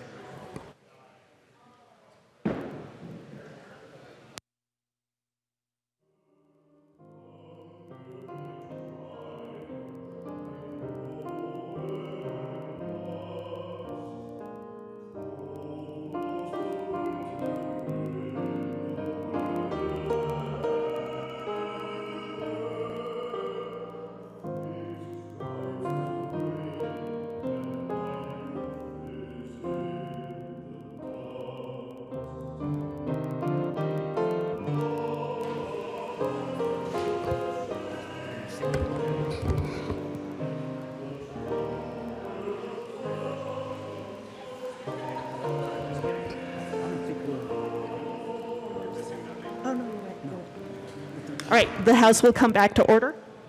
Next one was 24. All right, next up is number 24 in the packet, J071, Representative Soper. Well, thank you, Madam Chair. I move Amendment 24, also known as J071. The amendment is properly before us and has been moved. Please proceed. Well, thank you, Madam Chair. So this comes from an issue that I heard from a lot of my constituents, and I'm sure a lot of you heard about that as well, that PACE was definitely something that even though they came to the JBC and offered to freeze things where they are, that PACE actually saves money in our communities, in our legislative districts.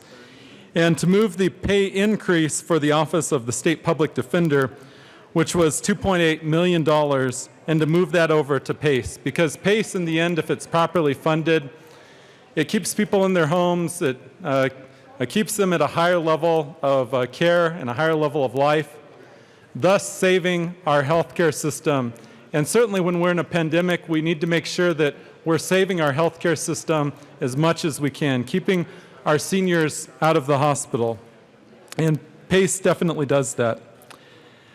I do disagree with having the state public defenders increase salaries by $2.8 million in a time of austerity, in a time when so many Coloradans are taking pay cuts or losing their jobs.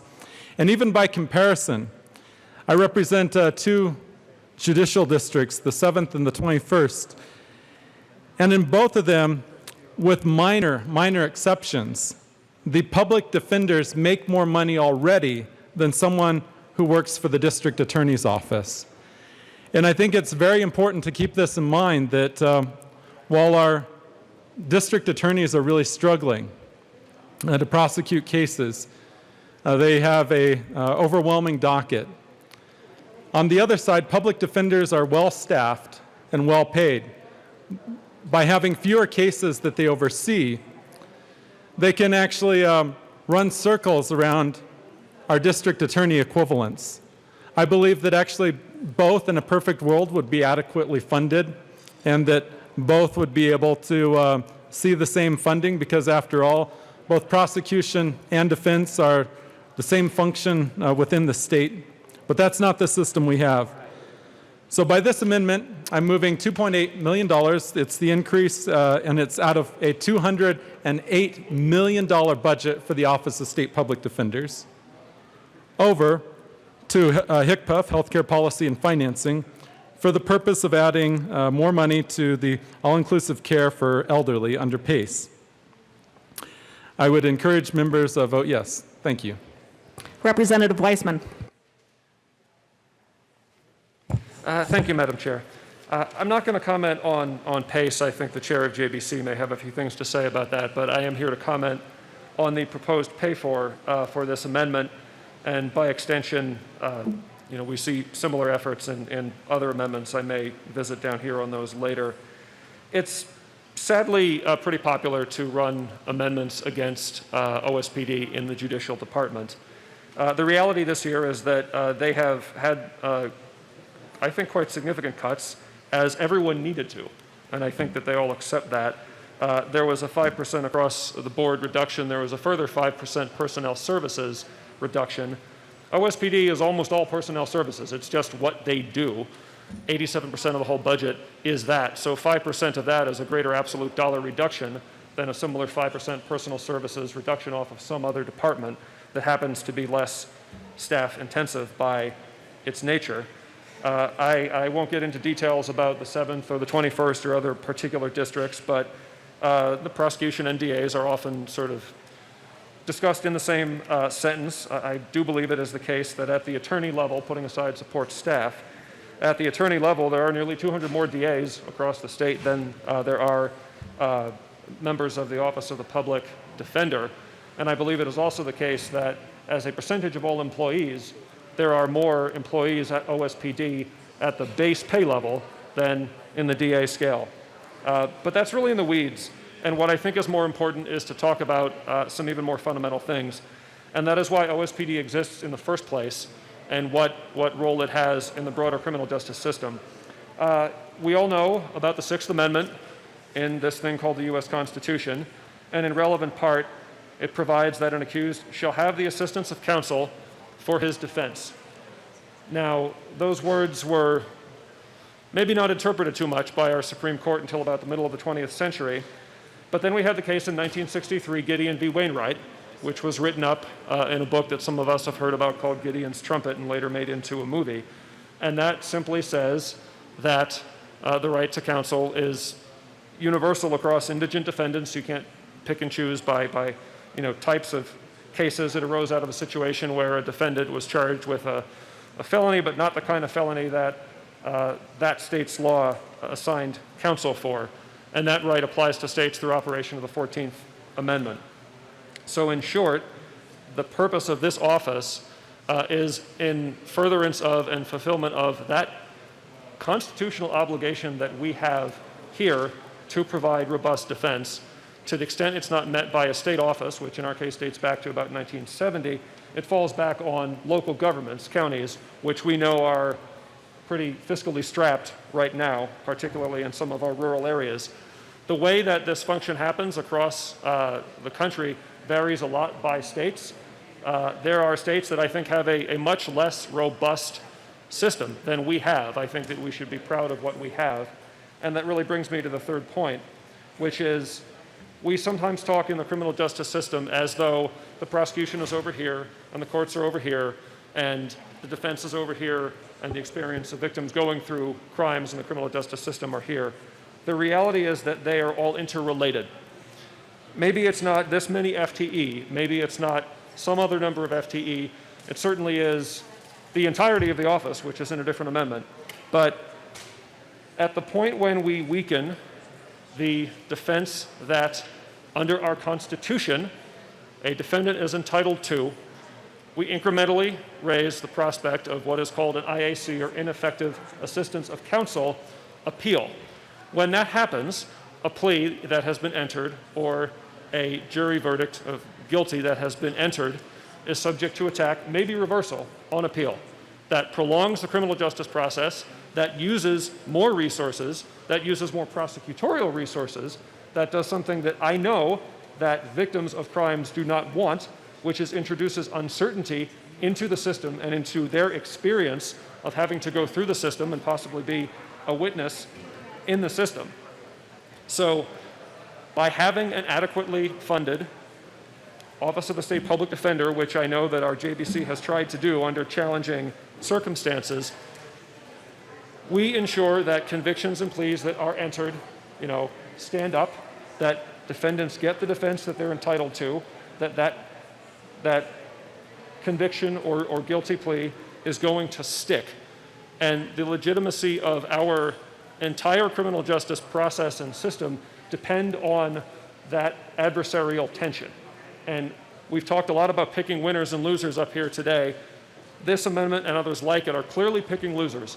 And I think the real loser is ultimately the integrity of our entire criminal justice system. So I ask for a no vote on this amendment. Further discussion on J071, Representative Escar. Thank you, Madam Chair. And I just want to clarify the 2.8 is actually not salary increases. That's just the new staff that you just heard talked about that we had to go ahead and move forward with. I do want to say for the record, though, and I want to commend the PACE providers. They came to the table understanding how every provider in this state was facing these cuts. And instead of going with the JBC analyst recommendation to freeze all enrollments into PACE, we asked them, talk to us, work with us, help us figure out what we can do with the least amount of impact to access to your programs we can do. And they stepped up. They stepped up, they came to the table, and they discussed with us. We negotiated to where we got within this long bill. And in fact, to that point, I want to say, for the record, InnovAge, which is the largest PACE provider, opposes these amendments because they know that they have a responsibility and a part to play in this budget downturn. So I just want to make sure that's on the record and ask for a no vote. Any further discussion on J071? Seeing none, the question before us is passage of Amendment J071. All those in favor, please say aye. Aye. All those opposed, no. The noes have it. J071 fails. On to Amendment 25 in our packet, which is J058, Representative Soper. Well, thank you, Madam Chair. I move amendment number 25, also known as J058. It is displayed. It has been moved and is properly before us. Please proceed. Well, thank you, Madam Chair. Well, since our last amendment was rejected, I wanted to bring a different approach to getting more money to PACE. And this actually takes some of the money from the motor pool and puts it towards PACE. It brings it in a little bit of a different perspective. I think we can certainly all agree that now is not the time to be spending money on cars, albeit electric cars right now. We should be investing in our seniors and our vulnerable populations, especially in this time of pandemic when we have a lot of people who are having to stay at home. They do not want to venture out for fear of catching the coronavirus, and it's very much a health risk. So if we can put just a little bit more money towards PACE to be able to help our seniors and our vulnerable populations, this is a win-win for everyone. And I ask for a yes vote. Representative Hawkins Lewis. Thank you, Madam Chair. Representative Soper, I am so glad that you are supportive of the PACE program. I am too. They do a wonderful job for seniors. The beauty of PACE programs is some of them are for-profit, and they do a great job. Some are not-for-profit. Members, we have a situation here where they got together, the not-for-profits, the for-profits, and they said, we will work on a way to take reduced funding. But this is not what they wanted. So I urge you to vote no on this. And Representative Soper, I hope in the future that you and I can work together to get PACE programs more money, because I'm with you. I think they deserve it. I'm just going to wait until we have a bit more funding in our Colorado revenues. So thank you. Please vote no. Further discussion on J058? Seeing none, the question before us is passage of Amendment J058. All those in favor, please say aye. Aye. All those opposed, no. The noes have it. J058 is lost. Next in our packet, Amendment 25, with the return of Representative Soper, J068. Thank you, Madam Chair. I move Amendment 26, also known as J068, to House Bill 1360. Thank you, Representative. It is displayed before us. Please proceed. Well, thank you, Madam Chair. So this amendment does several things. Number one, it moves from the Office of State Public Defender $1 million, so not the amount that was in a previous bill, just a very minor amount, and it moves it over to the Prosecutorial Fellowship Program. And just so you know, the Prosecutorial Fellowship Program is very important for getting new attorneys jobs with the DA's office. And they rely on these programs. Certainly, any rural district relies very heavily on the fellowship program. And when this fellowship program is cut, it causes a major ripple effect down the pipeline. So right now, we have a bunch of new lawyers graduating from law school. They're taking the bar exam, and they're looking to get jobs somewhere. And we want to give them real-life experience, get them involved in prosecuting cases for the DA's office. And this is one way to do that. The other thing that it does is it moves some funding to judicial education and training. And if there's one thing that we heard an awful lot about this last year with several different bills, it was that judges definitely are not aware of certain things like failure to appear and how devastating that can be if that just hangs out there forever. So being able to get a little more education on that side to our judges to ensure that they understand the Constitution, they understand the statutes that we're passing. And that's what this amendment does. It just reallocates a little bit to help us achieve the greater good. Thank you. Any further discussion on J068? Representative McCluskey. Thank you, Madam Chair. It is an honor to serve with you. It is an honor to serve with you, Representative. Thank you.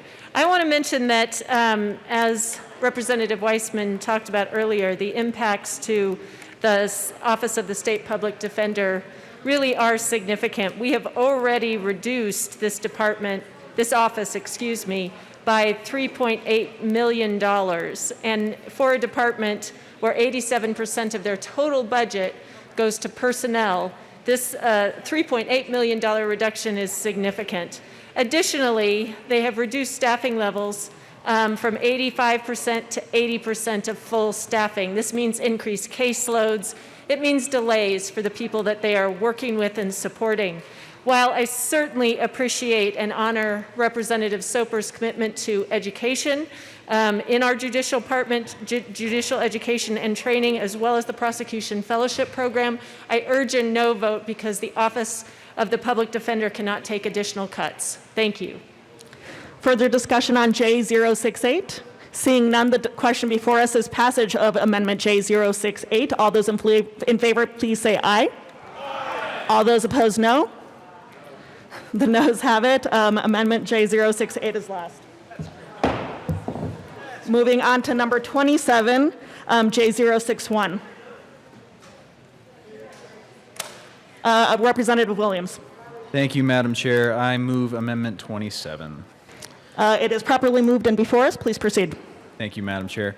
So members, what this amendment would do is it would reduce the needs-based grants appropriation by about little over $900,000. The reason I came to that number specifically was it had to deal with a bill that we passed last year, and in that bill it calculated the amount of needs-based grant money that would go to individuals who are here unlawfully or illegally within the United States, meaning that they flouted immigration law.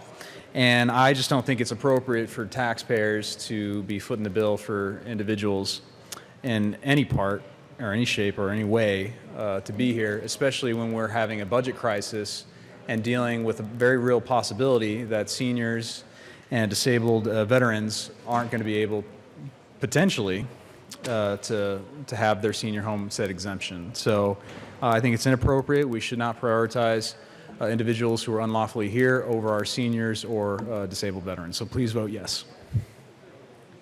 Further discussion? Representative McCluskey. Thank you, Madam Chair. I urge a no vote on J061. I want to speak to a couple of things quickly.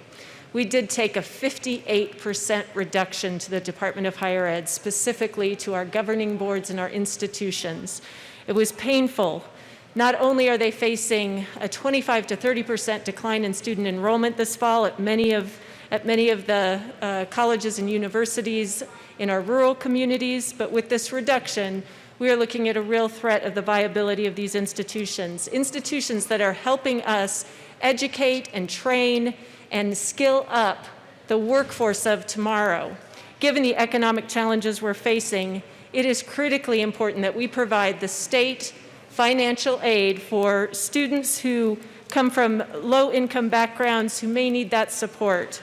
It is law. We did pass last year a measure to make sure that students who qualify through the ASSET program are eligible for state-based financial aid.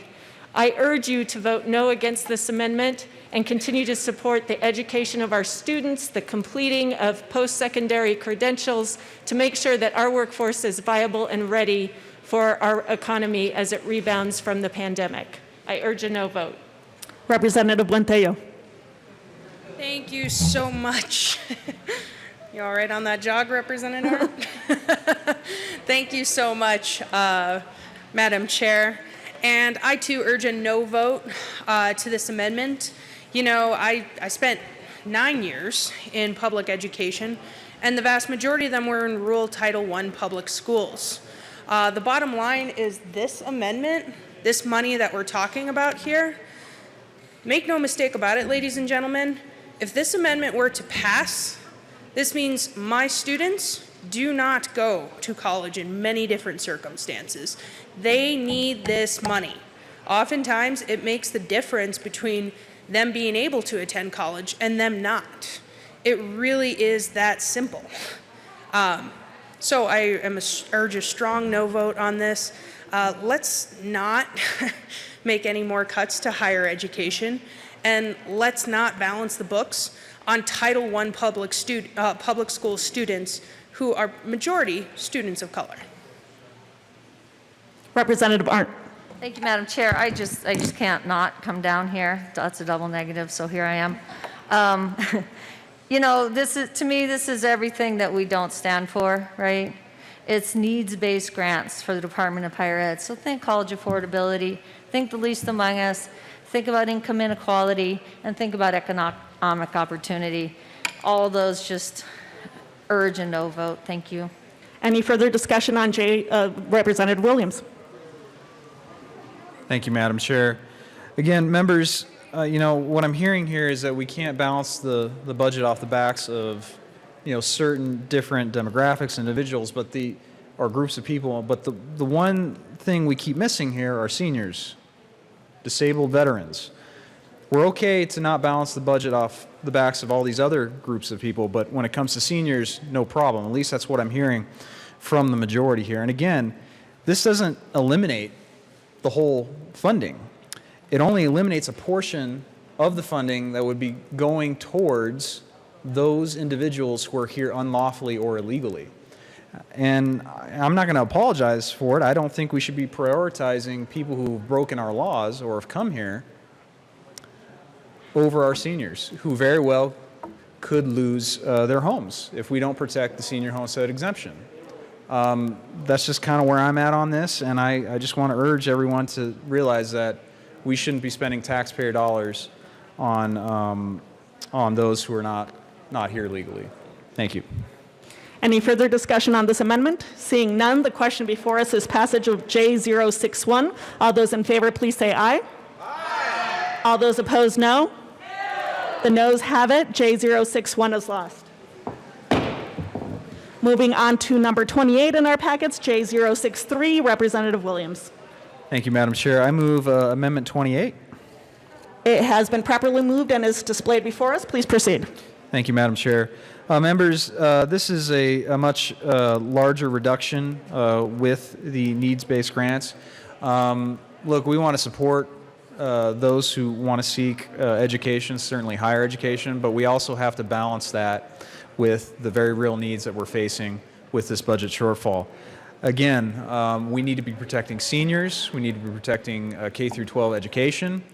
Those are the main priorities for our caucus, at least 24 of us, is ensuring that we're protecting our children, making sure they get quality education, as well as protecting our seniors and those who have sacrificed for this country and became 100% disabled.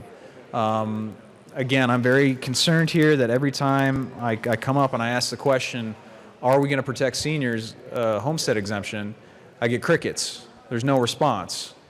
There seems to be this desire not to even address the topic, but it's a topic that needs to be addressed because when we were in our JBC meetings with the separate caucuses meeting on it, we were told specifically if we want to protect senior homestead, then we need to find reductions.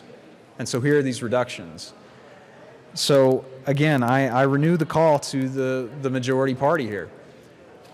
I'd be willing to withdraw a number of my amendments if I had an assurance that we're not going to suspend senior homestead exemption for the foreseeable future. So if we can do that, then we'll go quicker. But if not, I'm going to have to fight for the seniors. I'm going to have to fight for disabled veterans and especially our children. So please vote yes. Further discussion, Representative Arndt. Thank you very much. This is sort of the same thing, but more money, and it's exactly the same thing, so I'm going to say the same thing. I could not come down here and talk about economic opportunity, income disparity, and opportunity for the least among us. This is absolutely a no to restrict the needs-based scholarship. Thank you. Representative Byrd. Thank you, Madam Chair. And colleagues, I rise against this amendment for many of the same reasons that my colleague from Fort Collins just talked about. And really just to reiterate and underscore the point that long-term economic health and prosperity for all of us comes when we educate our youth and give every single person the opportunity to earn their share of the American dream. And really, if we are interested in protecting our seniors and our disabled veterans for the long term, the very best way to do that in our state and really in our country is to make sure we educate everybody and give them an opportunity to be strong, healthy contributors to our economy for the very long term and make sure that we're able to take care of everybody in our population. So I urge a no vote on this amendment. Further discussion on this amendment? Seeing none, the question before us is passage of J063. All those in favor, please say aye. Aye. All those opposed, no. The noes have it. J063 is lost. Moving on to J072, or Amendment 29 in our packets, Representative Williams. Thank you, Madam Chair. I move Amendment 29. The amendment is properly moved and displayed. Please proceed. Thank you, Madam Chair, and I look forward to the robust debate from Representative Arndt. I know she's specifically down here to speak on this one, so I look forward to it. Members, my message isn't dissimilar from some of the messaging that I've already spoken on about this particular topic. What this amendment would do is, and just as an aside, number 30 is very similar to it, so I'll kind of speak to both just to move this along. But it tackles the issue of salaries with respect to administrators working for higher education. And what this amendment and the next one would do is it would temporarily reduce salaries so that we can help make up for K through 12 education or senior homestead exemption. There's two ways we're trying to do this with 29 and 30, but basically that's what it is, that these higher level paid individuals can temporarily take a cut so that our seniors can live in their homes and so that our children through K through 12 can still get a quality education. That's the purpose of it, and I ask for a yes vote. Representative Arndt. Thank you, Madam Chair. You know, Representative Williams and I were talking about this before we came down, and you know, it's not that I don't agree that individuals, we should have a shared sacrifice, right? So I told him what my husband's doing at work. He's the boss, and he took a 20% pay cut first. And what he did, because he's an economist, he said, I'll put this into a fund, and if our division is short at the end of the year, the money to make up for our division shortfall will come from my salary. If at the end of the year we're whole, I will get that back in a bonus as my normal pay. That just seemed infinitely fair. Someone willing to step up, take a 20% cut if needed, hold it for the good of the group. That sets the tone. I think that's the right thing to do. I am going to urge a strong no on 28 or 29 and 30 because we so sparingly support our higher ed institutions. Their budgets, honestly, people, they're the first to go. They're not constitutionally protected. They have been asked to do yeoman's work with such little state support that I am loath to ever pass anything like this on them. And I also have full confidence that the leaders of our higher education institutes will do the right thing for their schools and universities and systems. And I urge a strong no on 29. Thank you. Representative Buentello.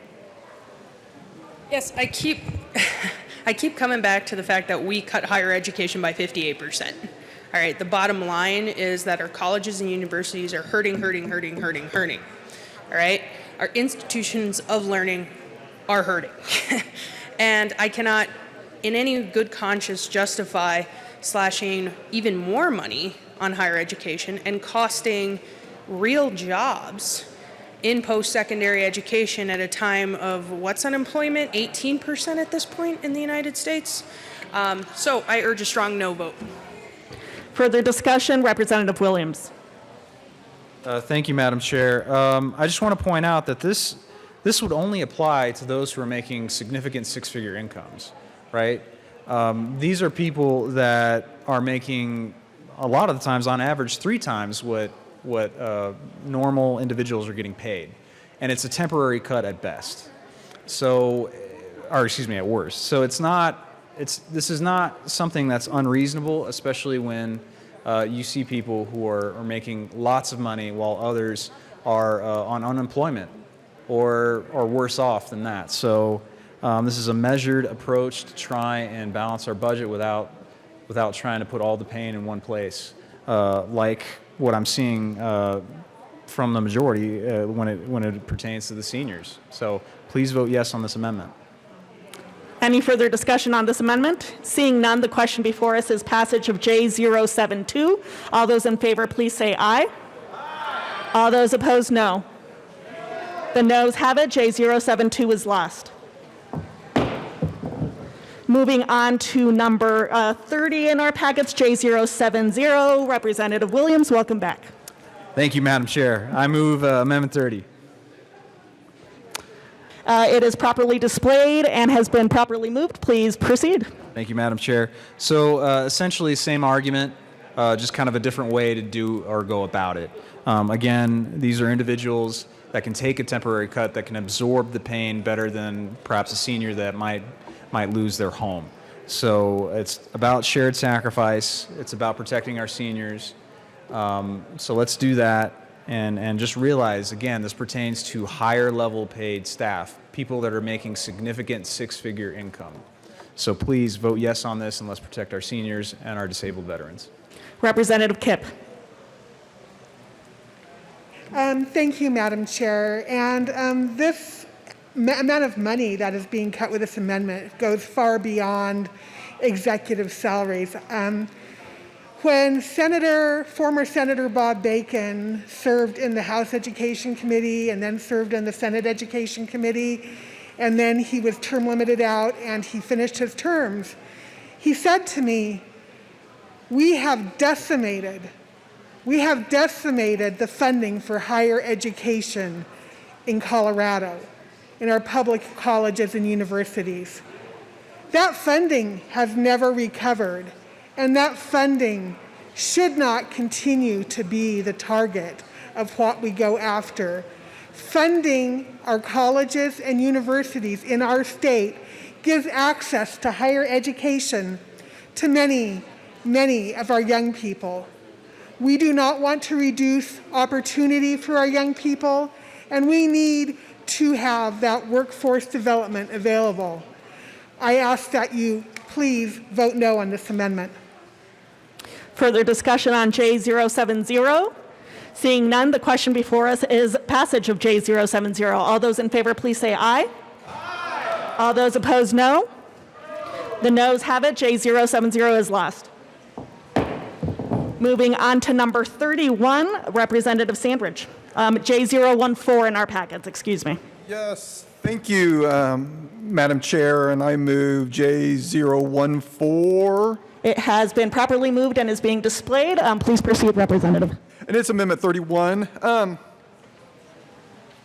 Not very exciting one, but it's meaningful. What this does is it takes $2 million out of the public health and environment, which is bipartisan. I see other amendments from the other side of the aisle that takes money out of public health and environment. So there is some bipartisan understanding that money can be taken from there. And what it does, it moves it to a certain aspect of higher education. What it really moves it to is the cybersecurity department. That's what it's roughly called through UCCS. And what that department does is it has actually, it's one of the global national leaders in cybersecurity.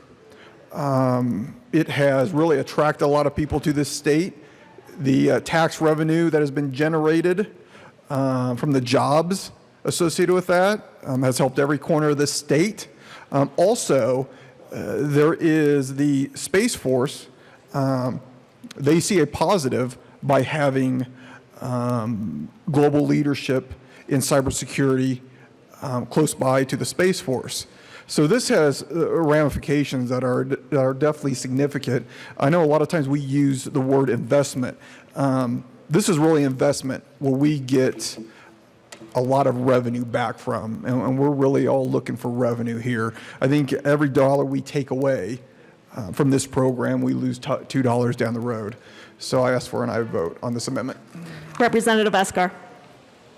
Thank you, Madam Chair. And this was another program that we talked about and debated several times and actually had to come back to when we had to make the cut to this program. I believe in this program, just like I believe in the Institute of Cannabis Research, especially in the middle of COVID right now when we are seeing how cannabis could actually impact COVID. We had to cut that program 80%. We cut this program 20%. We also cut family planning 20%. So to take from one and add to another once again is really throwing off balance the work we tried to do. I therefore would ask for a no vote. Further discussion, Representative Carver. Thank you, Madam Chair. First of all, thanks to JBC. No, in all the many tough decisions you made, that you tried to preserve funding for this. When we're looking at economic recovery, I would just say one thing when it comes to the National Cybersecurity Center. For every dollar we spend in the NCC, we get anywhere from $15 to $18 coming in from outside funding. So if you take it as a multiplier, and then also understand that our business community is having to expand their online sales to make up for some of their losses, and yet so many of these small and medium-sized businesses have basically no cybersecurity.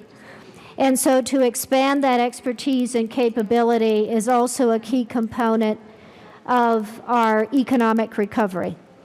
So I support the amendment. Representative Wlanting. Thank you, Madam Chair. Amendment 31 is, this is penny wise and pound foolish, just to beat the horse about saving money. The amount of money that we save from making sure that young women have access to long-acting reversible contraceptives, and that's what we're talking about here with the family planning program, is significant. We estimate that a total of between 66 to 69, nearly $70 million is saved by making sure that young women have access to long-acting reversible contraceptives. When these young women can have the bodily autonomy to be able to realize their dreams in education and economically, then we save money. And not only do we save money, but these young women are able to realize their dreams. And that helps Colorado. So not only are we saving that money, but those folks are also going to go on to get education, which they may not be able to pursue with a child that was unexpected, and be able to be a contributing member of our society. I can't think of anything that's more important right now than that. I would also remind folks that when young women have access to long-acting reversible contraception, we have seen our abortion rate decrease by 60%. So we are saving money and reducing our rate of abortions. I can't think of a better conservative argument than that. I ask for a no vote on this amendment. Thank you. Further discussion on this amendment? Seeing no further discussion, the question before us is passage of J014. All those in favor, please say aye. Aye. All those opposed, no. The noes have it. J14 is lost. Moving on to number 32 in our packets, J016, Representative Sandridge. Thank you, Madam Chairwoman. And before I get started, I just looked over the amendment. The original purpose of this amendment, and I'm not going to move it yet, the original purpose of this amendment was to move away funding from the radical sex ed pilot study. This amendment was written incorrectly, so I'm going to pull the amendment. That amendment is withdrawn. Thank you, Representative Sandridge. Moving on to amendment number 33 in our packets, J013. Waiting for the sponsors.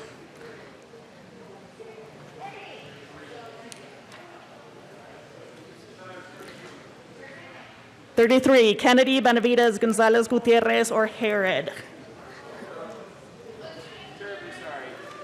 Representative Kennedy.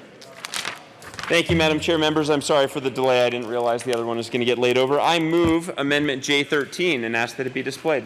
J13 has been moved and is properly displayed. Please proceed. Thank you, Madam Chair. Thank you, members. So this amendment seeks to restore funding to some programs that provide some pretty critical services, including the CIRCLE program, which is the only program of its kind in Colorado that provides services that are for people that have a co-occurring mental health and substance use disorder. This program was going to get cut entirely in the long bill. It has a Northern Colorado facility as well as a facility in Pueblo. And I believe that this is one of those programs that if we cut it, we won't be able to restore it that easily. We are also putting some dollars from this line item into some other critical programs, including the Office of Health Disparities, the Tony Gramscis program, and the Provider Education program, which has been working and achieving a great deal of success on reducing opioid overprescriptions. So I ask for your support. Further discussion? Representative Benavides. Thank you, Madam Chair. Members, this is an extremely important amendment because right now, as we are faced into this pandemic, we know that COVID is impacting communities of color and has identified health disparities across the board, because that's part of the reason why these groups are more susceptible. And so what this would do would be able to restore some of the cuts for those health disparity grants that impact those communities. Some parts of it too, I know Representative Kennedy mentioned the CIRCLE program. That's an important program that's been highly touted by the Committee on Mental Health Disorders in the criminal justice system and all of the professionals that work on that, because it is so important that people that face mental health issues and substance abuse issues, the co-occurring disorders, get the help and assistance they need. And this would just cut out some of the monies that are being used to communicate and advertise for young people not to smoke marijuana. Well, you know, I think that cow kind of left the barn, and I think for right now we need to prioritize on these issues more than that. Thank you. And further discussion, Representative Gonzalez Gutierrez. Thank you, Madam Chair. It's an honor to serve with you. It is an honor to serve with you, Representative. Hopefully people don't get us confused while we're both up here. We're in two different spots, so hopefully not. Thank you, Madam Chair. I just want to urge support for this bill and let folks know that, you know, this was a joint effort of the Latino and Black Caucus, especially as it relates to the Health Disparities Act grant funds and the Tony Gramscis Youth Services funds. Tony Gramscis provides funding across our entire state, where we also prioritize communities that aren't often served, including the reservations, as well as our rural communities, that we do try to make sure we're prioritizing that they're receiving services and grant funding. So I ask for a yes vote. Thank you. Further discussion? Seeing none, the question before us is passage of Amendment J13. All those in favor, please say aye. Aye. All those opposed, no. The ayes have it. J13 passes. Moving on to number 34 in our packets, or J33, Representative Williams.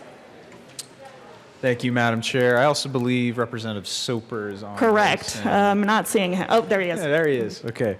Thank you, Madam Chair. I move Amendment 34. J33, yes, has been properly moved and is displayed. Please proceed. Thank you. Thank you, Madam Chair. So members, again, if this one is specifically geared towards the senior homestead exemption. If you look on your long bill, page 531, it will show that exact amount in there for the senior homestead exemption.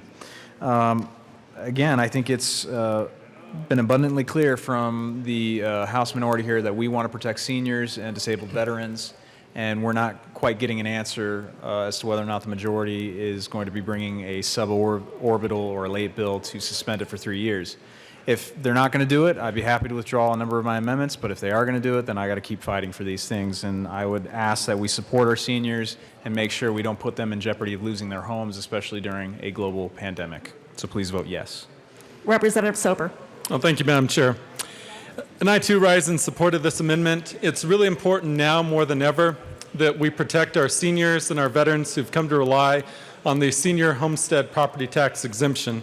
So what we're doing with this amendment is we're safeguarding funds to make sure that that exemption stays in place. And I know in my district, particularly in one county, the vast majority of property taxpayers are actually within this exemption. So it would greatly impact my district if we didn't have that or if we take that away, because a lot of our seniors have come to rely on this, and certainly when you're on a fixed income is not the time to have to be finding money that you didn't really plan on. So we urge a yes vote. Further discussion, Representative Escar. Thank you, Madam Chair. It's a pleasure to serve with you. It is an honor to serve with you. Pleasure, honor, sorry, honor. It is both, Representative. Thank you. I just want to be clear what this amendment does. This actually cuts county administration guardianship assistance, child welfare services, county-level child welfare staffing, family children's programs, child care assistance programs, early intervention services, mental health community programs, mental health institutes, treatment and detoxification programs, behavioral health crisis response systems, Fort Logan personnel services, SIMHIP personnel services, state funding for senior services. Seniors are a priority. We're cutting funding for senior services, adult productive services. It's all the cuts that this amendment asks to take. I ask for a no vote.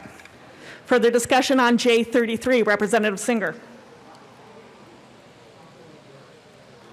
Thank you, Madam Chair. It's an honor to serve with you. It is an honor to serve with you, Representative.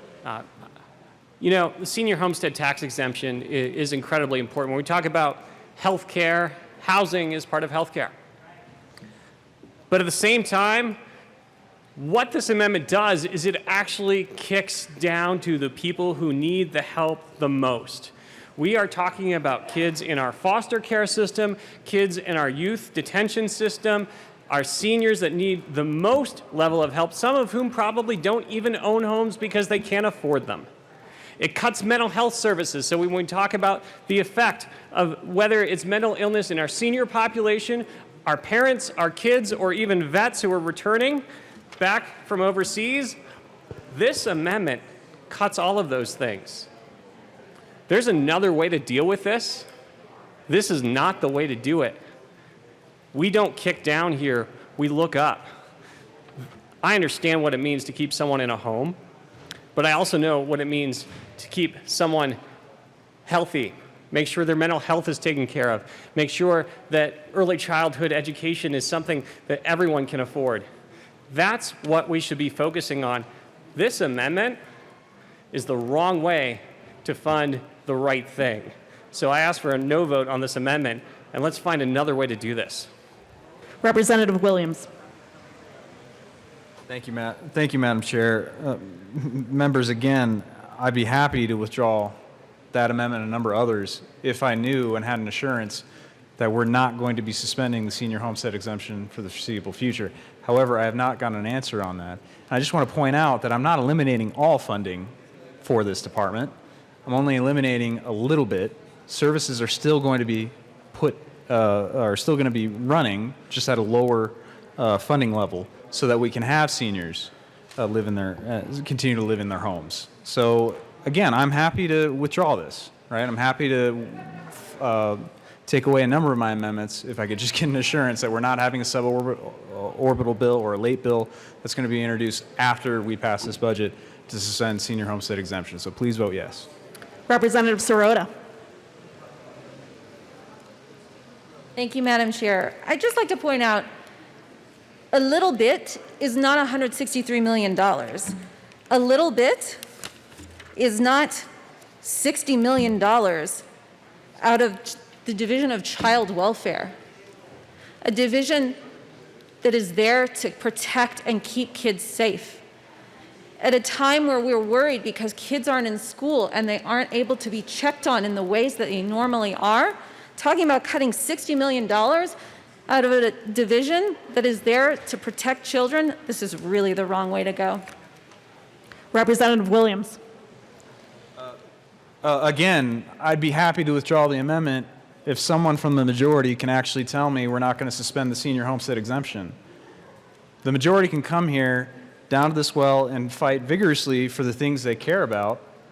And sometimes I won't come down here and prevent that, or I'll allow us to move on here if I can at least get an assurance that we're going to protect seniors.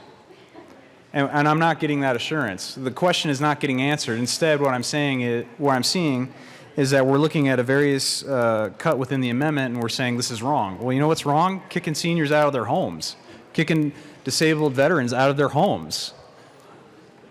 I mean, what are we talking about here? Are we gonna protect seniors? If we're gonna protect seniors, then fine. We don't have to run this amendment. We don't have to run a number of other amendments. But again, the majority keeps dodging the question. I want to get out of here too. I understand that there's going to be things going on outside, and it's probably best if we move along. But we have an obligation to protect our seniors and our disabled vets.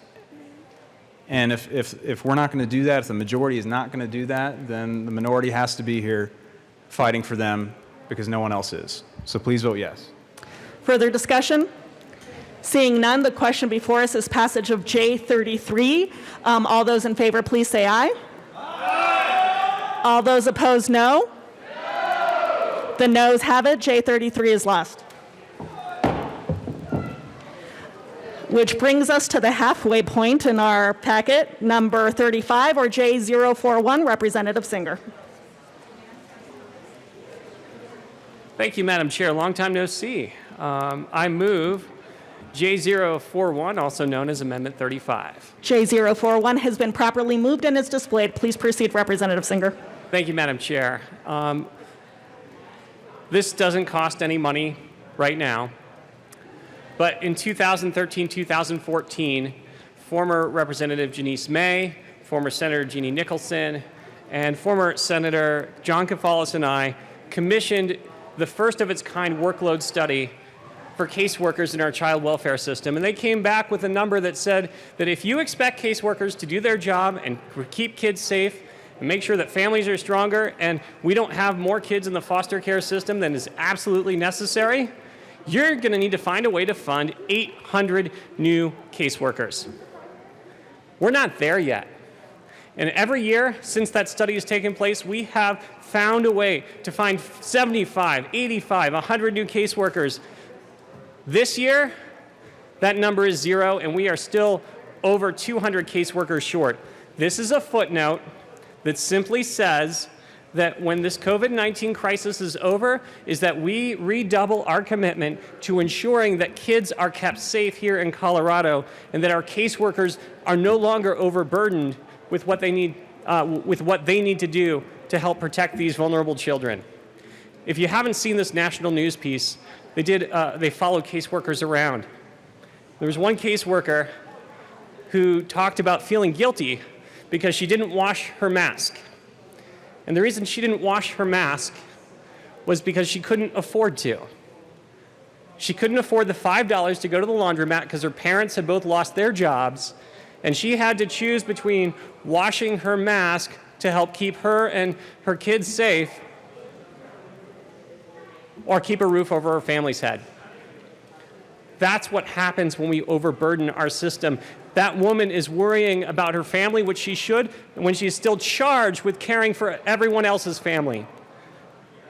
This footnote will hopefully be an opportunity to remember that our kids are hurting right now, and when it's time to redouble our efforts, when this crisis ends and those calls go through the roof at our crisis hotline, that we do the right thing and redouble our commitment to our kids. Thank you for your attention on this. I ask you for an aye vote on Amendment 35. Representative Holtorf.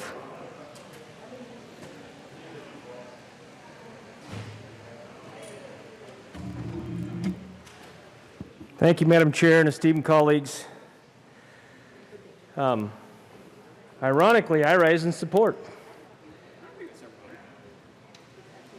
because I too am concerned about child welfare.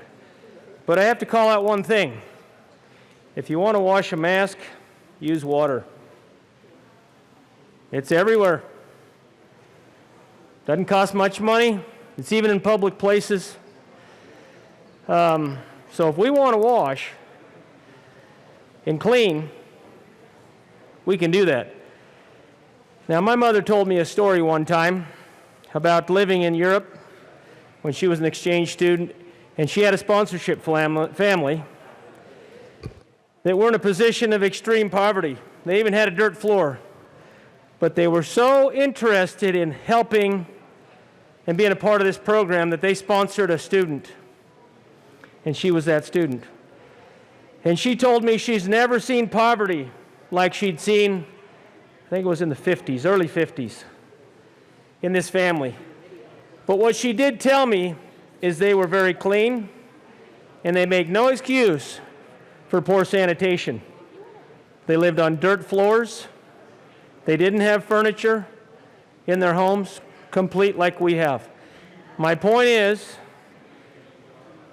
we have the ability to have good sanitation in this country, far beyond most countries in the world, far beyond that. But getting back to my point, I think we should. We should look at supporting this. So I, like my colleague here to my left, want to support child welfare and those programs and those people that have that hard work as caseworkers out there trying to help these underprivileged groups. But let's not talk about cleanliness and sanitation, because we can all find a way. We can all find a way to do our part, even in the most austere circumstances, to be clean, to have levels of sanitation that are suitable for humankind in this country and around the world. Thank you, Mr. Chair. Any further comments on the amendment? Representative Singer. Thank you, Madam Chair, and I'll direct my comment to the amendment. I'm sure that they were able to use water. They're just trying to use every precaution possible. You know, and I'll just share one more example of a woman who was doing a daily diary of what she was doing in the world of foster care. And in the middle of her daily diary, she broke down because her husband begged her to not go to work. That's what's happening right now. We have families that are torn apart because they want to protect their loved ones when their loved ones are trying to protect Colorado's kids or our kids in our nation. Our kids are underwater right now, and we owe it to them to do the best we can. We weren't able to do it in this budget cycle. I get that. But this is an opportunity to make sure that when we have these conversations, there is something that stands for something to make sure that we redouble our efforts when we can. So once again, I renew my aye vote for J041, Amendment 35. Representative Landgraf up in the gallery. Thank you, Madam Chair. I rise in support of this also. This is a very important issue, and it's one that needs to be restored as soon as possible. It's not the only one, but it is certainly one. Oh, then I'll get yelled at by Sullivan. So I wanted to just, sorry, should I start over? It was a little quiet, but go ahead, Representative Landgraf. Thank you. I rise in support of this amendment. Now that I know how to use the mic, I appreciate it. Child welfare, taking care of our children is very important. This, again, is just a footnote. It doesn't do a lot, but it does remind the JBC that as soon as funds are available, this is one of the areas it should go to. I appreciate Representative Singer for bringing it and ask for a yes vote. Thank you. Further discussion on this amendment? Seeing none, the question before us is passage of J041. All those in favor, please say aye. All those opposed, no. The ayes have it. J041 passes. Moving on to number 36 in our packets, J059, Representatives Duran and Young.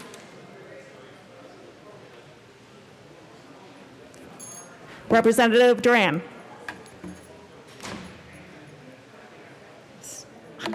Excuse me, Duran, Young, Carver, and Hawkes Lewis. Yes. Representative Duran. Thank you, Madam Chair. It is an honor to serve with you. It's an honor to serve with you, Representative. I would like to move Budget Amendment J059 and have it displayed. The amendment is properly displayed and moved. Please proceed. Thank you. As the nation is urged to stay home to prevent the spread of this disease, COVID-19, we are starkly reminded that home is typically an unsafe place for survivors and their children. When home is dangerous, the safety net of housing, economics, legal and health care, including mental health supports, should be there to protect survivors from further harm. Yet shelters and victim service organizations are now grappling with the unprecedented challenge of communal housing, providing services for survivors just as the public health crisis requires distance and separation. Across Colorado, domestic violence programs have reported as much as 50% increase in requests for services. Other programs are reporting a steady or lower number of calls, but the calls that they are receiving are more complicated with more multiple factors. I'm going to interrupt you for 1 second, Representative Duran. If everybody could keep it down a little bit, we're having trouble hearing up in the well. Please proceed. Thank you, Madam Chair. Many domestic violence and sexual assault programs are switching from in-person advocacy practices to remote and digital services that can help survivors in isolation, including those trapped at home with abusive partners. And remember that globally, we have seen dramatic rises in domestic violence as the pandemic and the shelter-in-place orders have continued. Survivors must know services will be available to them as they come forward. In response to COVID-19, many domestic violence programs are moving survivors to hotels and other temporary accommodations to prevent spreading the virus in communal shelters. Now that the programs are struggling to respond to COVID-19 needs are even greater, many survivors are in grave danger as they are further separated from social support and as economic stresses build. Domestic violence organizations need an infusion of flexible resources to ensure continuing of their life-saving services. Domestic violence, sexual assault, and community-based programs must have funds to pay for the operational accommodations, such as housing, food, IT services, staffing, language access. So what I'm asking today is I'm asking a yes vote on Amendment 059, which would use COVID dollars, $500,000 of COVID dollars, to go to advocates for resources for domestic violence. This will at least get them through the end of the year to be able to meet the demands that are occurring during this crisis. Thank you. I ask for a yes vote. Representative Young. It is an honor to serve with you. An honor Madam to serve with Chair. you, ma'am. I am going to tell you why I am so honored to be here with Representative Duran. I have both a professional relationship to this issue and a personal one. My professional is my first job as a school psychologist housed the local women's shelter in its parameters, and I saw how much prevention is provided through these services. Women and families avoid serious injury and follow the path to a healthy life. Personally, like many families across the United States, my family was impacted by domestic violence and had widespread effects on my family. So I'm going to give you a snapshot of the real economic impact of COVID-19 on those who serve individuals with domestic violence. Violence Free Colorado surveyed the 50 standalone sexual assault centers, and they got responses from 23. And Representative Duran talked about the changes in housing. This has resulted in an increase of $88,500 per month in increased costs for these centers. The additional food costs per month were $26,600 as they had to feed children and families who were living in off-site housing, more children because schools were closed and they didn't have access to food. There was also hazard and overtime pay per month, so as they relieved staff from direct duties if they were at high risk, and that came to about $139,000 per month. The technology needs were huge because they moved to a softer technology to provide services, making phone calls on cell phones, to really having to upgrade their technology services. They had unbudgeted startup costs that include hosting tech platforms that we've all lived on, text features for hotlines, and other video services. And because of their need for confidentiality, their costs are much higher because they have to be double-blind with end-to-end encryption to comply with the law. So these total costs with these 23 standalone centers were $278,000 additional costs per month. So if we average that, if all at $12,000 a month, if all the standalone centers have approximately the same cost, that comes up to $600,000 per month. So I urge a yes vote. You can see the financial needs to serve this group. Representative Carver. Thank you, Madam Chair, and I'm glad to be a co-sponsor of this amendment. I can tell you in the 4th Judicial District, which makes up El Paso and Teller counties, and I think this runs true across the state, we see an increased incidence of very severe domestic violence cases in a way that RDA describes as torture that is going on a daily basis because of the severity of the domestic violence that we're seeing with individuals in the home, and that is escalating these cases. So the kind of support services that are in my community, Tessa, and across the state, the kind of outreach they need to do to help the victims of domestic violence move out of the home and give them the kind of medical and other support they need. This money comes from the Federal CARES Act, the $70 million that was put into the general fund as a sub-account. So this is a good use of the money, COVID-related. Ask for your support. Assistant Minority Leader Van Winkle. Thank you, Madam Chair, and very good amendment. Thank you to the sponsors for bringing it. Representative Sandridge. Thank you, Madam Chair. I stand in support of this amendment. The stats do show that there has been an increase in domestic violence during the COVID pandemic. A lot of times we discuss, or we're discussing CARES Act money. This is a legitimate justification for the CARES Act money. I think it's a great use for it. So I stand in support. Representative Geithner. Thank you, Madam Chair. And members, I rise in support of this amendment as well. Coming out of the 4th Judicial District. I'm going to interrupt you really quick. Volume is going up again, and I'm having trouble hearing Representative Geithner. Thank you. Thank you, Madam Chair. Coming out of House District 19, which is all of eastern El Paso, obviously that district is included in the 4th Judicial.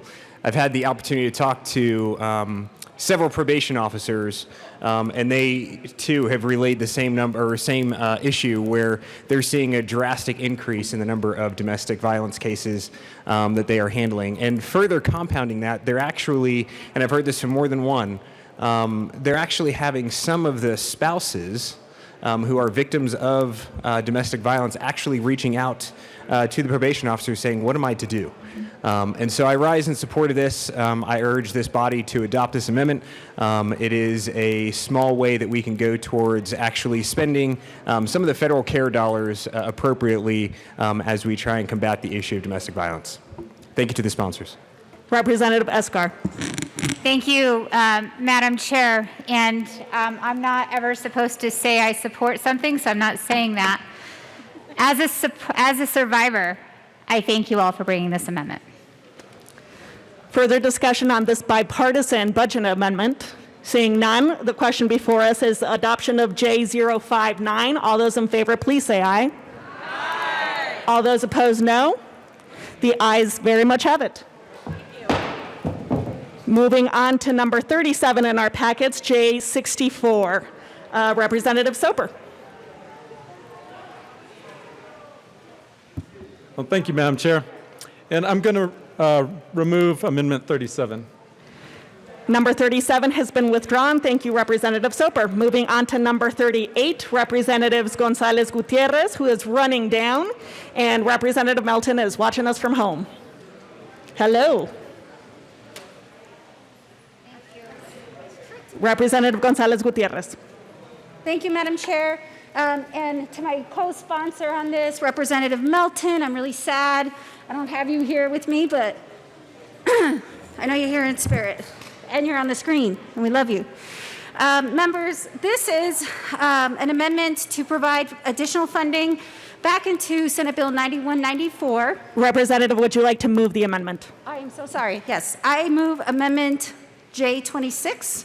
J26 has been moved and is displayed now. Please proceed. Thank you. Apologies. This is to provide funding back into Senate Bill 9194. JBC did look at reducing by over $2 million to the Senate Bill 9194 program. This program has been around since 1991, providing services to pre-adjudicated and adjudicated youth. And those services include everything from mental health to mentors to tutors. And their main goal is to keep kids out of detention.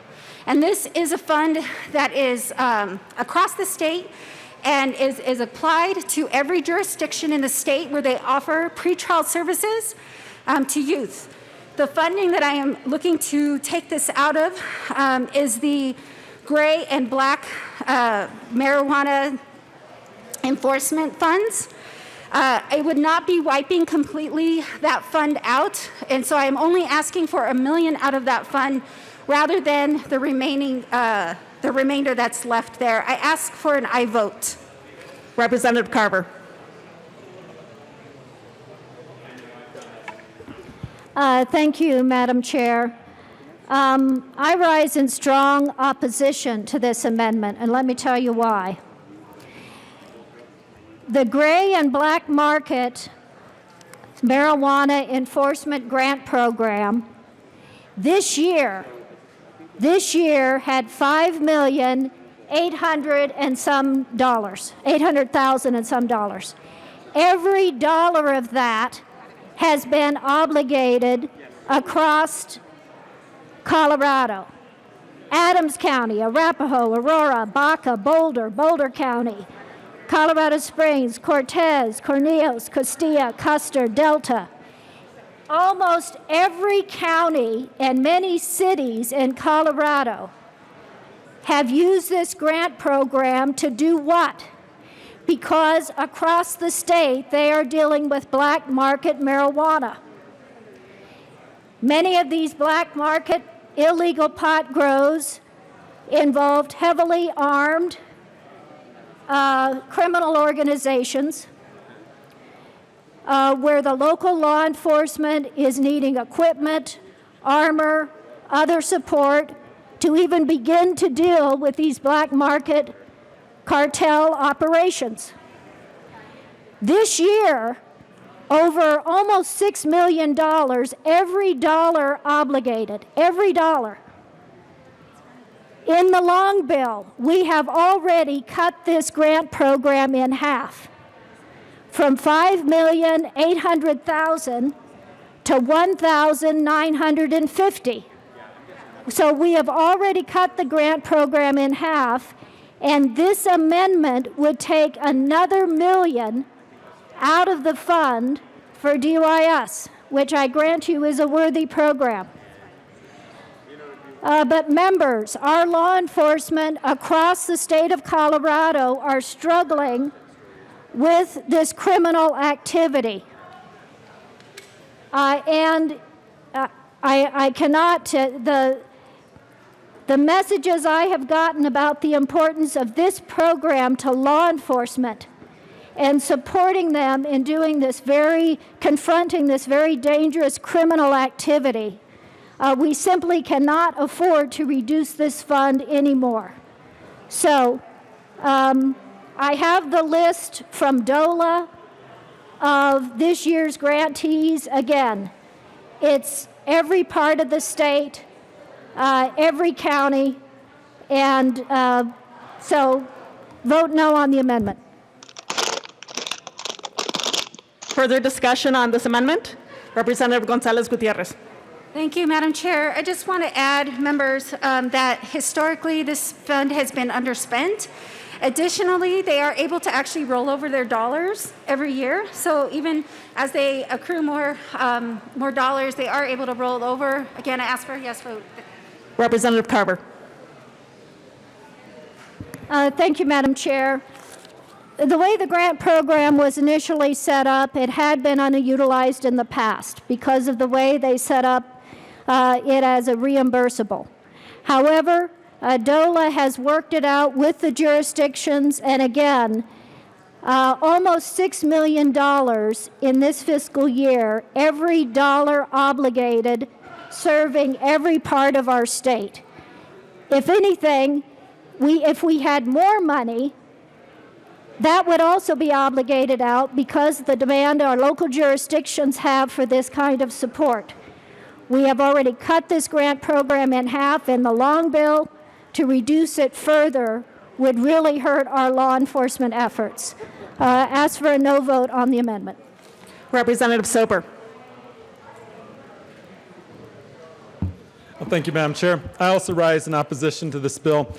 One of the communities within my district is Colburn, and they only have 2 law enforcement officers there. They're incredibly far from any other jurisdiction to assist, and they have been the recipient of some of these funds to be able to help with black market and gray market enforcement. And without these funds, they wouldn't be able to actually take on this crime that is actually incredibly expensive to investigate, and it's the tools that this grant fund makes available. So I'd vote against this. Further discussion on J26? Representative Ransom. Representative Ransom, yes. Thank you, Madam Chair. I just want to urge a no vote on this amendment, folks. The gray and black market truly needs this grant program in place and needs the funding, so I urge a no vote. Any further discussion? Seeing none, the question before us is passage of Amendment J026. All those in favor, please say aye. Aye. All those opposed, no? The ayes have it. J26 passes. Moving on to number 39, or J28, Representatives William and Humphrey. Representative Williams. Thank you, Madam Chair. I move Amendment 39. Amendment 39 has been properly moved and is now displayed. Please proceed. Thank you, Madam Chair. So the purpose of this amendment is really symbolic in nature.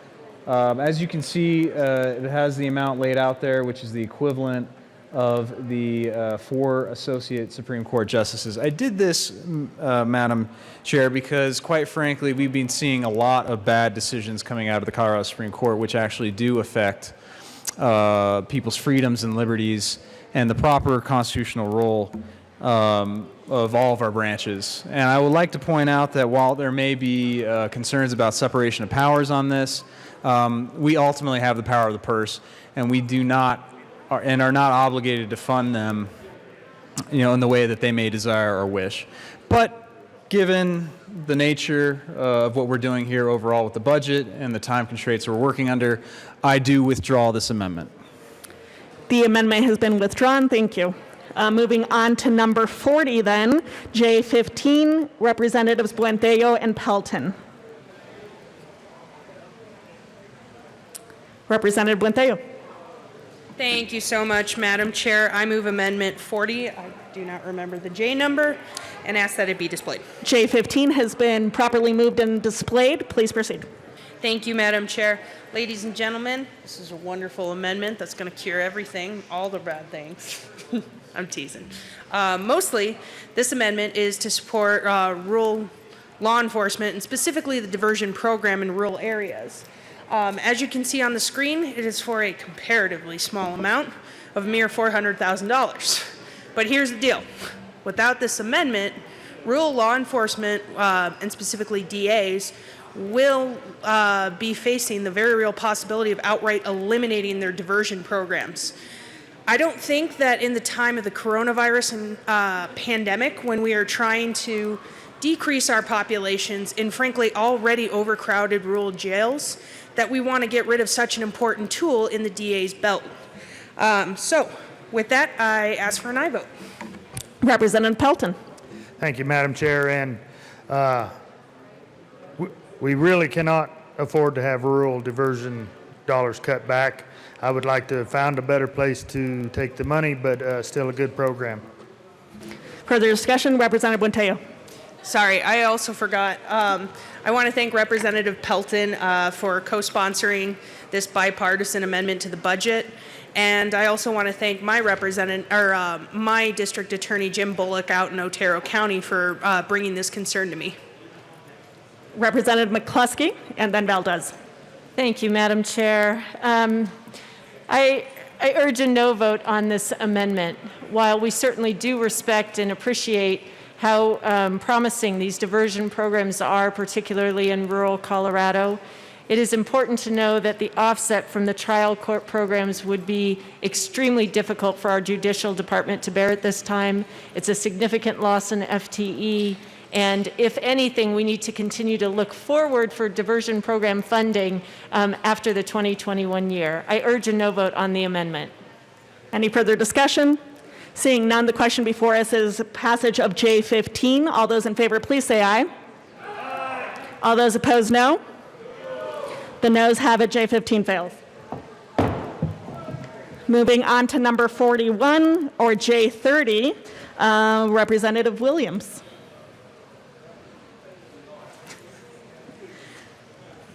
Representative Williams, you think you'd be used to this by now? Go ahead, Thank Representative. you. What are we on here, 40? 40, yes. Yes. 41, excuse me, which is J30. All right. Members, I move Amendment 41. Number 41 has been properly moved and is now displayed. Please proceed, Representative. Thank you, Madam Chair. Members, again, for the sake of time, I'm not going to go ahead and rehash everything that I've been talking about. I'll just suffice it to say this. 24 of us, the Republican caucus, we care about our children, we care about our seniors, and this is one area that we believe that we could reduce and put towards those areas. So I would simply ask for a yes vote. Further discussion, Representative Woodrow. Thank you, Madam Chair. I rise in opposition to this amendment. Members, we are facing a housing crisis. Right now, we have people who cannot afford their rents and mortgages. They are going to be in court. They need counsel. This money is specifically designed to get them that counsel. And if you cut it, we are going to be making our eviction and foreclosure crisis that much worse. I urge a no vote. Further discussion on J30? Seeing none, the question before us is passage of J30. All those in favor, please say aye. Aye. All those opposed, no. The noes have it. Amendment J30 is lost. 2/3 of the way now at amendment number 42 in our packets. J55, Representative Soper. Thank you, Madam Chair. I move amendment number 42, also known as J055. Oh, sorry. I'm withdrawing this one. Thank you. I'm withdrawing number 42, also known as J055. Thank you. The amendment has been withdrawn. Thank you, Representative Soper. Let's go to your next one, which is number 43, or J50, Representative Soper. Oh, thank you, Madam Chair. This one I do move. Amendment 43, also known as J050. J050 has been properly moved and is now displayed. Please proceed, Representative. Thank you, Madam Chair. What this amendment does is it adds more money to the Colorado Water Plan. And as you know, water, especially in western Colorado, but all of Colorado, is the lifeblood of our state. And this takes the increase that was given to the Office of the State Public Defender of $2.8 million, moves it one time to the Department of Natural Resources to fund the water plan implementation. It's very critical, as it looks like we might be going into a little bit of a drought year, to ensure that we are properly funding water projects here in Colorado. And I would ask for a yes vote. Thank you. Representative Weissman. Thank you, Madam Chair. And as before, I do need to ask for a no vote. I have no quibble with adequate funding of our water plan. I fully grant that's an important issue. I don't want the Secretary of the Interior in charge of the Colorado River Compact either. However, and I won't rehash everything I said before, balancing off of the Office of the State Public Defender, which has already absorbed about a 10% reduction, is not the way to do it. So I do need to ask for a no vote on number 43. Further discussion? Representative Catlin, it's an honor to serve with you, sir. Watch out. Thank you. It's an honor to serve with you. Beat Thank me to you. it. Thank you. I come down here today to speak in favor of this amendment. Water is the future of the state of Colorado. Not just on the eastern slope or not just on the western slope, but for the state of Colorado. The water plan has had an awful lot of work put into it by an awful lot of people across the state of Colorado. During this financial situation that we've got is not the time to walk away from it. There's been an awful lot of effort. There've been a lot of people spend a lot of time in it. And now we need to be looking at our future in regards to water. I appreciate the fact that this amendment was brought. This is a good one. This is one that I would recommend that you vote yes, regardless if you are urban, rural, or resort. Water is the next big deal. Please vote yes. Further discussion? Representative Will. Thank you, Madam Chair. It's an honor to serve with you. It's an honor to serve with you, my friend. I only come down here to see if she'd say it. I had a bet, and I won. So, now, I also stand in strong support of this. Anything we can do for the Colorado Water Plan and help fund it, I'm 100% behind.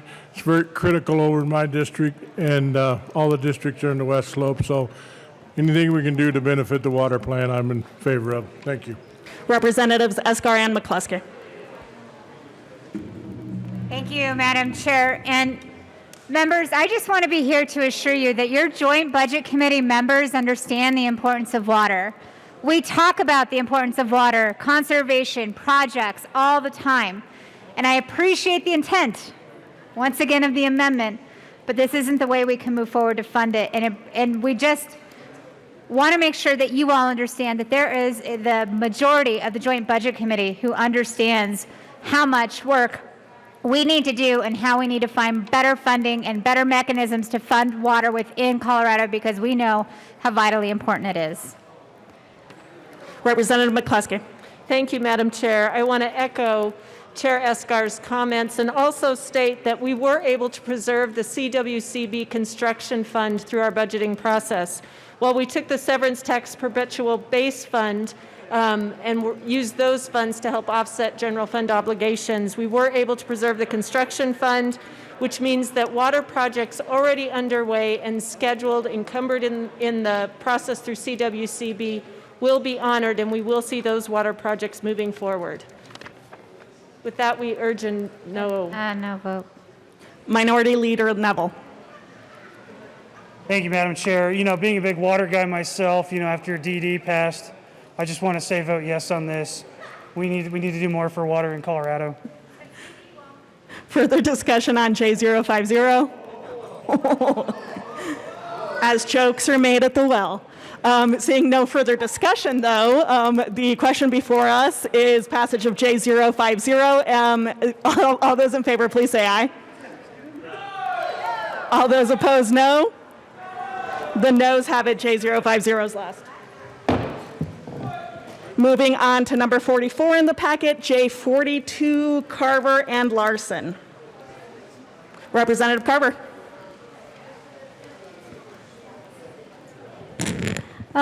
Thank you, Madam Chair.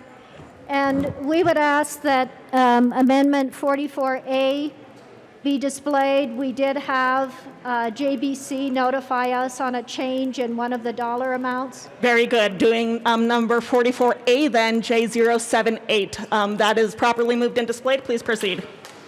Thank you, Madam Chair. Members, there's four amendments dealing with the Unemployment Insurance Trust Fund.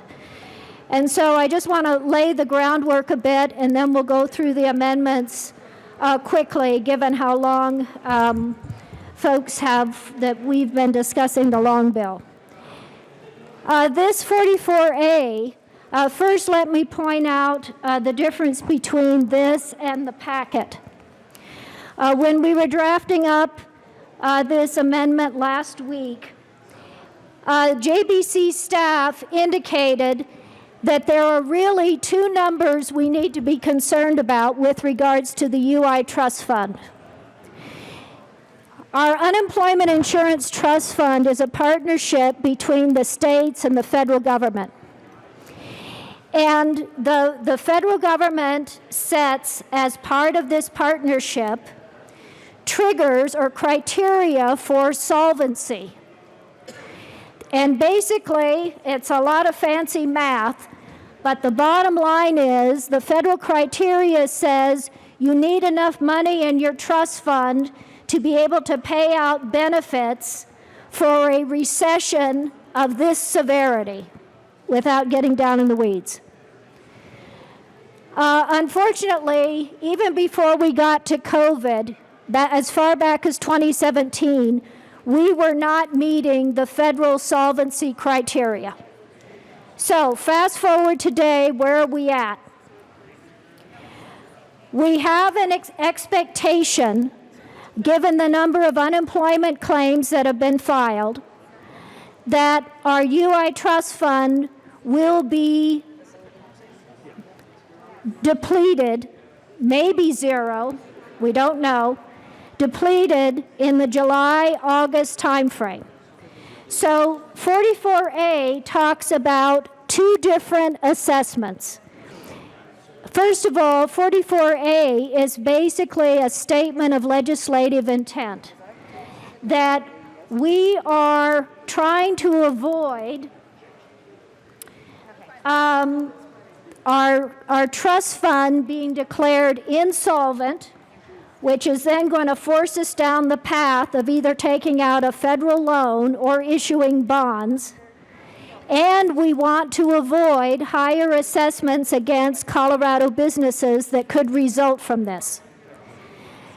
The change from the original packet is on lines, it's on line 18, and it is talking about the reassessment that will be made to the business premium, UI premium, which is likely to occur in January of 2021, unless the fund is a certain amount. And in the original packet, it said $821.9 million. The revised JBC number is over $1 billion. That, again, just shows how much our trust fund has been depleted.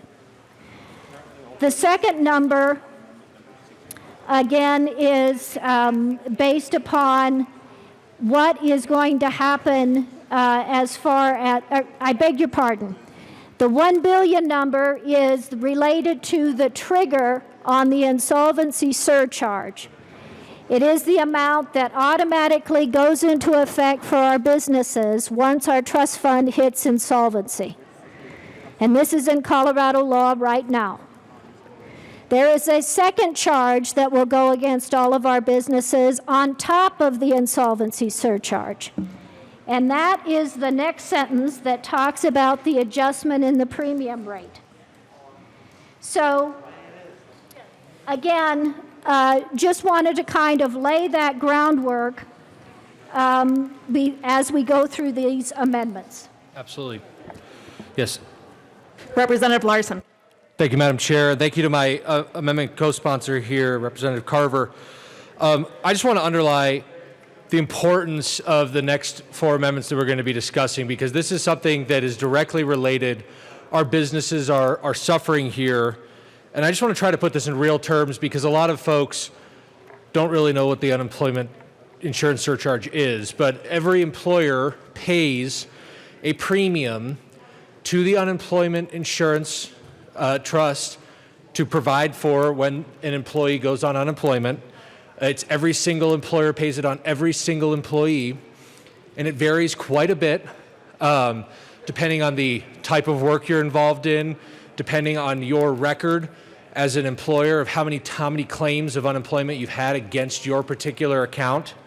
But because of what Representative Carver has just described, because of the double whammy of the unemployment solvency or the trust fund solvency surcharge being kicked in, and because of the increase in premium that all of our employers are going to face, and then there's a third potential issue that we could be facing if and indeed when the state has to borrow money from the federal government to backfill the trust fund to pay claims that we can't fund, which will probably be happening based on our current forecast in the next month or two. And we'll have to pay an additional surcharge to pay that back. But what this means in real dollar terms is that many of our employers will be facing a 54 to 80% increase in the premium that they pay for each individual employee. So this is an increase per year for every single employee at their business of between $42 on the lowest of the low end to $865 per employee per year on the higher end. So this is a direct impact on an employer's ability to rehire their staff. This is a direct impact on that employer's ability to offer a pay raise to that staff member. And in the middle of a crisis that is driven, I mean, let's not forget that this crisis is ultimately driven by the fact that we're not generating revenue because our economic activity is down. There are not enough people working, paying their income taxes. The last thing we want to do as a state is trigger a policy that is going to make it more expensive to hire back employees, more expensive to put people back on the payroll.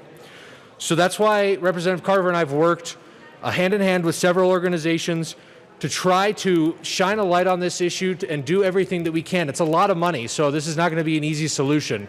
But I think this is important as we look past just this year's budget of the $3.3 billion that we are in the red on this year, and we look toward next year's budget.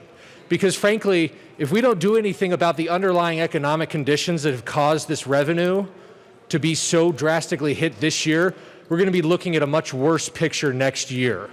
So this is our first attempt to try to do something to give some relief to our business community.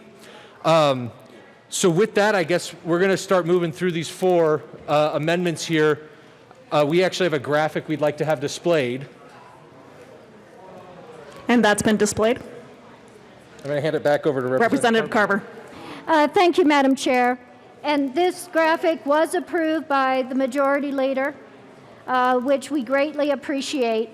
But we wanted to show the members, again, very briefly, we have been here before.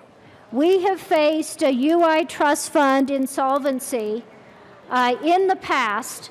Now, I will tell you that we avoided the insolvency surcharges in the past under back in the, I'll get into the history in a bit, because some of the federal money that was passed way back when was enough for us to backfill the trust fund and avoid insolvency.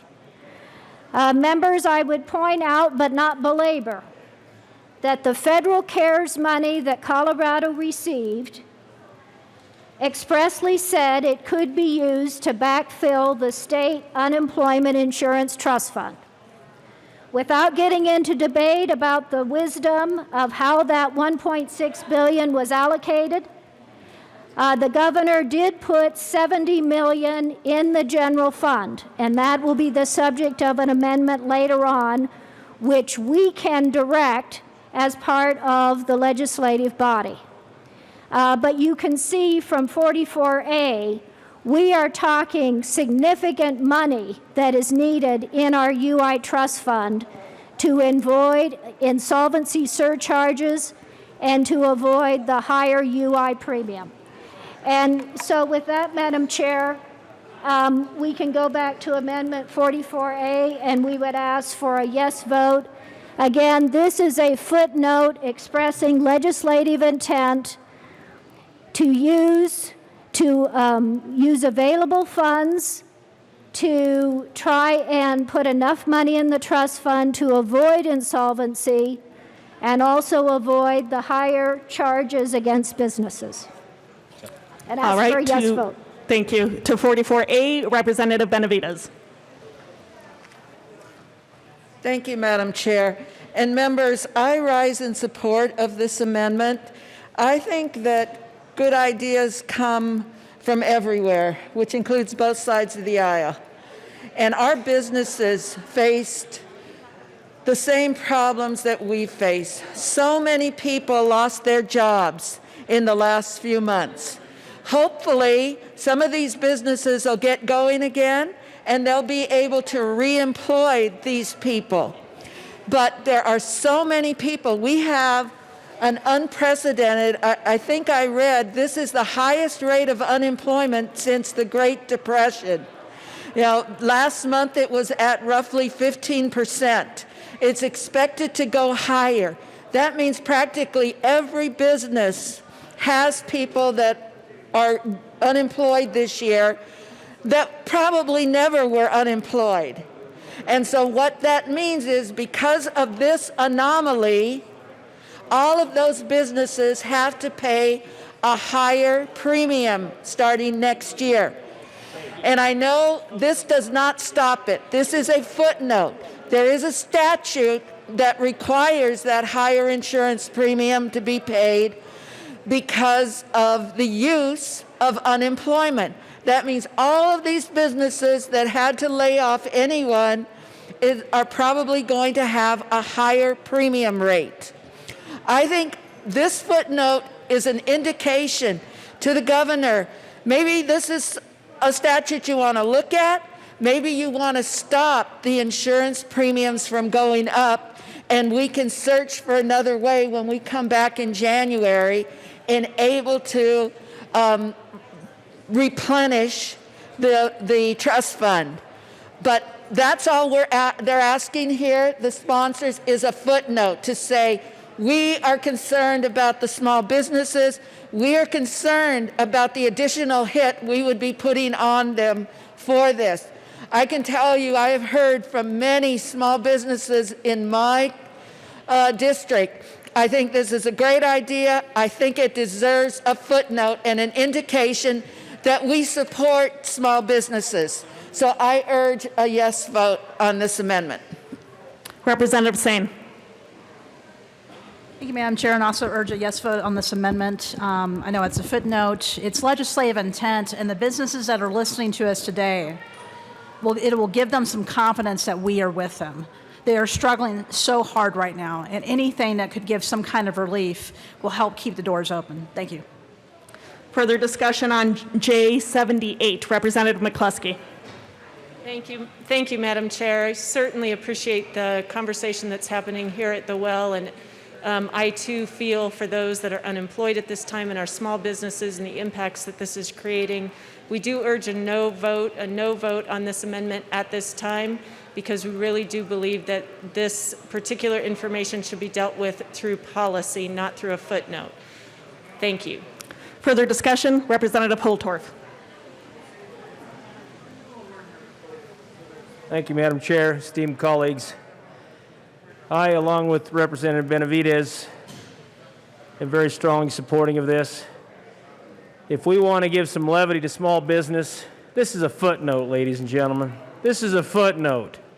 We can't even give the consideration of a footnote to small business. Come on.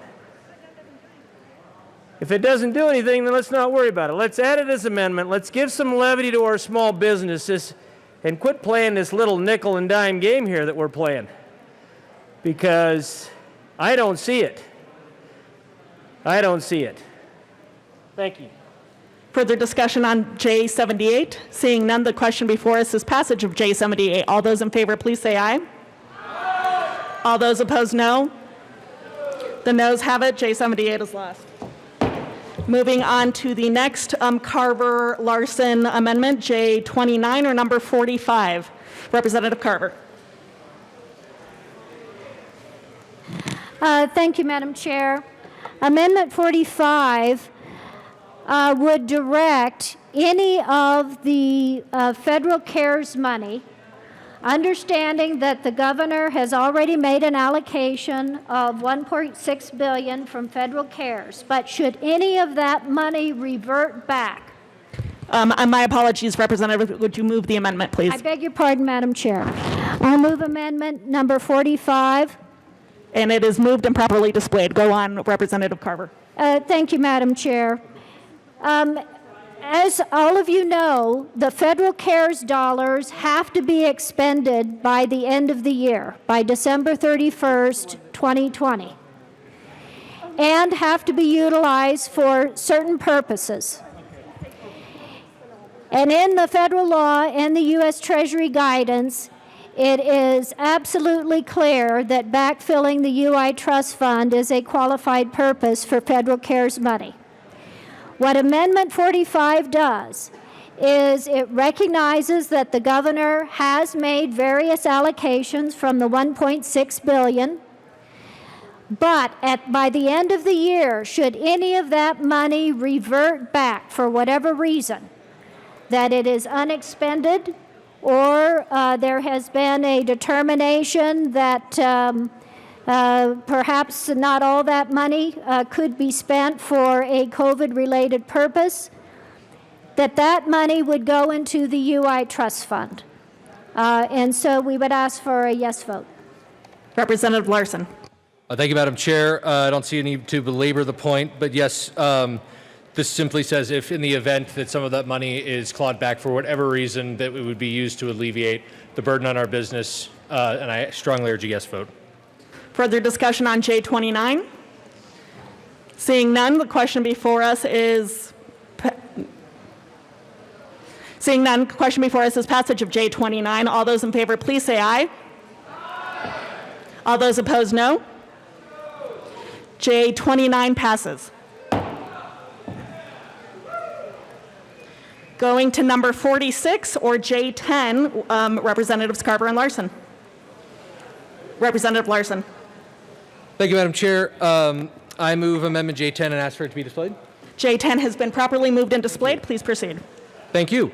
So this is an amendment that takes the $70 million that was set aside by the governor's office in the general fund for the CARES Act money and applies that dollar amount to the UI Trust Fund as a small down payment. Obviously, $70 million is a far cry from the over $1 billion that we saw from the first one, but I think it's an important message, an important starting point. As a brief aside, Representative Carver and I did recognize that we just appropriated $500,000 for a very worthy program from this same account in an earlier amendment. And we went and spoke with the JBC staff. It is our understanding that were this amendment to pass, that the double appropriation would need to be worked out in conference. And Representative Carver and I both discussed that we would be happy to state on the record right now that our intent would be for $69.5 million of this be applied toward the UI Trust Fund, and that the $500,000 that was applied to the domestic violence program remain intact. Just because of the way the budget amendments work, we couldn't get a new amendment drafted, but we want that on the record in the case that this does pass. But yes, like I said, essentially this takes that $70 million that was allocated by the governor to the general fund, places it into the UI Trust Fund for this year for the budget that is taking place right now. For the next fiscal year, but yes. And it's pretty much as simple as that. And with that, I urge an aye vote. Representative Carver. Thank you, Madam Chair. Members, let's be absolutely clear about what we're doing here. Even assuming that it were to pass, the $70 million is not going to make a difference, most likely, on whether we hit insolvency. If the governor were to put more money in the trust fund, that might make a difference. But here's where that $70 million could in fact make a difference. Not on the insolvency surcharge, but how much the UI premium goes up on the businesses. In speaking to the JBC staff this morning, if in fact our trust fund were to still have a certain amount of money in it in the June 2020 assessment later this month, and we knew that this $70 million was going to be added, under current Colorado law, it could result in, there's tiers of what the assessment looks like depending upon how depleted the UI fund is. So it could at least reduce the amount of the higher premium that would be forthcoming against the businesses. So just to be absolutely clear, this is an instance where doing something is better than doing nothing, but it in no way comes close to solving the huge problem. But $70 million is what we have in the general fund from the $1.6 billion. Whether you think that was the right outcome or not, that's where we're at. So $70 million is what we're trying to get into the trust fund to do what we can to help our businesses, and ask for a yes vote. Further discussion on J010? Seeing no, the question before us is passage of J010. All those in favor, please say aye. All those opposed, no. The noes have it. Amendment J010 is lost. Number 47, J074. Representatives Larson. Sorry. Thank you, Madam Chair. I move Amendment J074 and ask for it to be displayed. It has been properly moved and displayed. Please proceed. Thank you, Madam Chair. So this amendment is a little bit more aggressive, but gets at the same issue. So the dollar amount that you see appropriated here is $147,200,000. That is the latest projected amount that I saw from the budget forecast of what we would anticipate collecting for the unemployment insurance trust fund solvency surcharge next year were to go into place. What this amendment would do is it would appropriate the money from the CARES Act that was spent by the governor and use that instead to pay that premium. Now, we don't technically have the authority to appropriate the money under the CARES Act, but I believe under the state constitution that the CARES Act money should have gone through the legislative appropriation process, and therefore I believe it is within our right to appropriate those dollars. And that is what we are doing here with this amendment, is utilizing that money to pay the unemployment surcharge so that businesses would not be burdened with it next year, and appropriate the money out of the CARES Act funding that I think we have the authority as the legislature and in our state constitution to appropriate. So, All right. with that, I urge an aye vote. Further discussion on J74? Seeing none, the question before us is adoption of Amendment J74. All those in favor, please say aye. Aye. All those opposed, no. The noes have it. J074 is lost. Moving on to number 48, or J75, Representatives Carver and Rich. Representative Rich.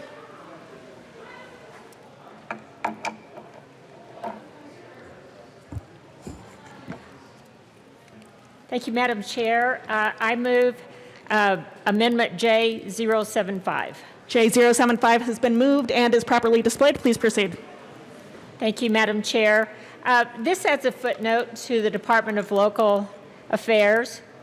The funds out of the Coronavirus Relief Fund that the governor distributed, there's a real good chance that some of those funds will get clawed back if they are not used as they should be used. And what we would like to do is that if those funds get clawed back, the 59 counties that received nothing from that distribution, we would like to have for them to have the right to apply for those funds local governments could easily demonstrate their costs due to the COVID-19, and I'm asking for an aye vote.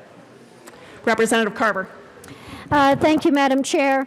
Members, as I'm sure you're aware, the federal CARES money, the $2.2 billion, included direct distributions to cities and counties with populations over 500,000. And so we do have 5 jurisdictions that receive that.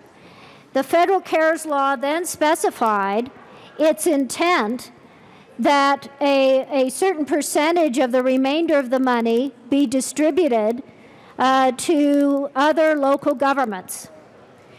Without getting into the details, it is most unfortunate that the intent of that law and the percentage that should have gone to cities and counties, that the $275 million from the governor's office does not represent the specified intent.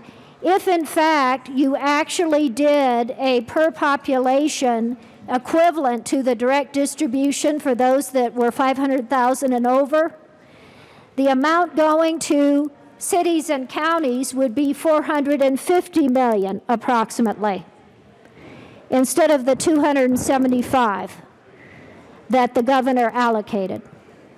So the intent of Amendment 48 is to simply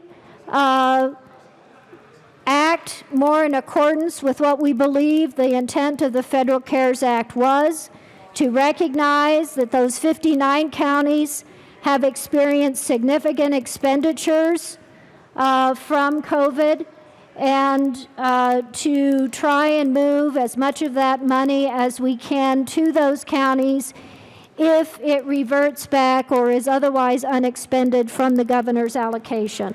And we ask for a yes vote. Further discussion, Representative Escar.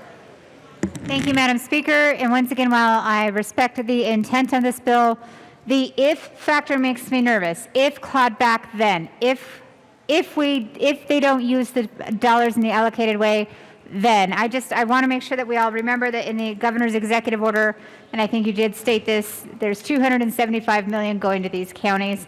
Is that enough?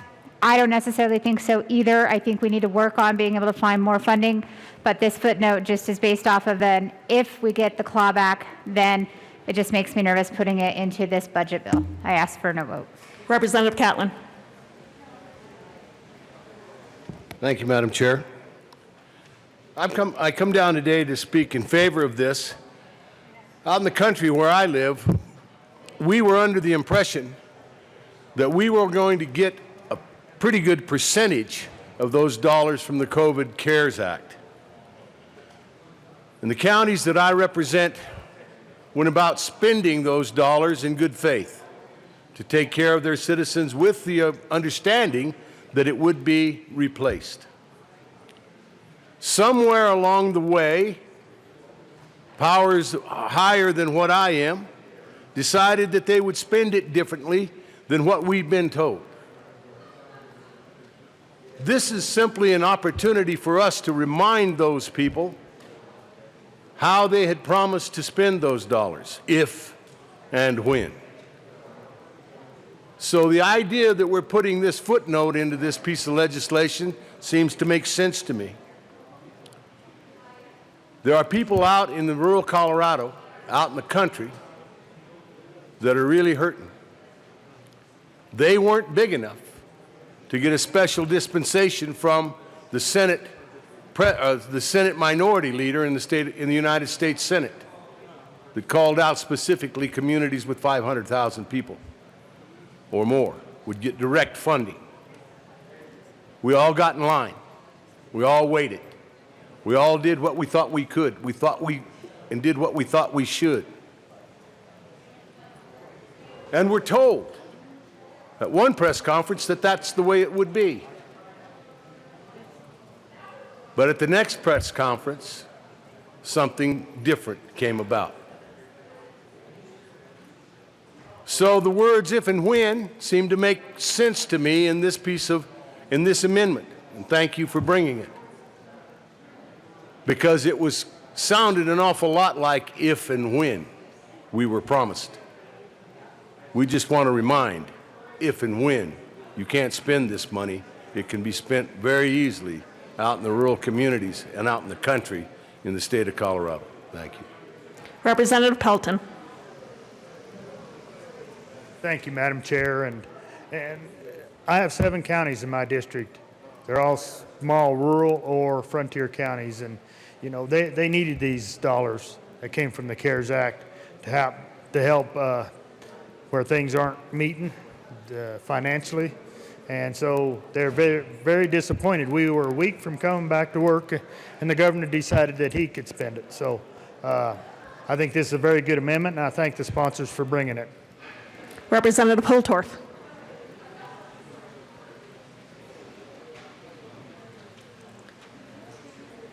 Can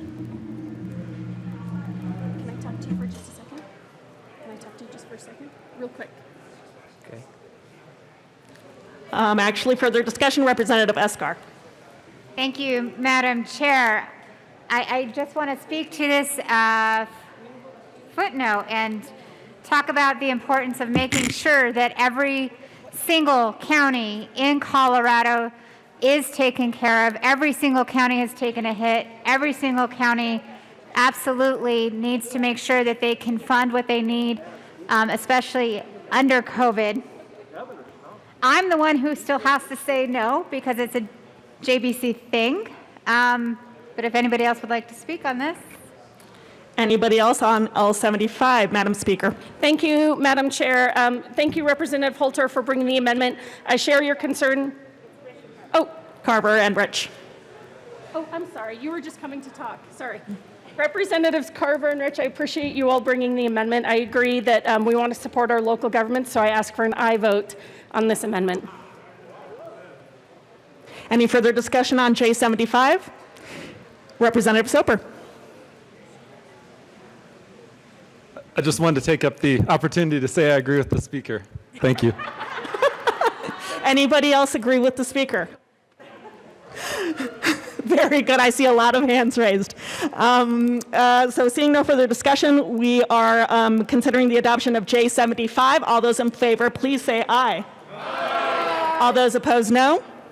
The ayes have it. J75 passes.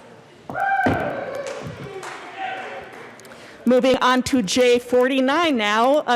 Number 49, J52. Representative Soper, you're up.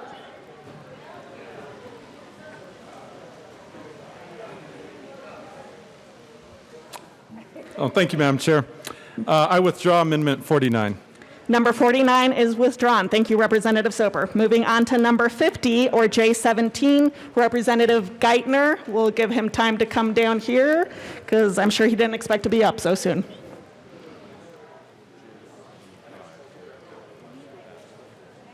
Representative Geithner. Thank you, Madam Chair.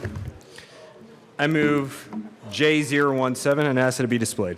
J017 has been properly moved and displayed. Go ahead, Representative Geithner. Thank you, Madam Chair. Members, in looking at this, I figured that the better expenditure of this money was to go ahead and to add this to the general fund. You've heard from our side of the aisle several times. What can we do to ensure that there is funding there for the senior homestead as well as the disabled veteran property tax exemption? And so this is just one of those areas that I thought it would be appropriate. I think that we need to ensure that we look out for those that have been impacted the most by coronavirus. I think this is a wise, small way that we can go ahead and make that adjustment. And so I would ask for a yes vote on amendment number 50. Representative Eskar. Thank you, Madam Chair. I would ask for a no vote. This funding actually goes to help making sure that our air is clean. Further discussion on J17? Seeing none, the question before us is passage of J17. All those in favor, please say aye. Aye. All those opposed, no. The noes have it. J17 is lost. Moving on to number 51, or J43 by Representative Geithner. Thank you, Madam Chair. Madam Chair, I withdraw amendment number 51. Number 51 is withdrawn. Thank you, Representative. Moving on to number 52, or J49, Representative Williams. Thank you, Madam Chair. I'm going to go ahead and withdraw Amendment 52. Very good. 52 withdrawn as well. Moving on to number 53, J12, Representative Mullica. Thank you, Madam Chair. I withdraw amendment number 53. Number 53 is withdrawn as well. Representative Mullica, thank you. Moving on to number 54, or J34, Representatives Humphrey, Buck, and Sane.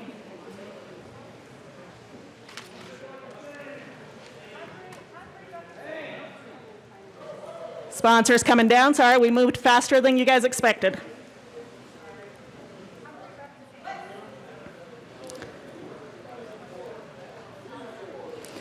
Number 54, or J34.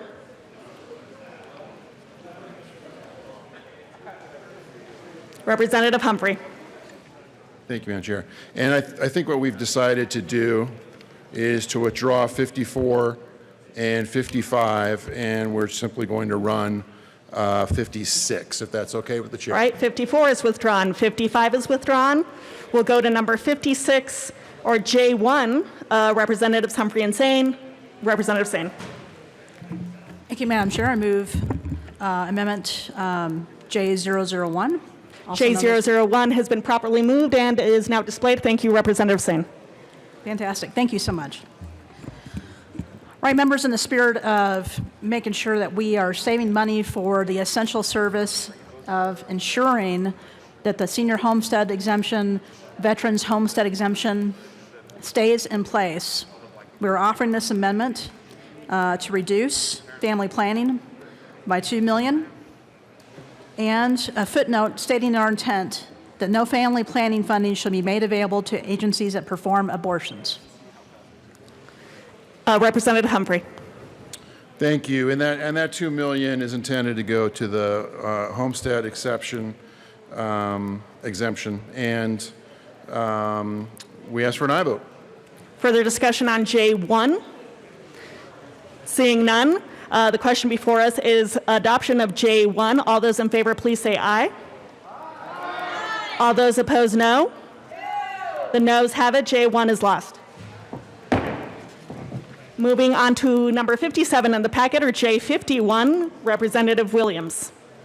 And then Representative Soper, I think, should be joining us. No, it's okay. We're going to go ahead and withdraw number 57. All right, Madam Chair. number 57 is withdrawn. Moving on to number 58 in the packet, or J60, Representative Williams and Geithner. Don't move too far, Representative Williams. I do apologize. We're going to withdraw that amendment as well. Number 58 is withdrawn as well. Moving on to number 59, or J20, Assistant Minority Leader Van Winkle and Minority Leader Neville.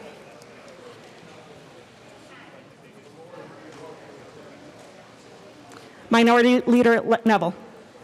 Thank you, Madam Chair. I move amendment 59 and ask for it properly to be displayed. Right. J20 has been moved and is properly displayed. Please proceed. Thank you, Madam Chair. Members, this just moves the money from that's going to the Healthy Kids Survey and puts it into the school safety program.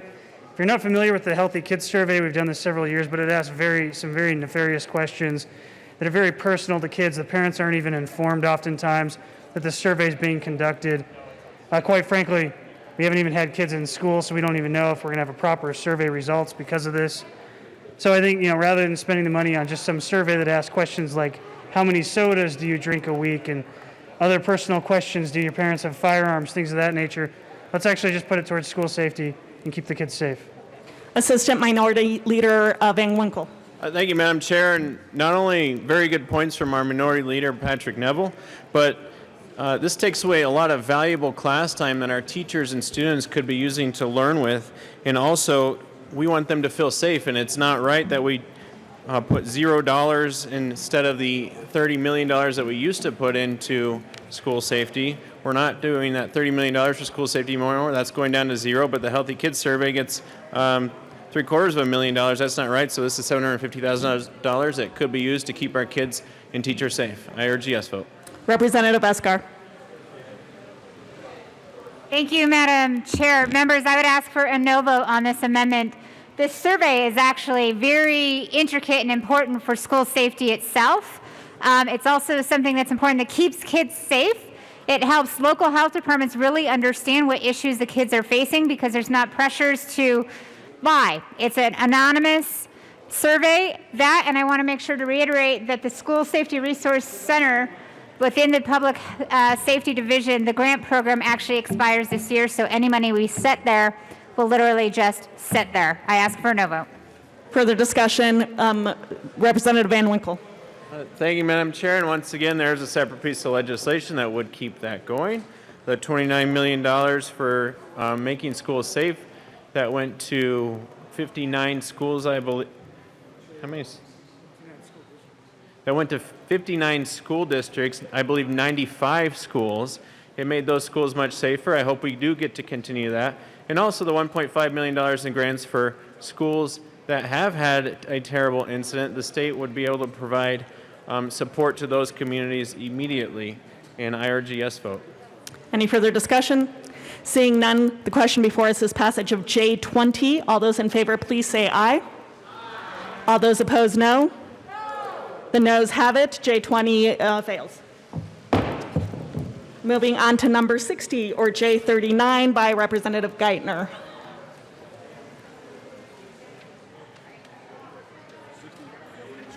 Representative Geithner. Thank you, Madam Chair. And I know that you're all in anticipation, so what we'll do here is we're actually going to move Amendment 60, or should I say J039, but we will be withdrawing 61. So anyways, I just wanted to... All right, so we'll stay on 60 then? Correct. All right, so J039 Correct. has been moved and properly displayed. Please go ahead.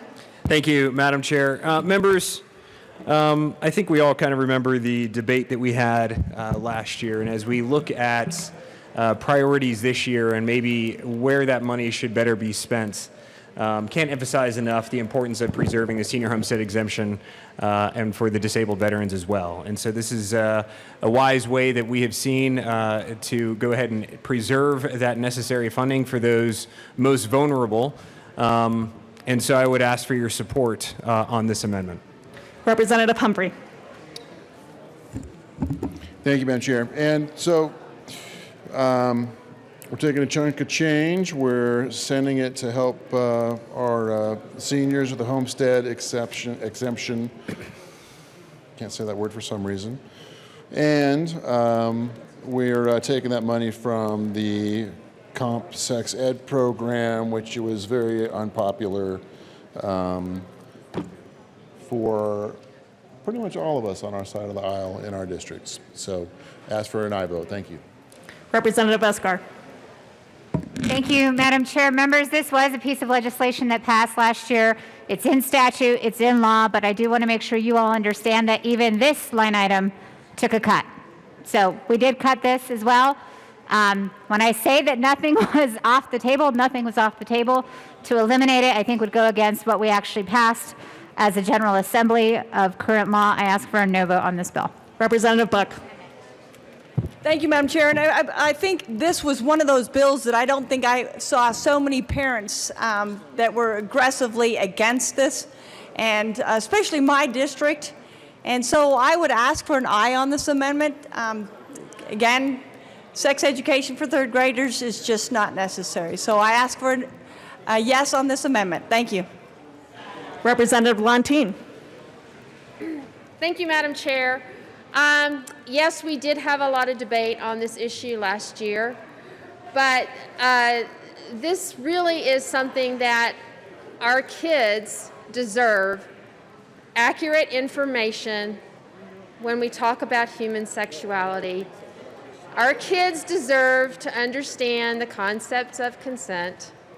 Our kids deserve to receive a medically and scientifically accurate education. This program did receive a 50% cut, and I understand why that was necessary, and certainly don't want to second guess the JBC on that. We all had to take a hard cut. But cutting this program completely is not a responsible thing to do. I ask for a no vote on this amendment. Representative Sandridge.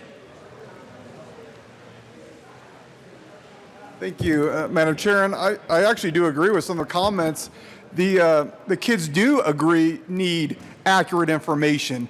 So that's why we should completely defund this program, put it in the hands of the parents to teach them the way they want to be taught, teach them how they want to be taught, and stop using our taxpayers' money for this to get in between a child and his parents.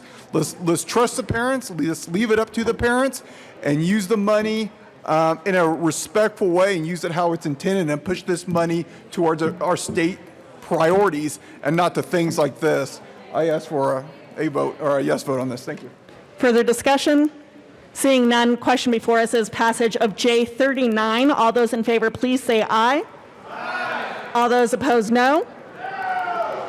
The noes have it. J39 is lost. 61 has been withdrawn, so we move on to number 62, or J37, by Representative Van Winkle.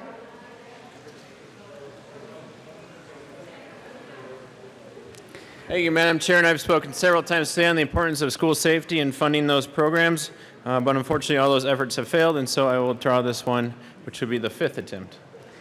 62 is withdrawn. Thank you, Mr. Assistant Minority Leader. We go on to number 63, or J22, Representative Williams. And Soper. Representative Williams. Thank you, Madam Chair. This is sort of a fun one that you've kind of seen in the past. I believe our Assistant Minority Leader has done this in the past, and we have supported and agree with it.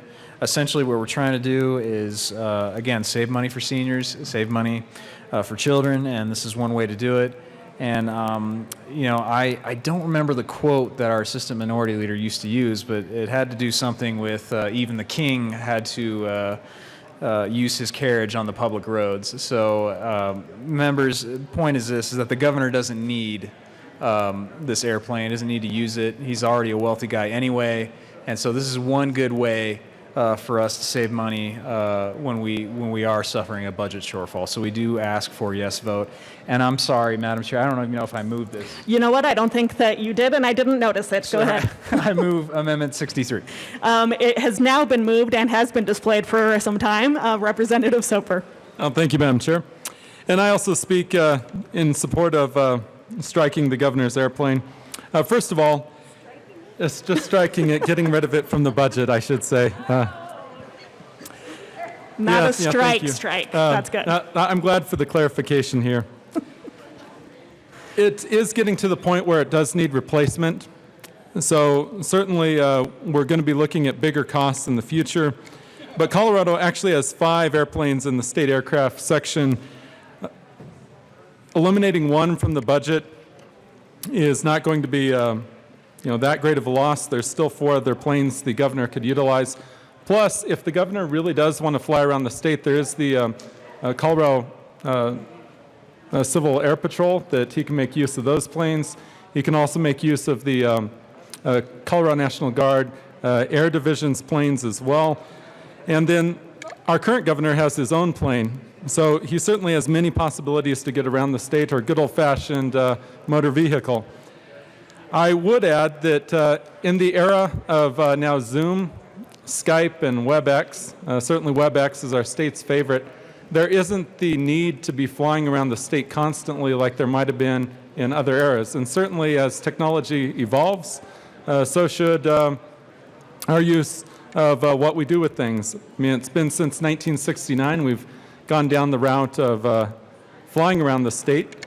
And I certainly would like us to go ahead and see our governor utilize more WebEx rather than flying. So I would urge a yes vote. Thank you. Representative Sandridge, I think, first, and then. Thank you, Madam Chair. And during this economic crisis, well, first thing, I stand in support of this amendment. During this economic crisis, so many people have had to sacrifice and give up many things. They've had to give up many things a lot more intense than a plane. So I think our governor can give up this luxury. He already has his own plane, his personal plane. And, it's very difficult to tell an unemployed person or a person who lost their business or a person looking for the next meal that we kept the governor's plane. I don't know how we can look our constituents in the eye. So with that said, ask for an aye vote. Thank you. Representative Holtorf. Maybe.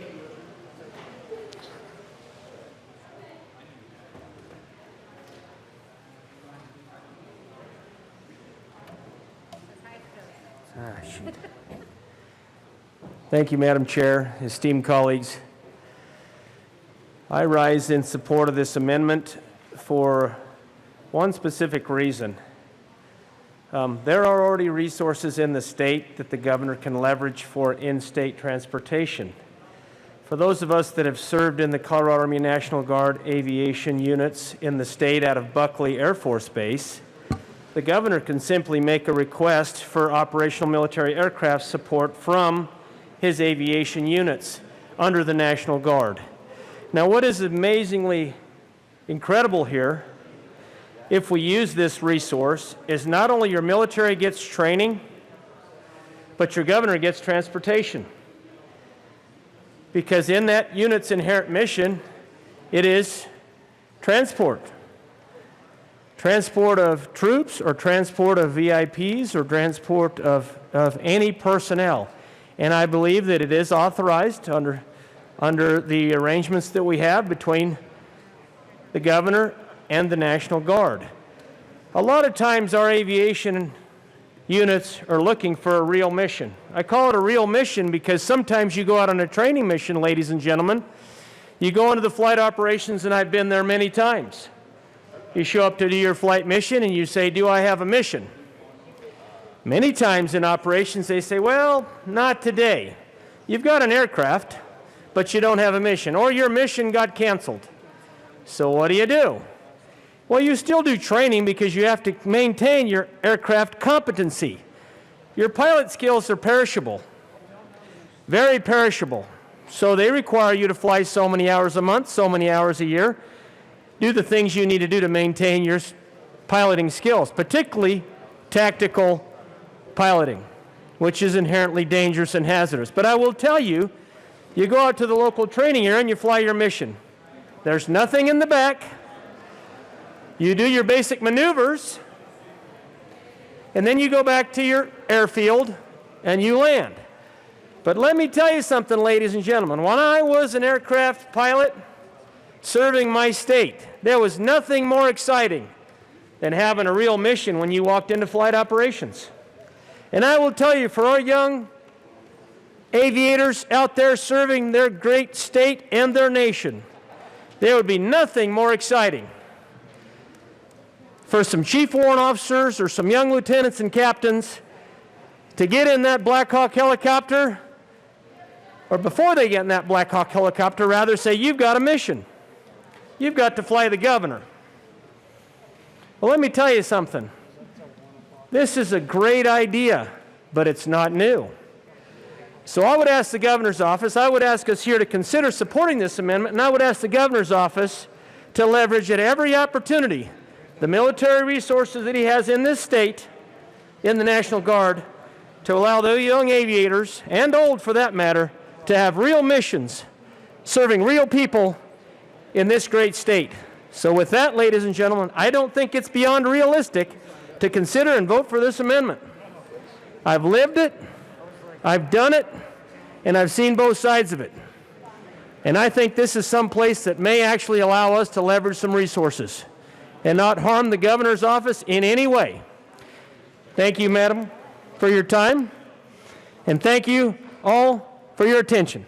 Thank you, Representative. Representative Escar. Thank you, Madam Chair. And members, I ask for a no vote on this, and I'm not going to belabor the point that I make every single year. This is not an aircraft for the governor to go jet setting around. This is an entire part of public safety. This is why this is not in the governor's office. This line item is in public safety. So during COVID-19 pandemic, that aircraft actually partnered with the Army Corps of Engineers in addressing the outbreak in Colorado, flying to Grand Junction and Durango to advance potential medical facilities on the western slope. They do life-saving medical personnel transported to the rural parts of the state for outreach clinics. Colorado Parks and Wildlife Rangers were in contact with a party wanted for aggravated assault out of Texas. Backup arrived. He fled on foot. Guess who showed up? The Colorado State Patrol Aircraft Section works closely with CDOT Aeronautics throughout the state of Colorado. They assist CDOT Aeronautics in several different ways. They fly all of CDOT's aerial photos and videos for large road projects. They fly aerial photography of the Colorado Airport Directory. They do traffic operations, they do traffic control, they do the report every drunk driver immediately, investigative service section, and fatal crash investigations. This is why it's in public safety, not in the governor's office. I ask for a no vote. This is an entire section of public safety for the state of Colorado. Further discussion? Seeing none, the question before us is passage of Amendment J22. All those in favor, please say aye. Aye. All those opposed, no. The noes have it. J22 is lost. Moving on to 64, or J62, I believe, with Representative Williams.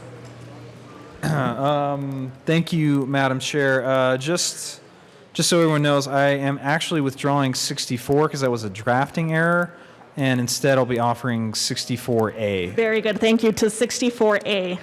Would you like to move that? Yes, I move 64A. J76 has been properly moved and displayed. Please proceed. Thank you, members. The Civil Rights Commission is really what we're trying to tackle here, and you can see it's not going to amount to too much amount of money, but however, I do think it's important because we've seen the Civil Rights Commission get things so terribly wrong and actually cost our state more money. One of the best examples of that is the recent Supreme Court decision that we had with Masterpiece Cake Shop versus the commission, and one where they ruled against our commission. I don't think they're actually doing what they should be doing. Again, we want to protect the division because there are important functions that the division does help with respect to making sure that we're protecting everyone's civil rights. But the commission itself is probably not needed, and this is something that we just want to go ahead and get rid of so we can save every nickel and every penny we can find in this budget. So I ask for a yes vote, and I certainly invite some of my other colleagues who are sponsors on this amendment to speak on it if they so choose. Thank you. Representative Sandridge. Thank you, Madam Chair. I ran this amendment last year, and I stand in support of it.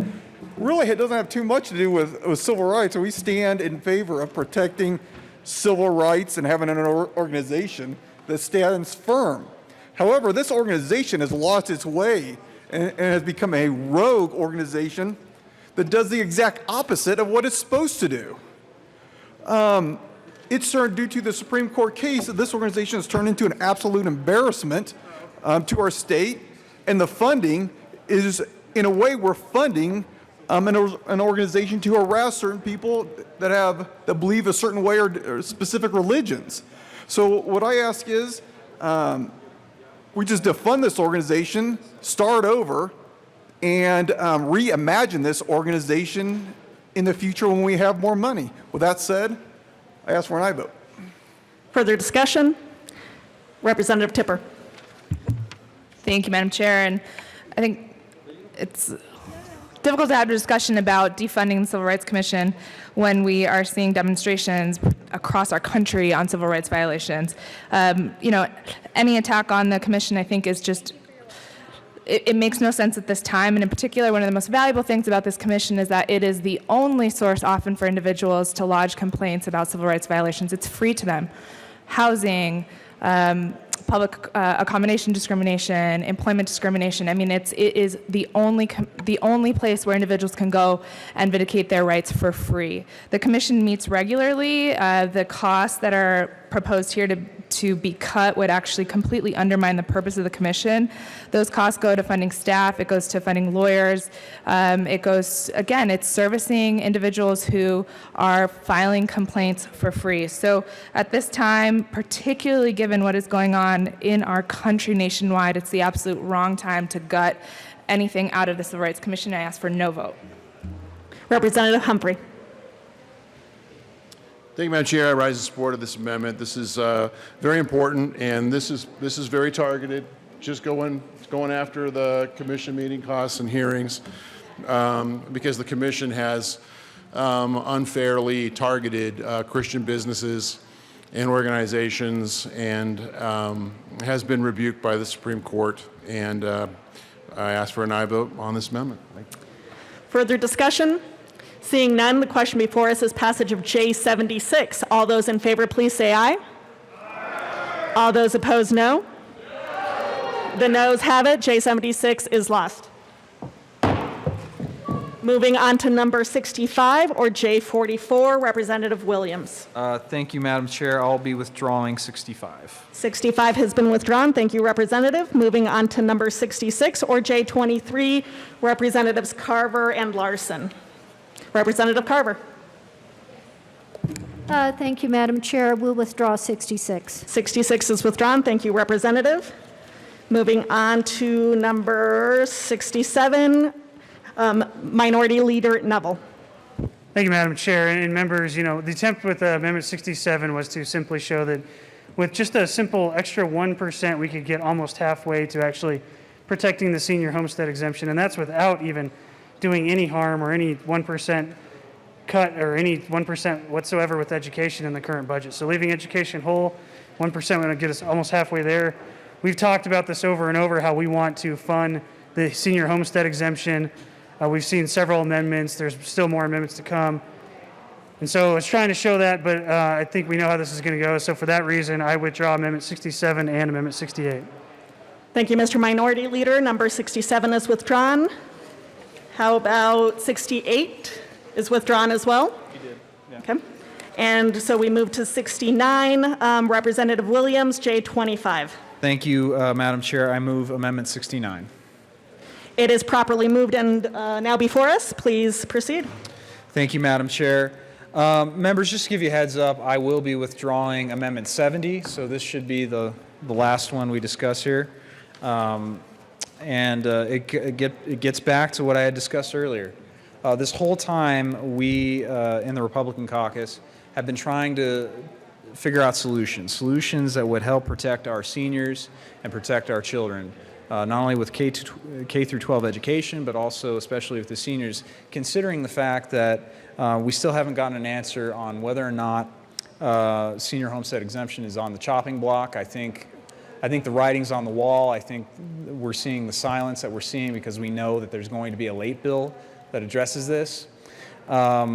So it's our attempt with Amendment 69, as well as previous amendments, to ensure that we have $163 million that would be put towards making sure that seniors and disabled veterans have the ability to get the break that they currently enjoy, especially in light of this coronavirus pandemic that we're experiencing. It is unfair, it's not compassionate to put their housing in jeopardy. And so what this amendment represents is a reduction across the board except for a few essential departments, and you can read through which departments that we're not cutting. But down the line, there is modest reductions that will take care of senior homestead and disabled veterans, and that's ultimately our goal here. And we do ask that everyone here protect seniors. Again, I'd be happy to withdraw this amendment if I got a commitment or I was ensured that there wasn't going to be a late bill, but I have not seen that throughout the number of hours that we've been debating already. So that leads me to believe that the majority is going to go after the senior homestead exemption. And if that's the case, that's unfortunate, and that brings me here right now. So please vote yes on this amendment. Let's protect seniors, let's protect disabled veterans, and make sure that we're not going to be throwing them under the bus and putting into jeopardy their housing. So please vote yes. Further discussion? Representative Esgar. Thank you, Madam Chair. Members, I ask for a no vote. I know that this looks like equal reductions out of every department. I will tell you there's a difference between equal and equitable. And if you look at some of these departments that are smaller, this type of a cut to some of these departments would actually really make it unable for them to even function. So I ask for a no vote. Further discussion on J25? Seeing none, the question before us is adoption of Amendment J25. All those in favor, please say aye. Aye. All those opposed, no. The noes have it. J25 is lost. Any further amendments on HB 1360? All right. Seeing none, to the bill.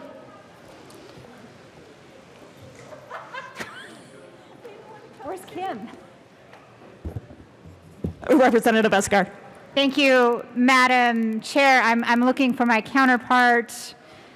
I don't want to close this out without the three of us standing in front of you and just saying to you all that we appreciate your time today. We appreciate your input. We did the very best that we could with what we were given in the time crunch. I hope you all understand this entire budget usually takes 5 months. We've been working since the middle of March to completely redo it and get where we are today. I just want to commend the two of them standing next to me for the work that they've put in, the hours that they've put in, and once again, our impeccable JBC nonpartisan staff and our partisan staff on both sides of the aisle that helped us get this done and accomplished. I can't tell you how good it feels to say I ask for a yes vote on House Bill 1360. Woo! Further discussion on House Bill 1360. Seeing none, the question before us is adoption of the long bill, House Bill 1360. All those in favor, please say aye. All those opposed, no. The ayes have it. 1360 is passed. Going to Senate Bill 106, Representative Kipp. Thank you very much, Madam Chair. I'm sorry. If you could please read the title of Senate Bill 106. Senate Bill 106 by Senators Woodward and Janal, also Representatives Kipp and Titone, concerning the ability of homeless youth to consent to shelter or shelter services. Now, Representative Kipp.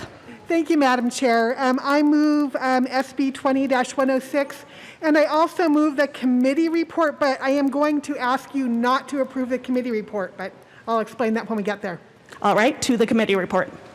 Okay, so during the testimony of this bill, we heard some very compelling testimony, and we ended up putting on a safety clause instead of a petition clause.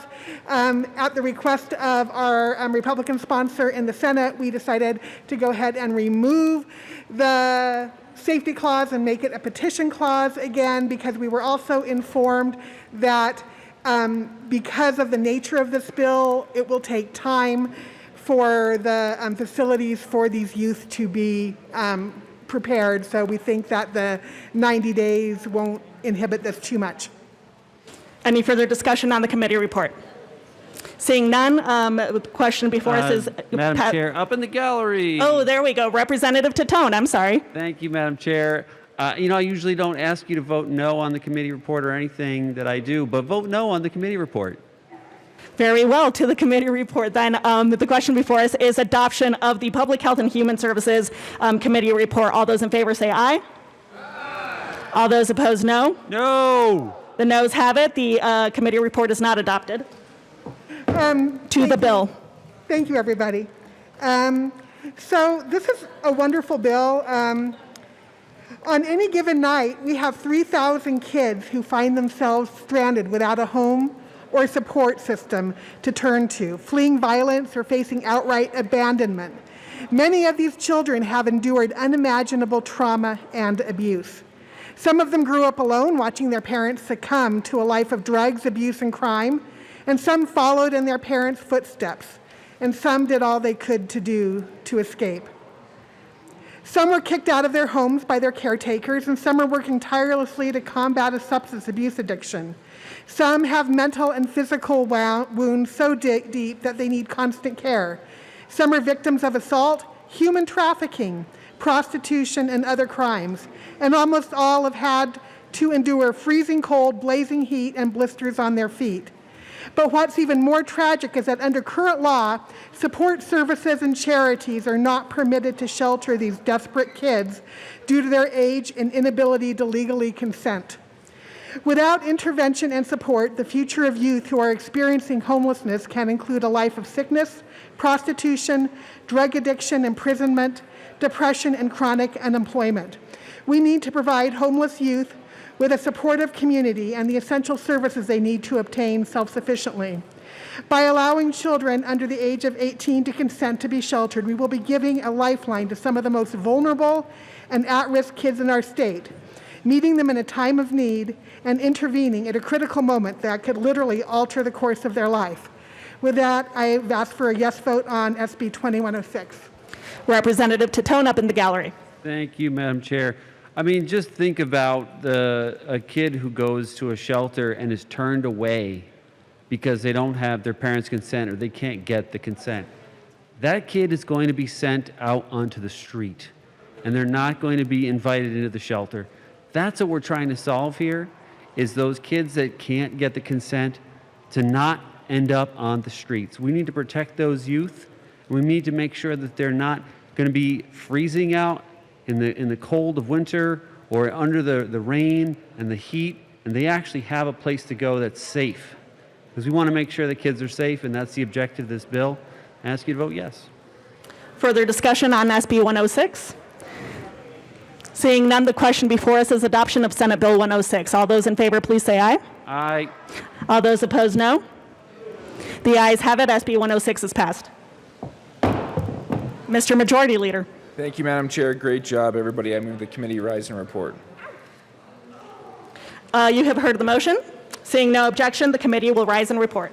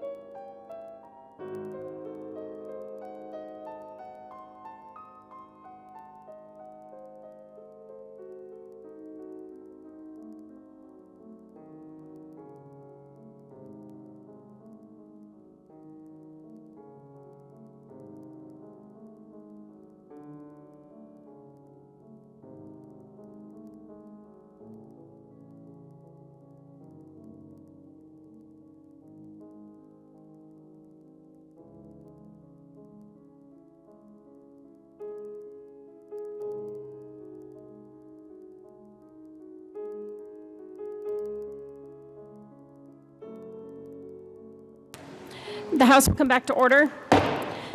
Members, while they're preparing the bills, we're going to just do a little, read some things across the desk.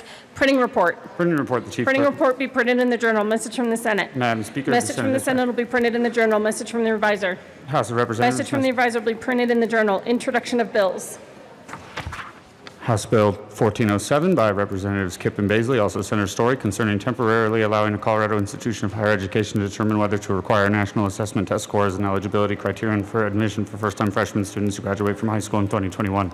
House Bill 1407 is assigned to the Committee on Education.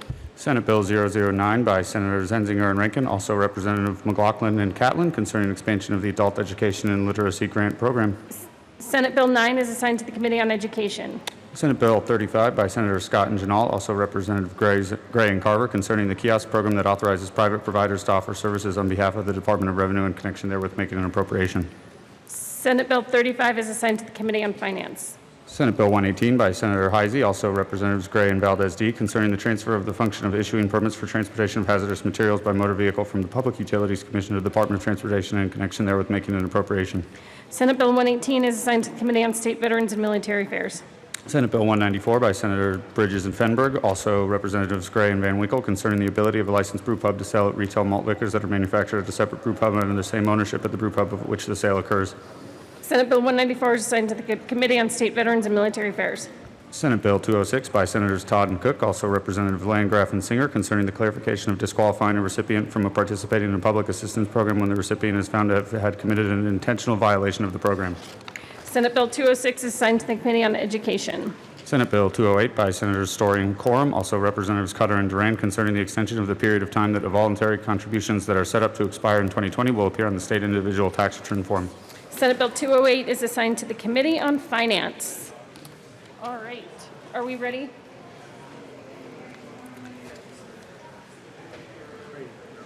You are ready. Mr. Gregorio, please read the report of the Committee of the Whole. Madam Speaker, your Committee of the Whole begs leave to report it has under consideration the following attached bills, being the second reading of thereof, and makes the following recommendations thereon. House Bill 2013-60 as amended, passed on second reading in order engrossed and placed on the calendar for third reading and final passage. Senate Bill 106 passed on second reading in order revised and placed on the calendar for third reading and final passage. That's fine. You all have heard the, Representative Caraveo.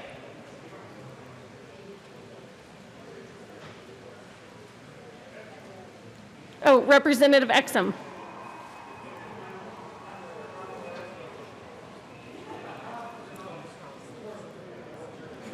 You all have heard the motion. There are many amendments at the desk. I'm going to give these guys 1 minute to collect themselves. Neville? Oh, we're starting with you, Rep. Okay. Mr. Gregorio, please read the first Neville amendment to the report of the Committee of the Whole.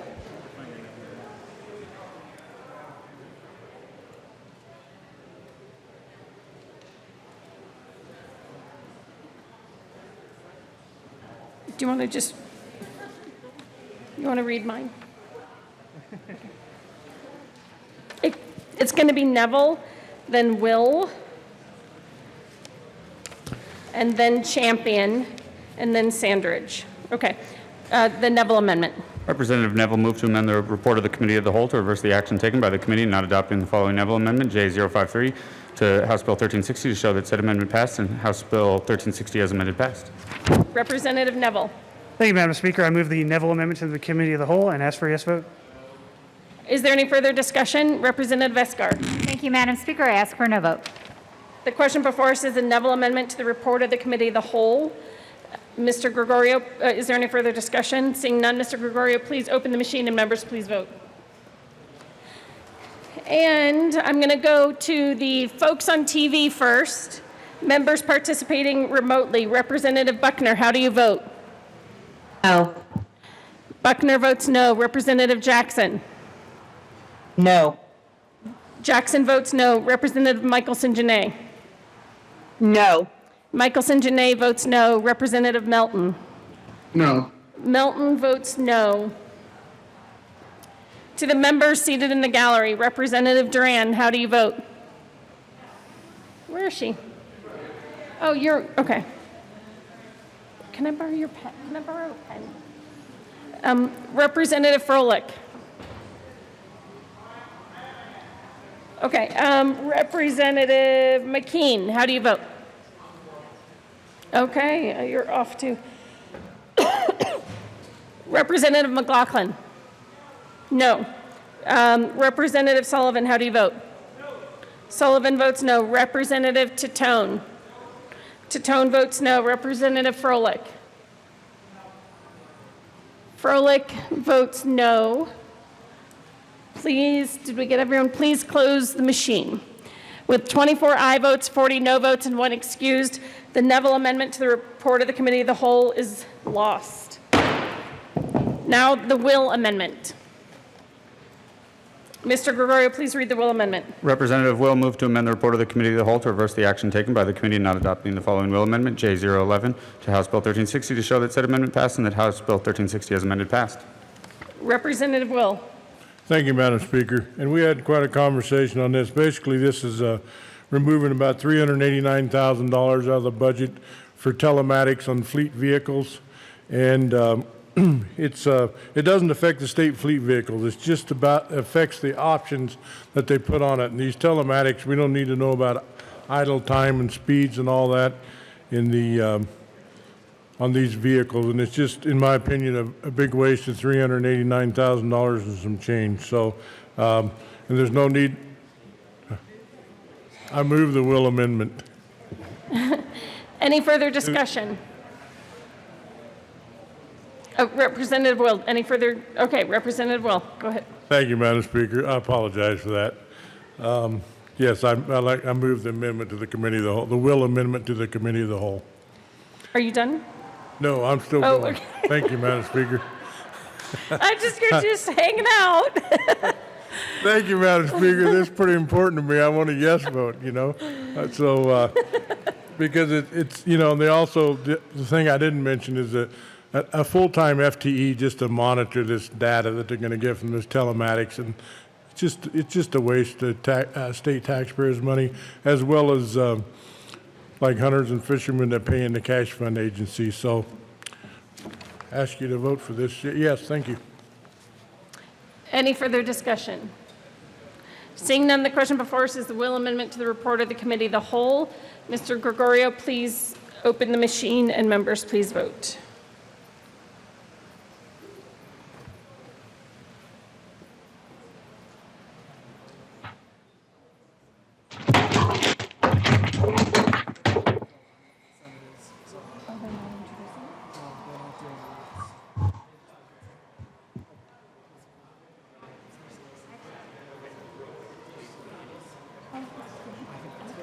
Okay. Members participating remotely, Representative Buckner. How do you vote? Regretfully, no. Buckner votes no. Representative Jackson, how do you vote?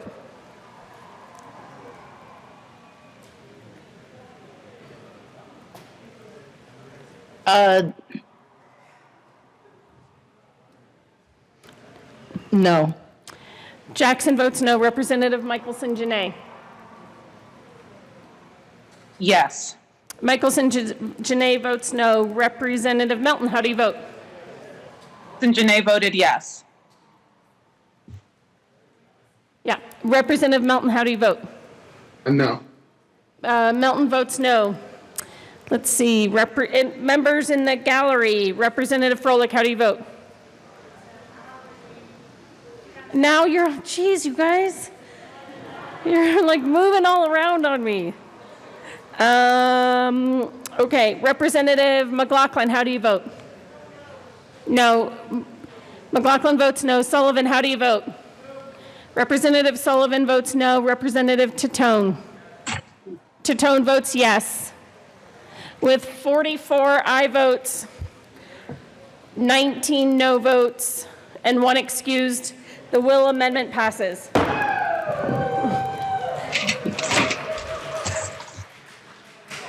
Okay, Champion, then Sandridge, then Van Winkle. Representative Champion. Mr. Gregorio, please read the Champion amendment to the report of the Committee of the Whole. Representative Champion moved to amend the report of the Committee of the Whole to reverse the action taken by the committee in not adopting the following Champion Amendment J003 to House Bill 1360 to show that said amendment passed and that House Bill 1360 as amended passed. Representative Champion. Thank you, Madam Speaker. I think 3 cheers for Perry Will. Hip, hip. Hip, hip. Hip, hip. Hooray. All right, well, congratulations, Perry. I move the Champion Amendment to the Committee of the Whole. Please proceed. Thank you very much. This amendment reduces the administration line item for the Lieutenant Governor's office, subdivision within the Office of the Governor, by $197,391. I urge a yes vote to this amendment. Any further discussion? Representative Gray. In honor of all the great elected officials from Broomfield, I'd ask for a no vote. I have no idea what you just said. But apparently, it was not very important. Representative Champion. I'm sorry, I don't know how to respond to that. All right. Oh, you are urging a yes vote for my amendment. Thank you very much. The question before us is the Champion Amendment to the report of the Committee of the Whole. Any further discussion? Seeing none, Mr. Gregorio, please open the machine and members, please vote. And over the TV, Representative Buckner, how do you vote? No. Buckner votes no. Representative Jackson, how do you vote? No. Jackson votes no. Representative Michelson Janae, how do you vote? No. Michelson Janae votes no. Representative Melton, how do you vote? Vote no to that inappropriate motion. Melton votes no. For those seated in the gallery, Representative McLaughlin, how do you vote? McLaughlin votes yes. Representative Sullivan, how do you vote? No. Sullivan votes no. Titone.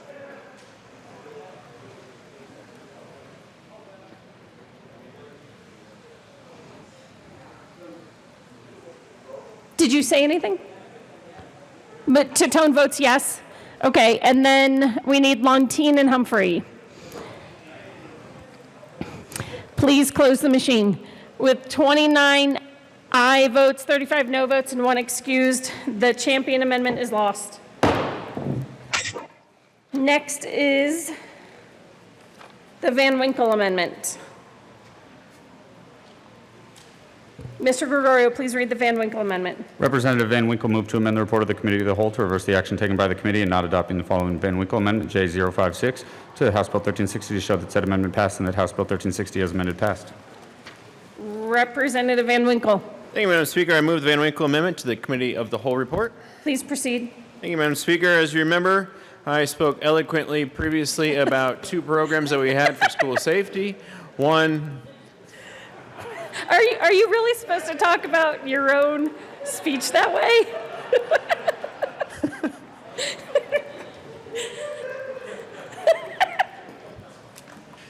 $31 million for school safety for our kids and students for the school people of Colorado. Most of it went to actually hardening schools, help secure 95 schools across our state. We also had a separate fund for recovery for communities that face tragedy, and I think we need to keep money in there. As of right now, both those funds are at 0, so I ask for a yes vote on this amendment. And what it does is it takes the money from the Lieutenant Governor's office, takes it back to last year's levels, and puts that money towards school safety. Is there any further discussion? Representative McCluskey. Thank you, Madam Speaker. I support school safety, but I urge a no vote on this amendment.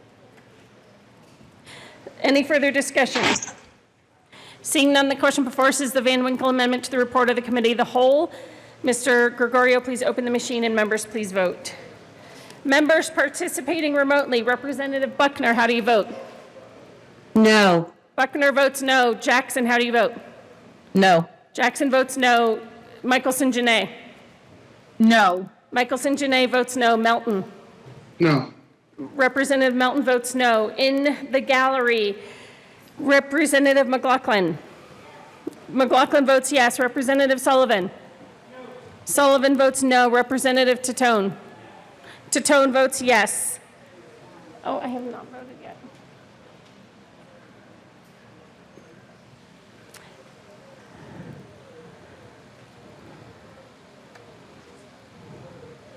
Landgraf, Humphrey, Exum. Please close the machine.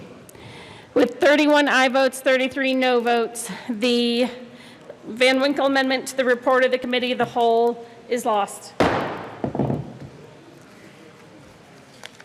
We have the next Van Winkle Amendment. Representative Van Winkle moved to amend the report of the Committee of the Whole to reverse the action taken by the committee and not adopting the following Williams and Van Winkle Amendment J027 to House Bill 1360 to show that said amendment passed and that House Bill 1360 as amended passed. Representative Van Winkle. Thank you, Madam Speaker. I move the second Van Winkle Amendment to the Committee of the Whole and ask for a yes vote. Representative Escar. Thank you, Madam Speaker. I eloquently ask for a no vote. Any further discussion? Seeing none, please open the machine, and members, please vote. Members participating remotely, Representative Buckner, how do you vote? No. Buckner votes no. Representative Jackson? No. Jackson votes no. Representative Melton? No. Melton votes no. Representative Michelson Janae? No. Michelson Janae votes no. In the gallery, Representative McLaughlin? McLaughlin votes yes. Representative Sullivan? Sullivan votes no. Titone?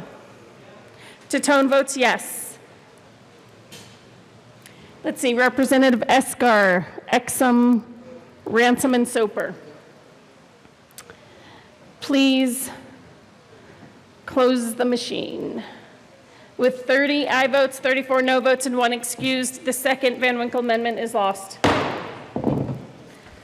We are now to Sandridge, and after Sandridge, it will be Landgraf. And after Landgraf, Soper. Mr. Gregorio, please read the Sandridge amendment. Representative Sandridge moved to amend the report of the Committee of the Whole to reverse the action taken by the committee in not adopting the following Sandridge Amendment J014 to House Bill 1360 to show that said amendment passed and that House Bill 1360 as amended passed.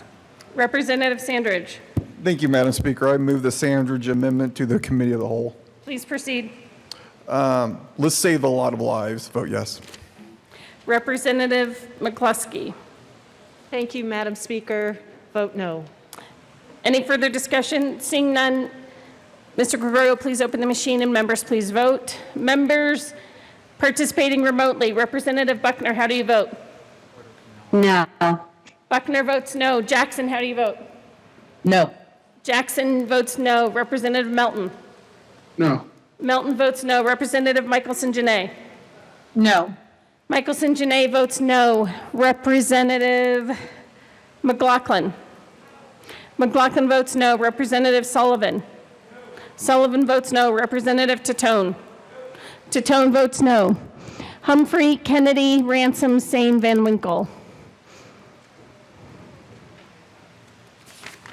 Please close the machine. Oh, no, Sane. Sane votes aye. Please close the machine. With 24 aye votes, 40 no votes, and 1 excused, was it the Van Winkle amendment? Sandridge amendment is lost. Sorry. Representative Landgraf is next, and then Soper. Mr. Gregorio, please read the Landgraf amendment. Representative Landgraf moved to amend the report of the Committee of the Whole to reverse the action taken by the committee in not adopting the following Landgraf Amendment J004 to House Bill 1360 to show that said amendment passed and that House Bill 1360 as amended passed. Representative Landgraf. Thank you, Madam Speaker, and please do not confuse me with Sandridge or Van Winkle. I move the amendment, not that you would. I've never done this. I move, what do I say? I move the Landgraf Amendment to the Committee of the Whole. Please proceed. Thank you, Madam Speaker. Members, you know how important this is. I know that a lot of you agreed with me.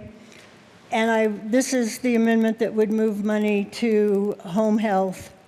So I just wanted to remind you that we're talking about people with chronic illnesses, the elderly, the disabled, those people who are recovering from COVID, those people who, if not for these home health workers, would be possibly in nursing homes where we know people are dying at high rates. This is for Representative Catlin's mother, in honor of her, in honor of all of you who have elderly parents, people even older than me, and Representative Wilson. I can joke about that, but it's not a joke. This is very serious. It does keep people in their homes. It does save money in the long run. It saves lives. I ask for a yes vote.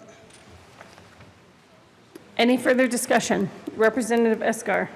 Thank you, Madam Speaker, and wholeheartedly love the idea behind this amendment. As the budget chair and someone who works on the budget, we cannot risk our credit rating, especially going into an even worse year next year. Please vote no on this.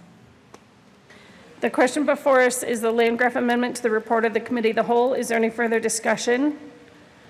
Seeing none, Mr. Gregorio, please open the machine and members please vote.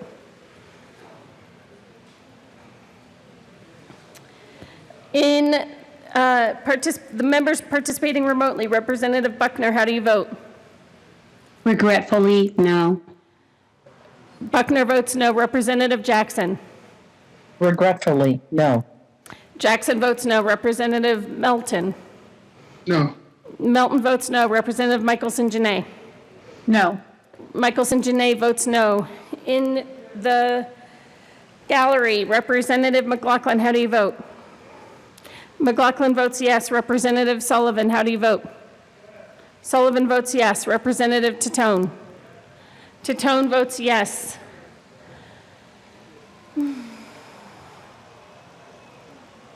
Crafthart, Mullica, and Donald Valdez. Please close the machine. With 40 aye votes, 23 no votes, and 2 excused, the Landgraf amendment is passed.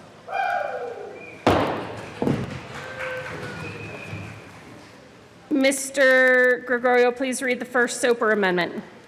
Representative Soper moved to amend the report of the committee of the whole to reverse the action taken by the committee in not adopting the following Soper Amendment J071 to House Bill 1360 to show that said amendment passed and that House Bill 1360 as amended passed. Representative Soper. Thank you, Madam Speaker. I move the Soper Amendment to the Committee of the Whole report. Please proceed. I have to find the right one. So this one moves $2.8 million from the state public defenders to help fund PACE and to make up for the lost revenue that was there. A little reminder, their budget actually increased by 1.3% overall from last year's budget. So I would ask for a yes vote. Any further discussion? Representative McCluskey. Thank you, Madam Speaker. Please vote no. The question before us is the first Soper Amendment to the report of the Committee of the Whole. Mr. Gregorio, please open the machine and members, please vote. Members participating remotely, Representative Buckner, how do you vote? No. Buckner votes no. Representative Jackson? No. Jackson votes no. Representative Melton? No. Melton votes no. Representative Michelson Janae? No. Michelson Janae votes no. Representative McLaughlin? McLaughlin votes no. Representative Sullivan? Sullivan votes no. Representative Tatone? Tatone votes no. Representatives Baisley and Rich, please close the machine. With 25 aye votes, 38 no votes, and 2 excused, the first Soper Amendment is lost. Mr. Gregorio, please read the next Soper Amendment. Representative Soper moved to amend the report of the Committee of the Whole to reverse the action taken by the committee in not adopting the following Soper Amendment J058 to House Bill 1360 to show that said amendment passed and that House Bill 1360 as amended passed. Representative Soper. Thank you, Madam Speaker. I move the Soper Amendment to the Committee of the Whole report. Please proceed. Thank you. So this takes from the vehicle replacement and purchase line item and moves it over to help fund PACE. And I'd ask for a yes vote. Representative Escar. Thank you, Madam Speaker. I ask for a no vote, as does Innovage. The question before us is the Soper Amendment to the report of the Committee of the Whole. Is there any further discussion? Seeing none, Mr. Gregorio, please open the machine and members, please vote. Members participating remotely, Representative Buckner, how do you vote? Yes. Buckner votes yes. Representative Jackson, how do you vote? No. Jackson votes no. Representative Melton? No. Melton votes no. Representative Michelson Janae? No. Michelson Janae votes no. Representative McLaughlin? McLaughlin votes no. Representative Sullivan? Sullivan votes yes. Representative Tatone? Tatone votes yes. Representative Sane? Please close the machine. With 30 aye votes and 33 no votes and 2 excused, the second Soper Amendment is lost. Mr. Gregorio, please read the third Soper Amendment. Representative Soper moved to amend the report of the Committee of the Whole to reverse the action taken by the committee not adopting the following Soper Amendment J068 to House Bill 1360 to show that said amendment passed and that House Bill 1360 as amended passed. Representative Soper. Thank you, Madam Speaker. I move the Soper Amendment to the Committee of the Whole report. Please proceed. Thank you. This moves from the Judicial Department from the State Public Defenders to 3 different categories. One is for judicial education and training, which we have heard a lot about this session. Our judges certainly need some more education. It moves to juvenile services and then to the prosecutorial fellowship program, which our DAs have said is very important, particularly for rural areas, to have enough DAs to cover all the cases. So I would ask for a yes vote. Any further discussion? Representative McCluskey. Thank you, Madam Speaker. While I'm a supporter of the education outlined in this measure, the State Public Defender's Office can't take the hit. Please vote no. Any further discussion? Seeing none, please open the machine and members please vote. Members participating remotely, Representative Buckner, how do you vote? No. Buckner votes no. Representative Jackson? No. Jackson votes no. Representative Melton? No. Melton votes no. Michelson Janae? No. Michelson Janae votes no. Representative McLaughlin? McLaughlin votes no. Representative Sullivan? Sullivan votes no. Representative Titone? Titone votes no. Representative Ransom? Please close the machine. With 26 aye votes, 37 no votes, and 2 excused, the third Soper amendment to the report of the Committee of the Whole is lost. Please read the last Soper amendment. Representative Soper moved to amend the report of the Committee of the Whole to reverse the action taken by the committee not adopting the following Soper Amendment J050 to House Bill 1360 to show that said amendment passed and that House Bill 1360 as amended passed. Representative Soper. Thank you, Madam Speaker. I move the Soper Amendment to the Committee of the Whole report. Please proceed. Thank you.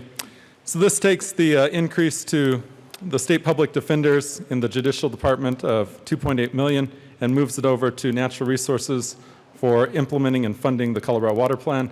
One thing that we did talk about earlier is that even with referendum DD, there's no sports going on, so no betting. So it's now is the time more than ever to fund water projects. So I would ask for a yes vote. Representative Escar. Thank you, Madam Speaker. Members, once again, understand the importance of funding water. We cannot do it through the personnel services. I ask for a no vote.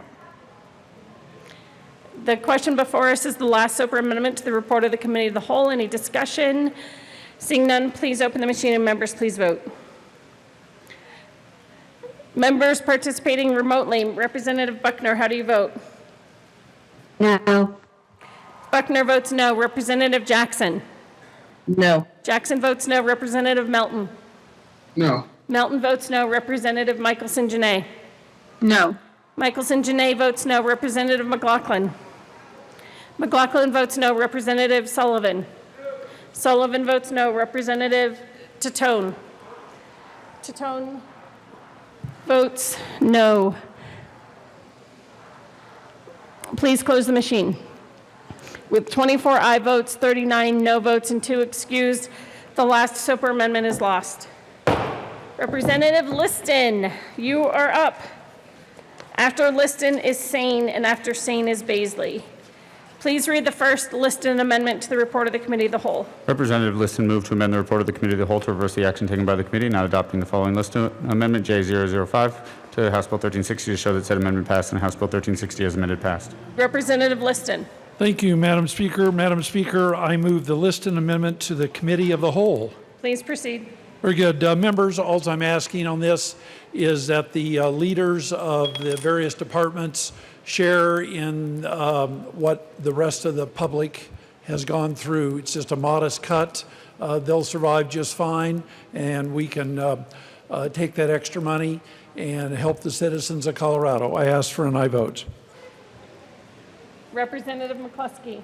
Thank you, Madam Speaker. I ask for a no vote. The question before us is a Liston amendment to the report of the Committee of the Whole. Is there any further discussion? Seeing none, please open the machine and members please vote.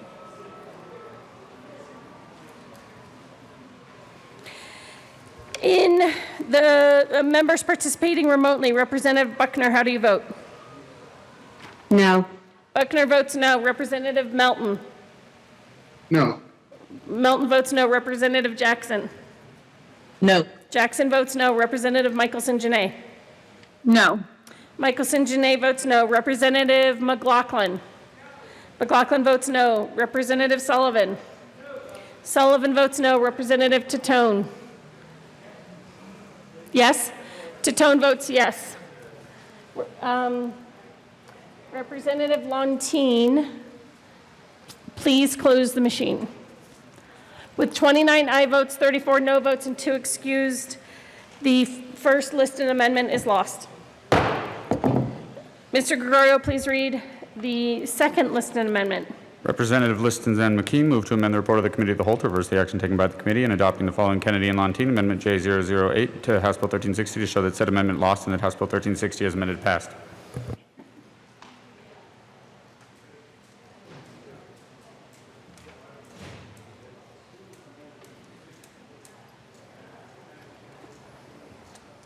Please, Representative Liston.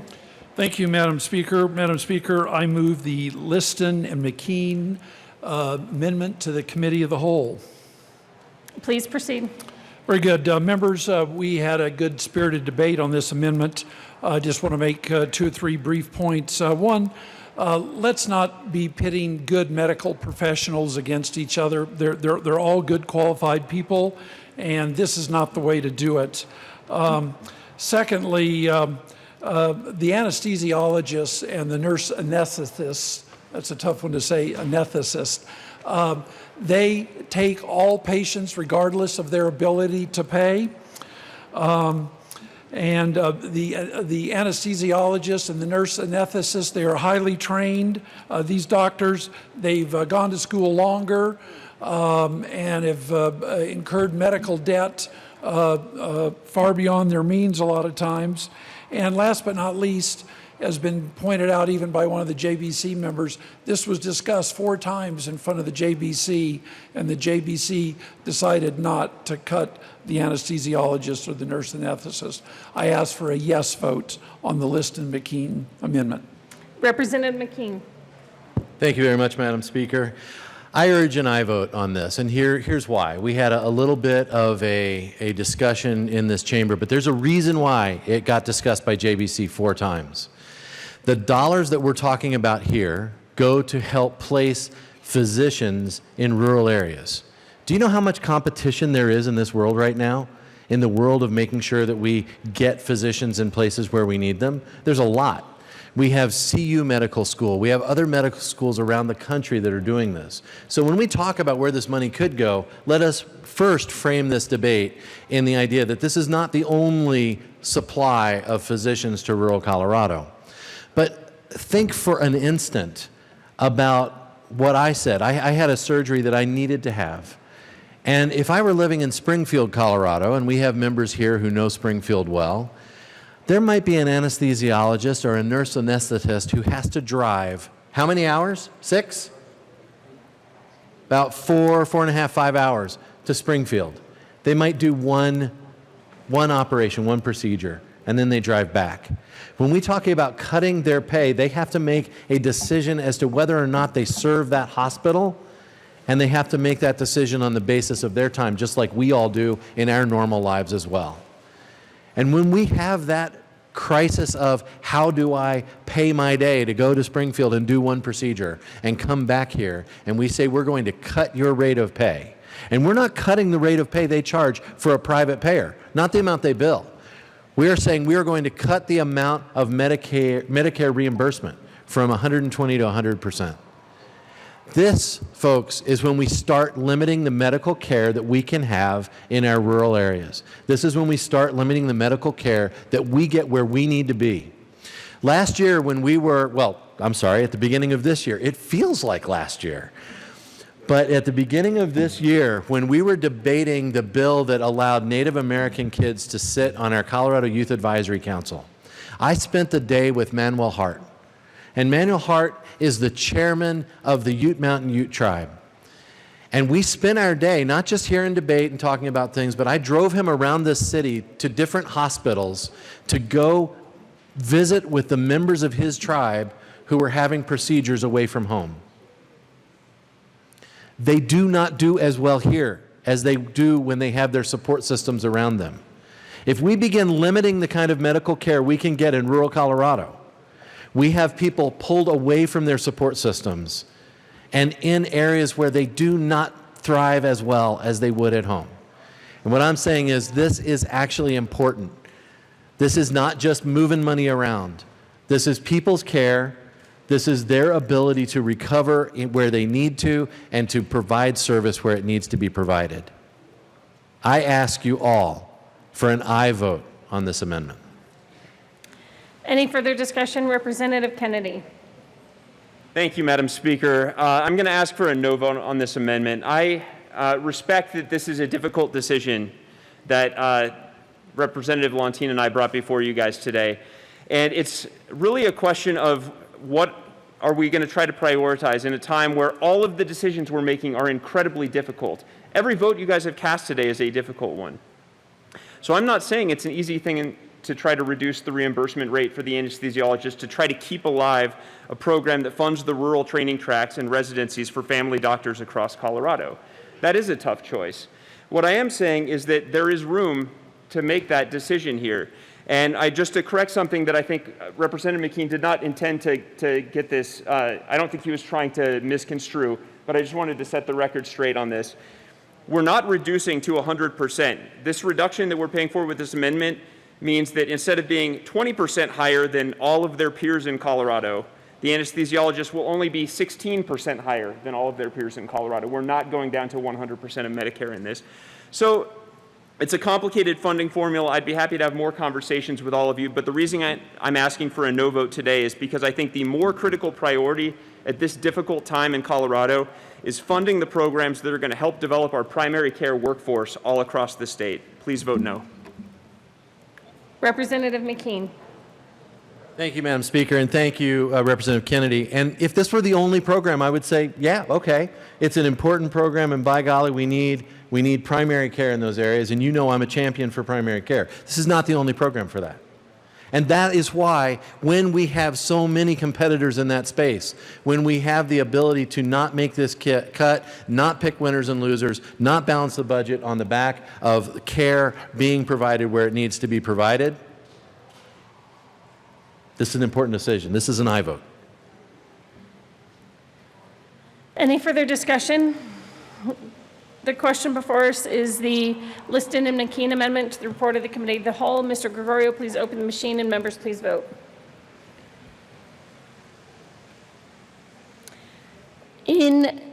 Participating remotely, I'm going to switch it up a little. Representative Jackson, how do you vote? Yes. Jackson votes yes. Michelson Janae. What you did there. Yes. Representative Michelson Janae votes yes. Representative Melton. Yes. Melton votes yes. Representative Buckner. No. Buckner votes no. Representative McLaughlin. McLaughlin votes no. Representative Sullivan. Sullivan votes no. Representative Titone. Titone votes yes. We've got Humphrey, Mullica, Woodrow, and me.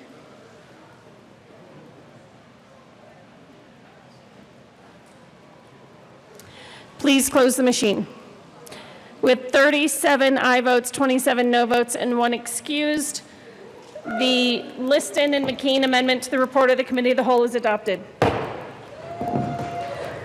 Guys, we don't do that here at the legislature. Okay, we're now with the Sane amendments, then Baisley's next, and then Carver. Mr. Gregorio, please read the first Sane amendment. Representative Sane moved to amend the report of the Committee of the Whole to reverse the action taken by the committee, not adopting the following Carver and Larson amendment, J078, to House Bill 1360 to show that said amendment passed and that House Bill 1360 as amended passed. Representative Sane. Thank you. I move the Larson-Carver amendment. Wait, this is the Sane amendment. I'm sorry, the Sane amendment to the Committee of the Whole. Just moving the Carver and Larson amendment. Okay, please proceed. Are you done? Yes, thank you, Madam Speaker. So again, members, this is a footnote indicating our intent to make sure that costs do not go up on business owners next year. This is going to be very important. We got people still struggling, still trying to make that decision whether they're going to close their doors forever or hire anybody else at all and shrink their business. So I'd ask that we give them that backup, that we give them that certainty that we intend that this remain the same and not increase. I'd ask for a yes vote. Representative Larson. Thank you, Madam Chair. And I just wanted to point out, so this is the footnote amendment. So this is not the one that moves any dollars around. It simply states legislative intent that should additional monies be made available, as they might be, to the governor, it sends a clear signal that the legislature's intent is that we avoid this catastrophic outcome for our businesses, and I urge a yes vote. Representative Benavides. Members, I spoke earlier on this amendment. I think it's a good amendment. I think that it'll help small business that have already been hurt by the added cost of unemployment. And if we can keep their rates down and keep any unused money under the CARES Act to go to this, that will help us to shore up that unemployment trust fund, that this is a way that we can help businesses, particularly small business. And again, it's a footnote, so I urge a yes vote. Representative Escar. Thank you, Madam Speaker. I ask for no vote.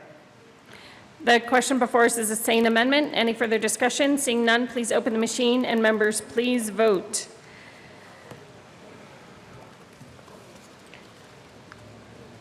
All right, those participating remotely. Representative Melton, how do you vote? No. Melton votes no. Michelson Janae. Yes. Michelson Janae votes yes. Representative Jackson. No. Jackson votes no. Representative Buckner. No. Buckner votes no. Representative McLaughlin. McLaughlin votes yes. Representative Sullivan. Sullivan votes no. Representative Titone. Titone votes yes. Hooton. Please close the machine. With 40 aye votes, 24 no votes, and 1 excused, the sane amendment is adopted. Please read the second sane amendment. Representative Sane moved to amend the report of the Committee of the Whole to reverse the action taken by the committee in not adopting the following Humphrey and Sane Amendment J001 to House Bill 1360 to show that said amendment passed and House Bill 1360 as amended passed. Representative Sane. Thank you, Madam Speaker. I move the same amendment to the Committee of the Whole. I ask for a yes vote. Representative Escar. Thank you, Madam Speaker. I ask for a no vote. Let's see. The question before us is the second sane amendment to the report of the Committee of the Whole. Any further discussion? Seeing none, Mr. Gregorio, please open the machine, and members, please vote.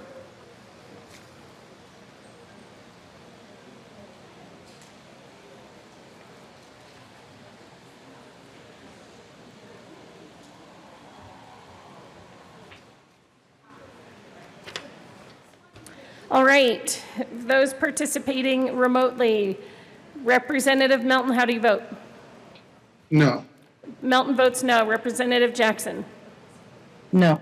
Jackson votes no. Representative Michelson Janae? No. Michelson Janae votes no. Representative Buckner? No. Buckner votes no. Representative McLaughlin? McLaughlin votes no. Representative Sullivan? Sullivan votes no. Representative Titone? Titone votes no. Please close the machine. With 24 aye votes, 40 no votes, and 1 excused, the sane amendment is lost. We're now with Baisley. Representative, Mr. Gregorio, please read the Baisley amendment. Representative Baisley moved to amend the report of the Committee of the Whole to reverse the action taken by the committee in not adopting the following Geithner, Humphrey, Sane, Williams, Buck, Sandridge, and Baisley Amendment J039 to House Bill 1360 to show that said amendment passed and that House Bill 1360 as amended passed. Representative Baisley. Thank you, Madam Speaker. I move the Baisley Amendment to the report of the Committee of the Whole. Please proceed. Thank you, Madam Speaker. This would eliminate the general funding from Public Health and Environment for the comprehensive sexual education programs, and I ask for a yes vote. Thank you. Representative McCluskey. Thank you, Madam Speaker. I ask for a no vote. The question before us is the Baisley Amendment to the report of the Committee of the Whole.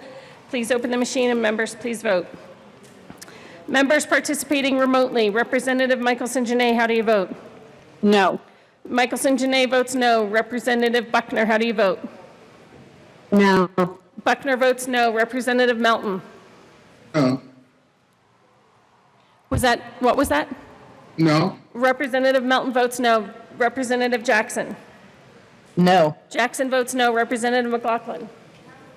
McLaughlin votes no. Representative Tatone? Tatone votes no. Representative Sullivan? Sullivan votes no. Froelich and Humphrey?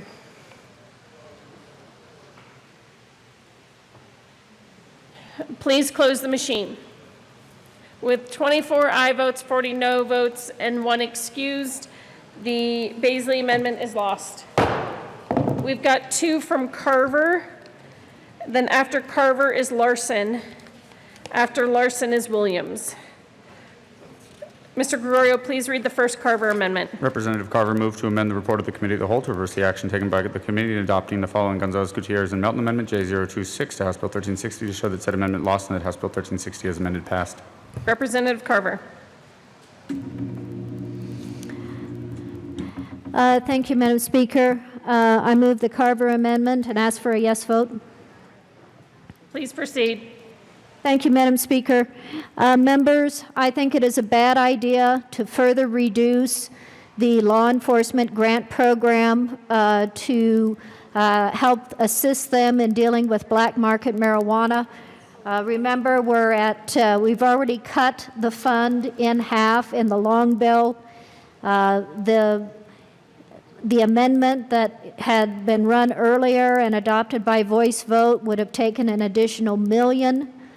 I received a list from DOLA. Basically, every county in the state is currently getting grant money. It is being utilized. It is needed. And therefore, I ask for a yes vote on this amendment. Representative Gonzalez Gutierrez. Thank you, Madam Speaker. Members, I ask for a no vote on this amendment. Again, this is to help kids and to keep kids out of detention.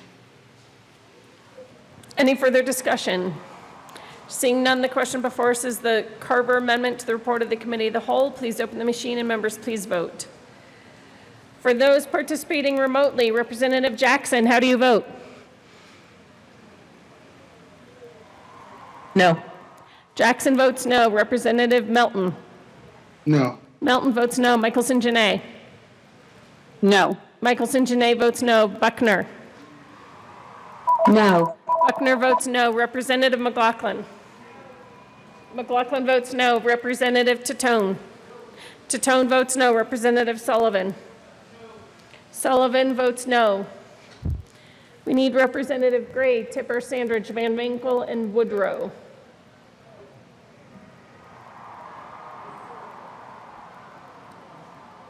Woodrow. Please close the machine. With 23 aye votes, 36 no votes, and 1 excused, the Carver amendment is lost. Please read the second Carver amendment. Representative Carver moved to amend the report of the Committee of the Whole to reverse the action taken by the committee not adopting the following Carver and Larson Amendment J010 to House Bill 1360 to show that said amendment passed and House Bill 1360 as amended passed. Representative Carver. Thank you, Madam Speaker. I move the Carver amendment to the Committee of the Whole and ask for a yes vote. Please proceed. Thank you, Madam Speaker. This would take the $70 million that the governor allocated to the general fund from the Federal CARES Act and put it in the State Unemployment Insurance Trust Fund. I ask for an aye vote. Please, Representative McCluskey. Thank you, Madam Speaker. I urge a no vote. The question before us is the Carver amendment to the report of the Committee of the Whole. Any further discussion? Seeing none, please open the machine and members, please vote. All right. 2 members participating remotely. Representative Melton, how do you vote? No. Melton votes no. Jackson? No. Jackson votes no. Buckner? No. Buckner votes no. Michelson Janae? No. Michelson Janae votes no. Representative Sullivan? No. Sullivan votes no. Tatone? No. Tatone votes no. McLaughlin? McLaughlin votes no. Please close the machine. With 25 aye votes, 39 no votes, and 1 excused, the Carver amendment is lost. Now we're to Larson. Please read the first Larson amendment. Representative Larson moved to amend the report of the Committee of the Whole to reverse the action taken by the committee not adopting the following Larson Amendment J006 to House Bill 1360 to show that said amendment passed and House Bill 1360 as amended passed. Representative Larson. Thank you, Madam Chair, or Madam Speaker. I move the Larson Amendment to the Committee of the Whole. Please proceed. Thank you. So this is the first amendment that I presented this morning. This has to do with preparing for in-person learning. This is a footnote. It does not move any money around. It simply states that the money that was used in the CARES Act that was appropriated should be used for COVID-19 related purposes related to getting us prepared for in-person learning in the fall, and I urge a yes vote. Representative McCluskey. Thank you, Madam Speaker. Putting the control in local control is important for our school districts. I urge a no vote. Any further discussion? Seeing none, please open the machine and members please vote.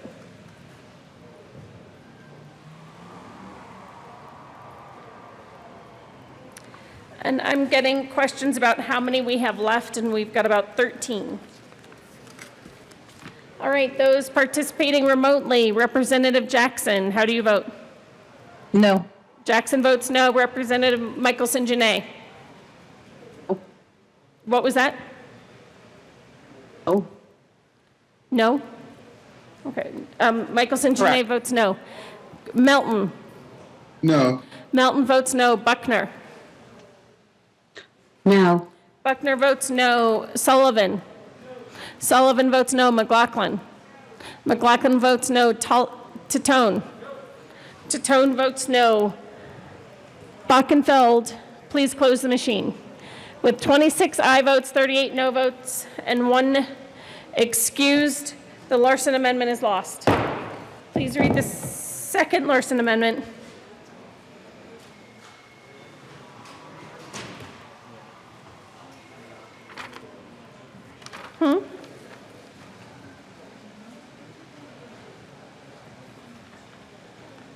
Oh, maybe those are duplicates. Oh, yippee. Okay, this one is a duplicate too. All right, so it is Williams. Okay, we just reduced to 9, the number we have left. Please read the Williams Amendment. Representative Williams moved to amend the report of the Committee of the Whole to reverse the action taken by the committee not adopting the following Williams Amendments J067 to House Bill 1360 to show that said amendment passed and that House Bill 1360 as amended passed. Thank you, members. Just for sake of time, I ask for a yes vote. Or I move the Williams Amendment, ask for a yes vote. Representative Escar. Thank you, Madam Speaker. I'm asking for a no vote. Any further discussion? Seeing none, please open the machine and members please vote. People participating remotely. Representative Buckner, how do you vote? No. Buckner votes no. Michelson Janae. No. Michelson Janae votes no. Jackson. No. Jackson votes no. Melton. No. Melton votes no. Sullivan. Sullivan votes no. Titone. Titone votes yes. Representative McLaughlin. McLaughlin votes no. Hawkes, Lewis, Ransom, Longtine, Larson, Baisley, Exum. Please close the machine. With 30 aye votes, 35 no votes, and 0 excused, the first Williams Amendment is lost. Mr. Gregorio, please read the second Williams Amendment. Representative Williams moved to amend the report of the Committee of the Whole to reverse the action taken by the committee not adopting the following Williams Amendment J046 to House Bill 1360 to show that said amendment passed and House Bill 1360 as amended passed. Representative Williams. Thank you, Madam Speaker. I move the Williams Amendment and ask for a yes vote. Representative Escar. Thank you, Madam Speaker. I ask for a no vote. The question before us is the second Williams Amendment to the report of the Committee of the Whole. Is there any further discussion? Seeing none, please open the machine and members please vote.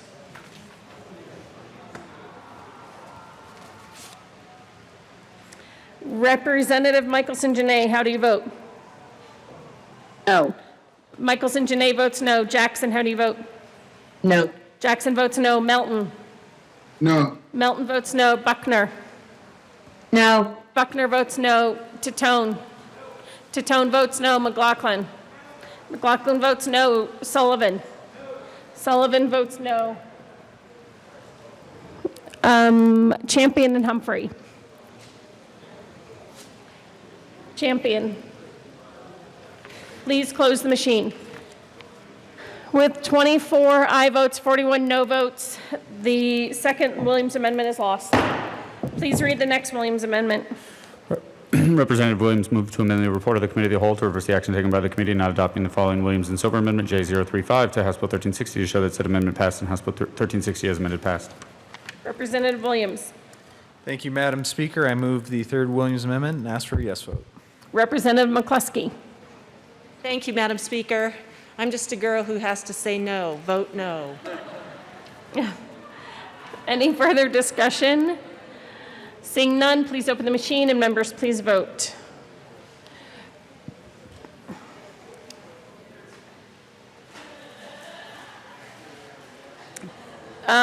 For those participating remotely, Jackson, how do you vote? No. Jackson votes no. Michelson Janae. No. Michelson Janae votes no. Buckner. No. Buckner votes no. Melton. No. Melton votes no. Tatone. Tatone votes no. McLaughlin. McLaughlin votes no. Sullivan. Sullivan votes yes. McKean, Mullica, Tipper, Baisley, Benavides. Please close the machine.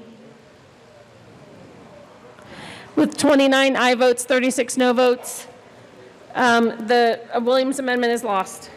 Please read the next Williams amendment.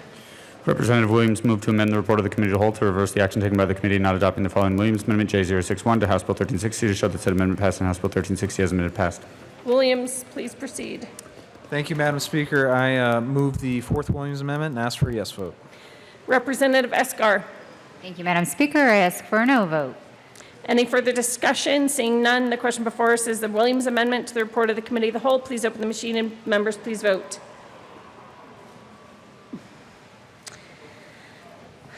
All right. Those participating remotely, Jackson, how do you vote? No. Jackson votes no. Michelson Janae. No. Michelson Janae votes no. Melton. No. Melton votes no. Buckner. No. Buckner votes no. McLaughlin. McLaughlin votes no. Sullivan. Sullivan votes no. Tatone. Tatone votes no. Gonzalez, Gutierrez, Humphrey, Woodrow. Please close the machine. With 24 aye votes, 41 no votes, the Williams amendment is lost. Please read the next Williams amendment. Representative Williams moved to amend the report of the Committee of the Whole to reverse the action taken by the committee in not adopting the following Williams Amendment J072 to House Bill 1360 to show that said amendment passed and House Bill 1360 as amended passed. Representative Williams. Thank you, Madam Speaker. I move this Williams Amendment and ask for a yes vote. Any further discussion? McCluskey. Thank you, Madam Speaker. I urge a no vote. Any further discussion? The question before us is the Williams amendment. Mr. Gregorio, please open the machine and members please vote. Representative Melton, how do you vote? No. Melton votes no. Michelson Janae. No. Michelson Janae votes no. Representative Buckner. No. Buckner votes no. Jackson. No. Jackson votes no. McLaughlin. McLaughlin votes no. Tatone. Tatone votes no. Sullivan. Sullivan votes no. Arndt, Larson, Holtorf.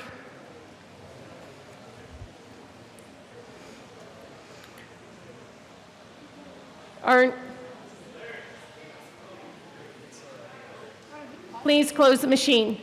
With 24 aye votes, 23 aye votes, 42 no votes, the Williams amendment is lost.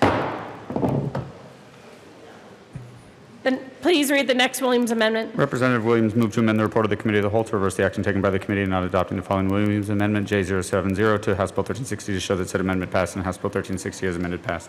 Representative Williams. Thank you, Madam Speaker. I move this Williams Amendment and ask for a yes vote. The question before us is the Williams amendment. Oh, Representative Escar. I'm sure you know what I'm going to ask for. No vote. Thank you. Any further discussion? The question before us is the Williams amendment to the report of the Committee of the Whole. Please open the machine and members please vote.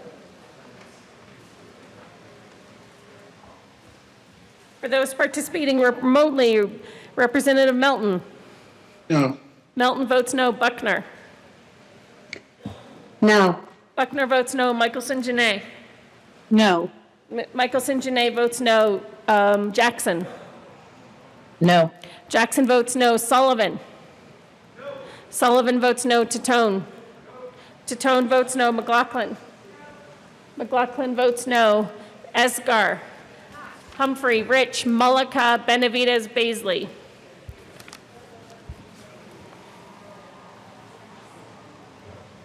Rich, please close the machine. With 23 aye votes, 42 no votes, the Williams amendment is lost. Jeez, please read the next Williams amendment. Representative Williams moved to amend the report of the Committee of the Whole to reverse the action taken by the committee not adopting the following Williams and Soper Amendment J033 to House Bill 1360 to show that said amendment passed and House Bill 1360 as amended passed. Representative Williams. Thank you, Madam Speaker. I move the next Williams Amendment and ask for a yes vote. Representative McCluskey. Thank you, Madam Speaker. Please vote no. Any further discussion? Seeing none, please open the machine and members, please vote.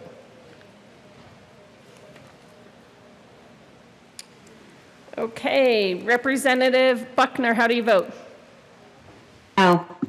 Buckner votes no. Michelson Janae. No. Michelson Janae votes no. Jackson. No. Jackson votes no. Melton.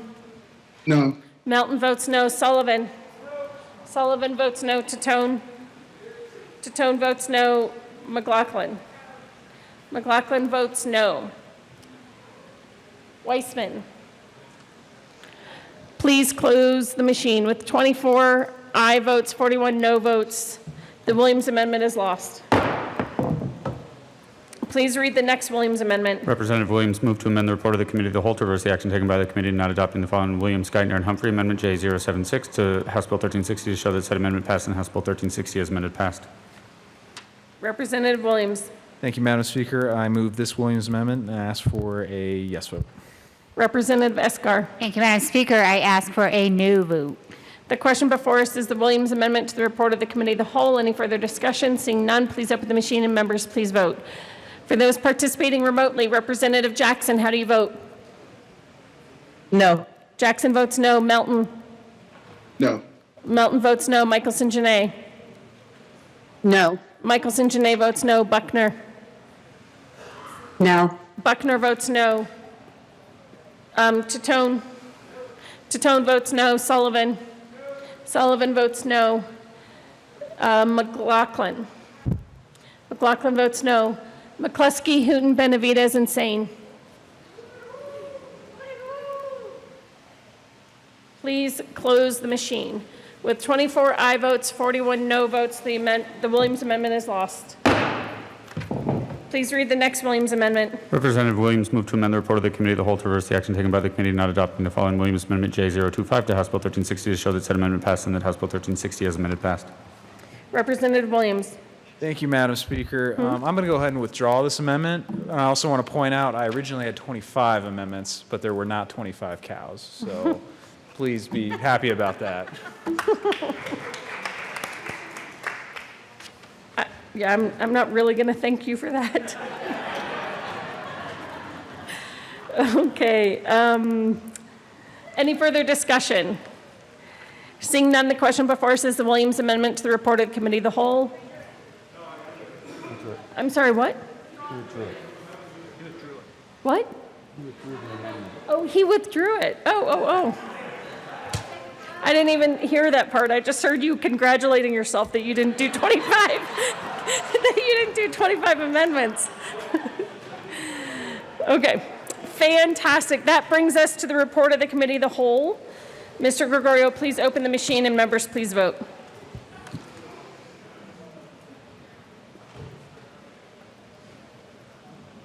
All right, on the report of the Committee of the Whole, those participating remotely, Representative Melton. Yes. Melton votes yes. Michelson Janae. Yes. Michelson Janae votes yes. Jackson. Yes. Jackson votes yes. Buckner. Yes. Buckner votes yes. Tatone. Tatone votes yes. Sullivan. Sullivan votes yes. McLaughlin. McLaughlin votes yes. Please close the machine. With 41 aye votes, 24 no votes, and no excuse, the report of the committee of the whole is adopted. Congratulations to our JBC members for all your work and getting it passed on second reading. Announcements and introductions. Representative Escar. Thank you, Madam Speaker. Members, I know it's not late at night, but I think our staff wants to get out of here as quickly as we do, so if you'll just please clear off your file cabinets so they don't have to stay longer. Thanks. Thanks, members. I do urge you to leave, and we'll see you tomorrow. Hold on just a second. Okay. Representative Sandridge. Thank you, Madam Speaker. I don't know if anybody wants to get organized, but I was talking to a state patrol earlier today, and he made a comment of just questioning why we're here during this time. And he made it clear that they cannot keep us safe between there and the garage. So if anybody wants to leave in groups and kind of hang out together or get out of here quick, a few of us will be out there as people run to their cars. So something to ponder over. Thanks. Majority Leader Garnett. Thank you, Madam Speaker and members. I just communicated with Captain Haley. The crowd's peaceful outside. Just use the basement entrance. But if you want to group up with Representative Sandridge, that's fine. Representative Roberts. Thank you, Madam Speaker. Capital Development Committee, we have a meeting tomorrow morning at 8:30 and 3:57. Representative Kennedy. Members of the State Veterans and Military Affairs Committee, we are meeting tomorrow upon adjournment, whatever time that may be. There are some new bills on the list that were not on the calendar today, so if you'd like to be prepared, please listen up.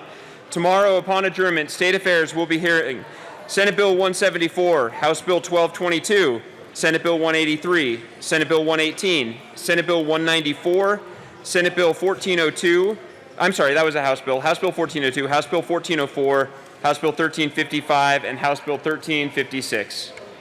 Representative McCluskey. Thank you, Madam Speaker. Appropriations will be meeting tomorrow upon adjournment. We are in room 271. You will be receiving your packet this evening via email. Thank you. I have a few announcements. Representative Buenteo replaces Representative Lontine on State Affairs tomorrow, and Representative Alex Valdez replaces Representative Woodrow. And on appropriations, Representative Kipp replaces Representative Buckner, and Representative Hooton replaces Representative Kennedy. Representative Singer. Thank you, Madam Speaker. I haven't really consulted with anyone on this one, but if anyone would like to go out in groups and join the protesters, feel free to come with me on that one as well. Any other announcements or introductions? Representative Landgraf. Thank you, Madam Speaker. I've consulted with the minority and the majority, and I ask permission to be out tomorrow. Out tomorrow. Okay, permission granted. Majority Leader Garnett. Thank you, Madam Speaker. I move to lay over the balance of the calendar until Wednesday, June 3rd. Seeing no objection, the balance of the calendar will be laid over till Wednesday, June 3rd. Majority Leader, Representative Donald Valdez. Thank you, Madam Speaker. I do have a tribute here. You want to read it, or you want to have? Sure, you can go ahead and read it. Thank you, Madam Speaker. I do have a tribute here for Wildlife Corridors, and I'd like for Mr. Gregorio if he could read it.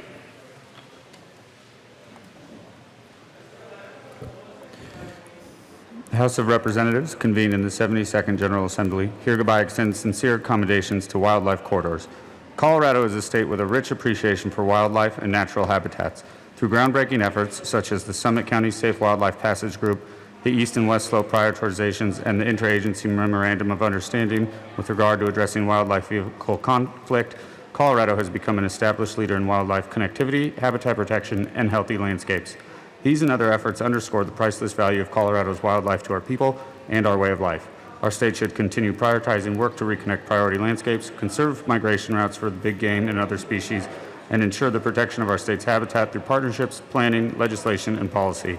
The members of the Colorado House of Representatives are proud to commemorate our state's landscapes, watersheds, and wildlife, our state and federal public lands, including the Great Sand Dunes National Park and Preserve, and our state wildlife areas, the work being done to protect and connect them, and future efforts. On request of Representative Donald Valdez and Jenny James Arndt, given this 24th day, 2020, State Capitol, Denver. Representative Valdez. Thank you, Madam Speaker, and I appreciate everything we do for our wildlife and our wildlife corridors as we continue to make sure that both not only the public is safe, but also our wildlife. Thanks. Thank you, Representative Valdez. Representative Weissman. Thank you, Madam Speaker. And in the vein of tributes, I'll take the fine if I need to. I just thought it was appropriate one more time as we come to the end of a long day and really the end of a long process. I just wanted to say a thank you on the record to the nonpartisan staff who are part of this budget process, who put all the work in for 6 months and then had to do it all again in 6 weeks. I hope that some of them are listening. Whatever the policy fights are that we have up here, they are just there to do the hard work and try to get the details right, without which the state doesn't function. So thank you. Any other announcements? Majority Leader Garnett. Thank you, Madam Speaker. Thank you to the members participating remotely. I move that the House stay in adjournment until 9 a.m. on Wednesday, June 3rd. Seeing no objection, the House will be in adjournment until Wednesday, June 3rd at 9 a.m.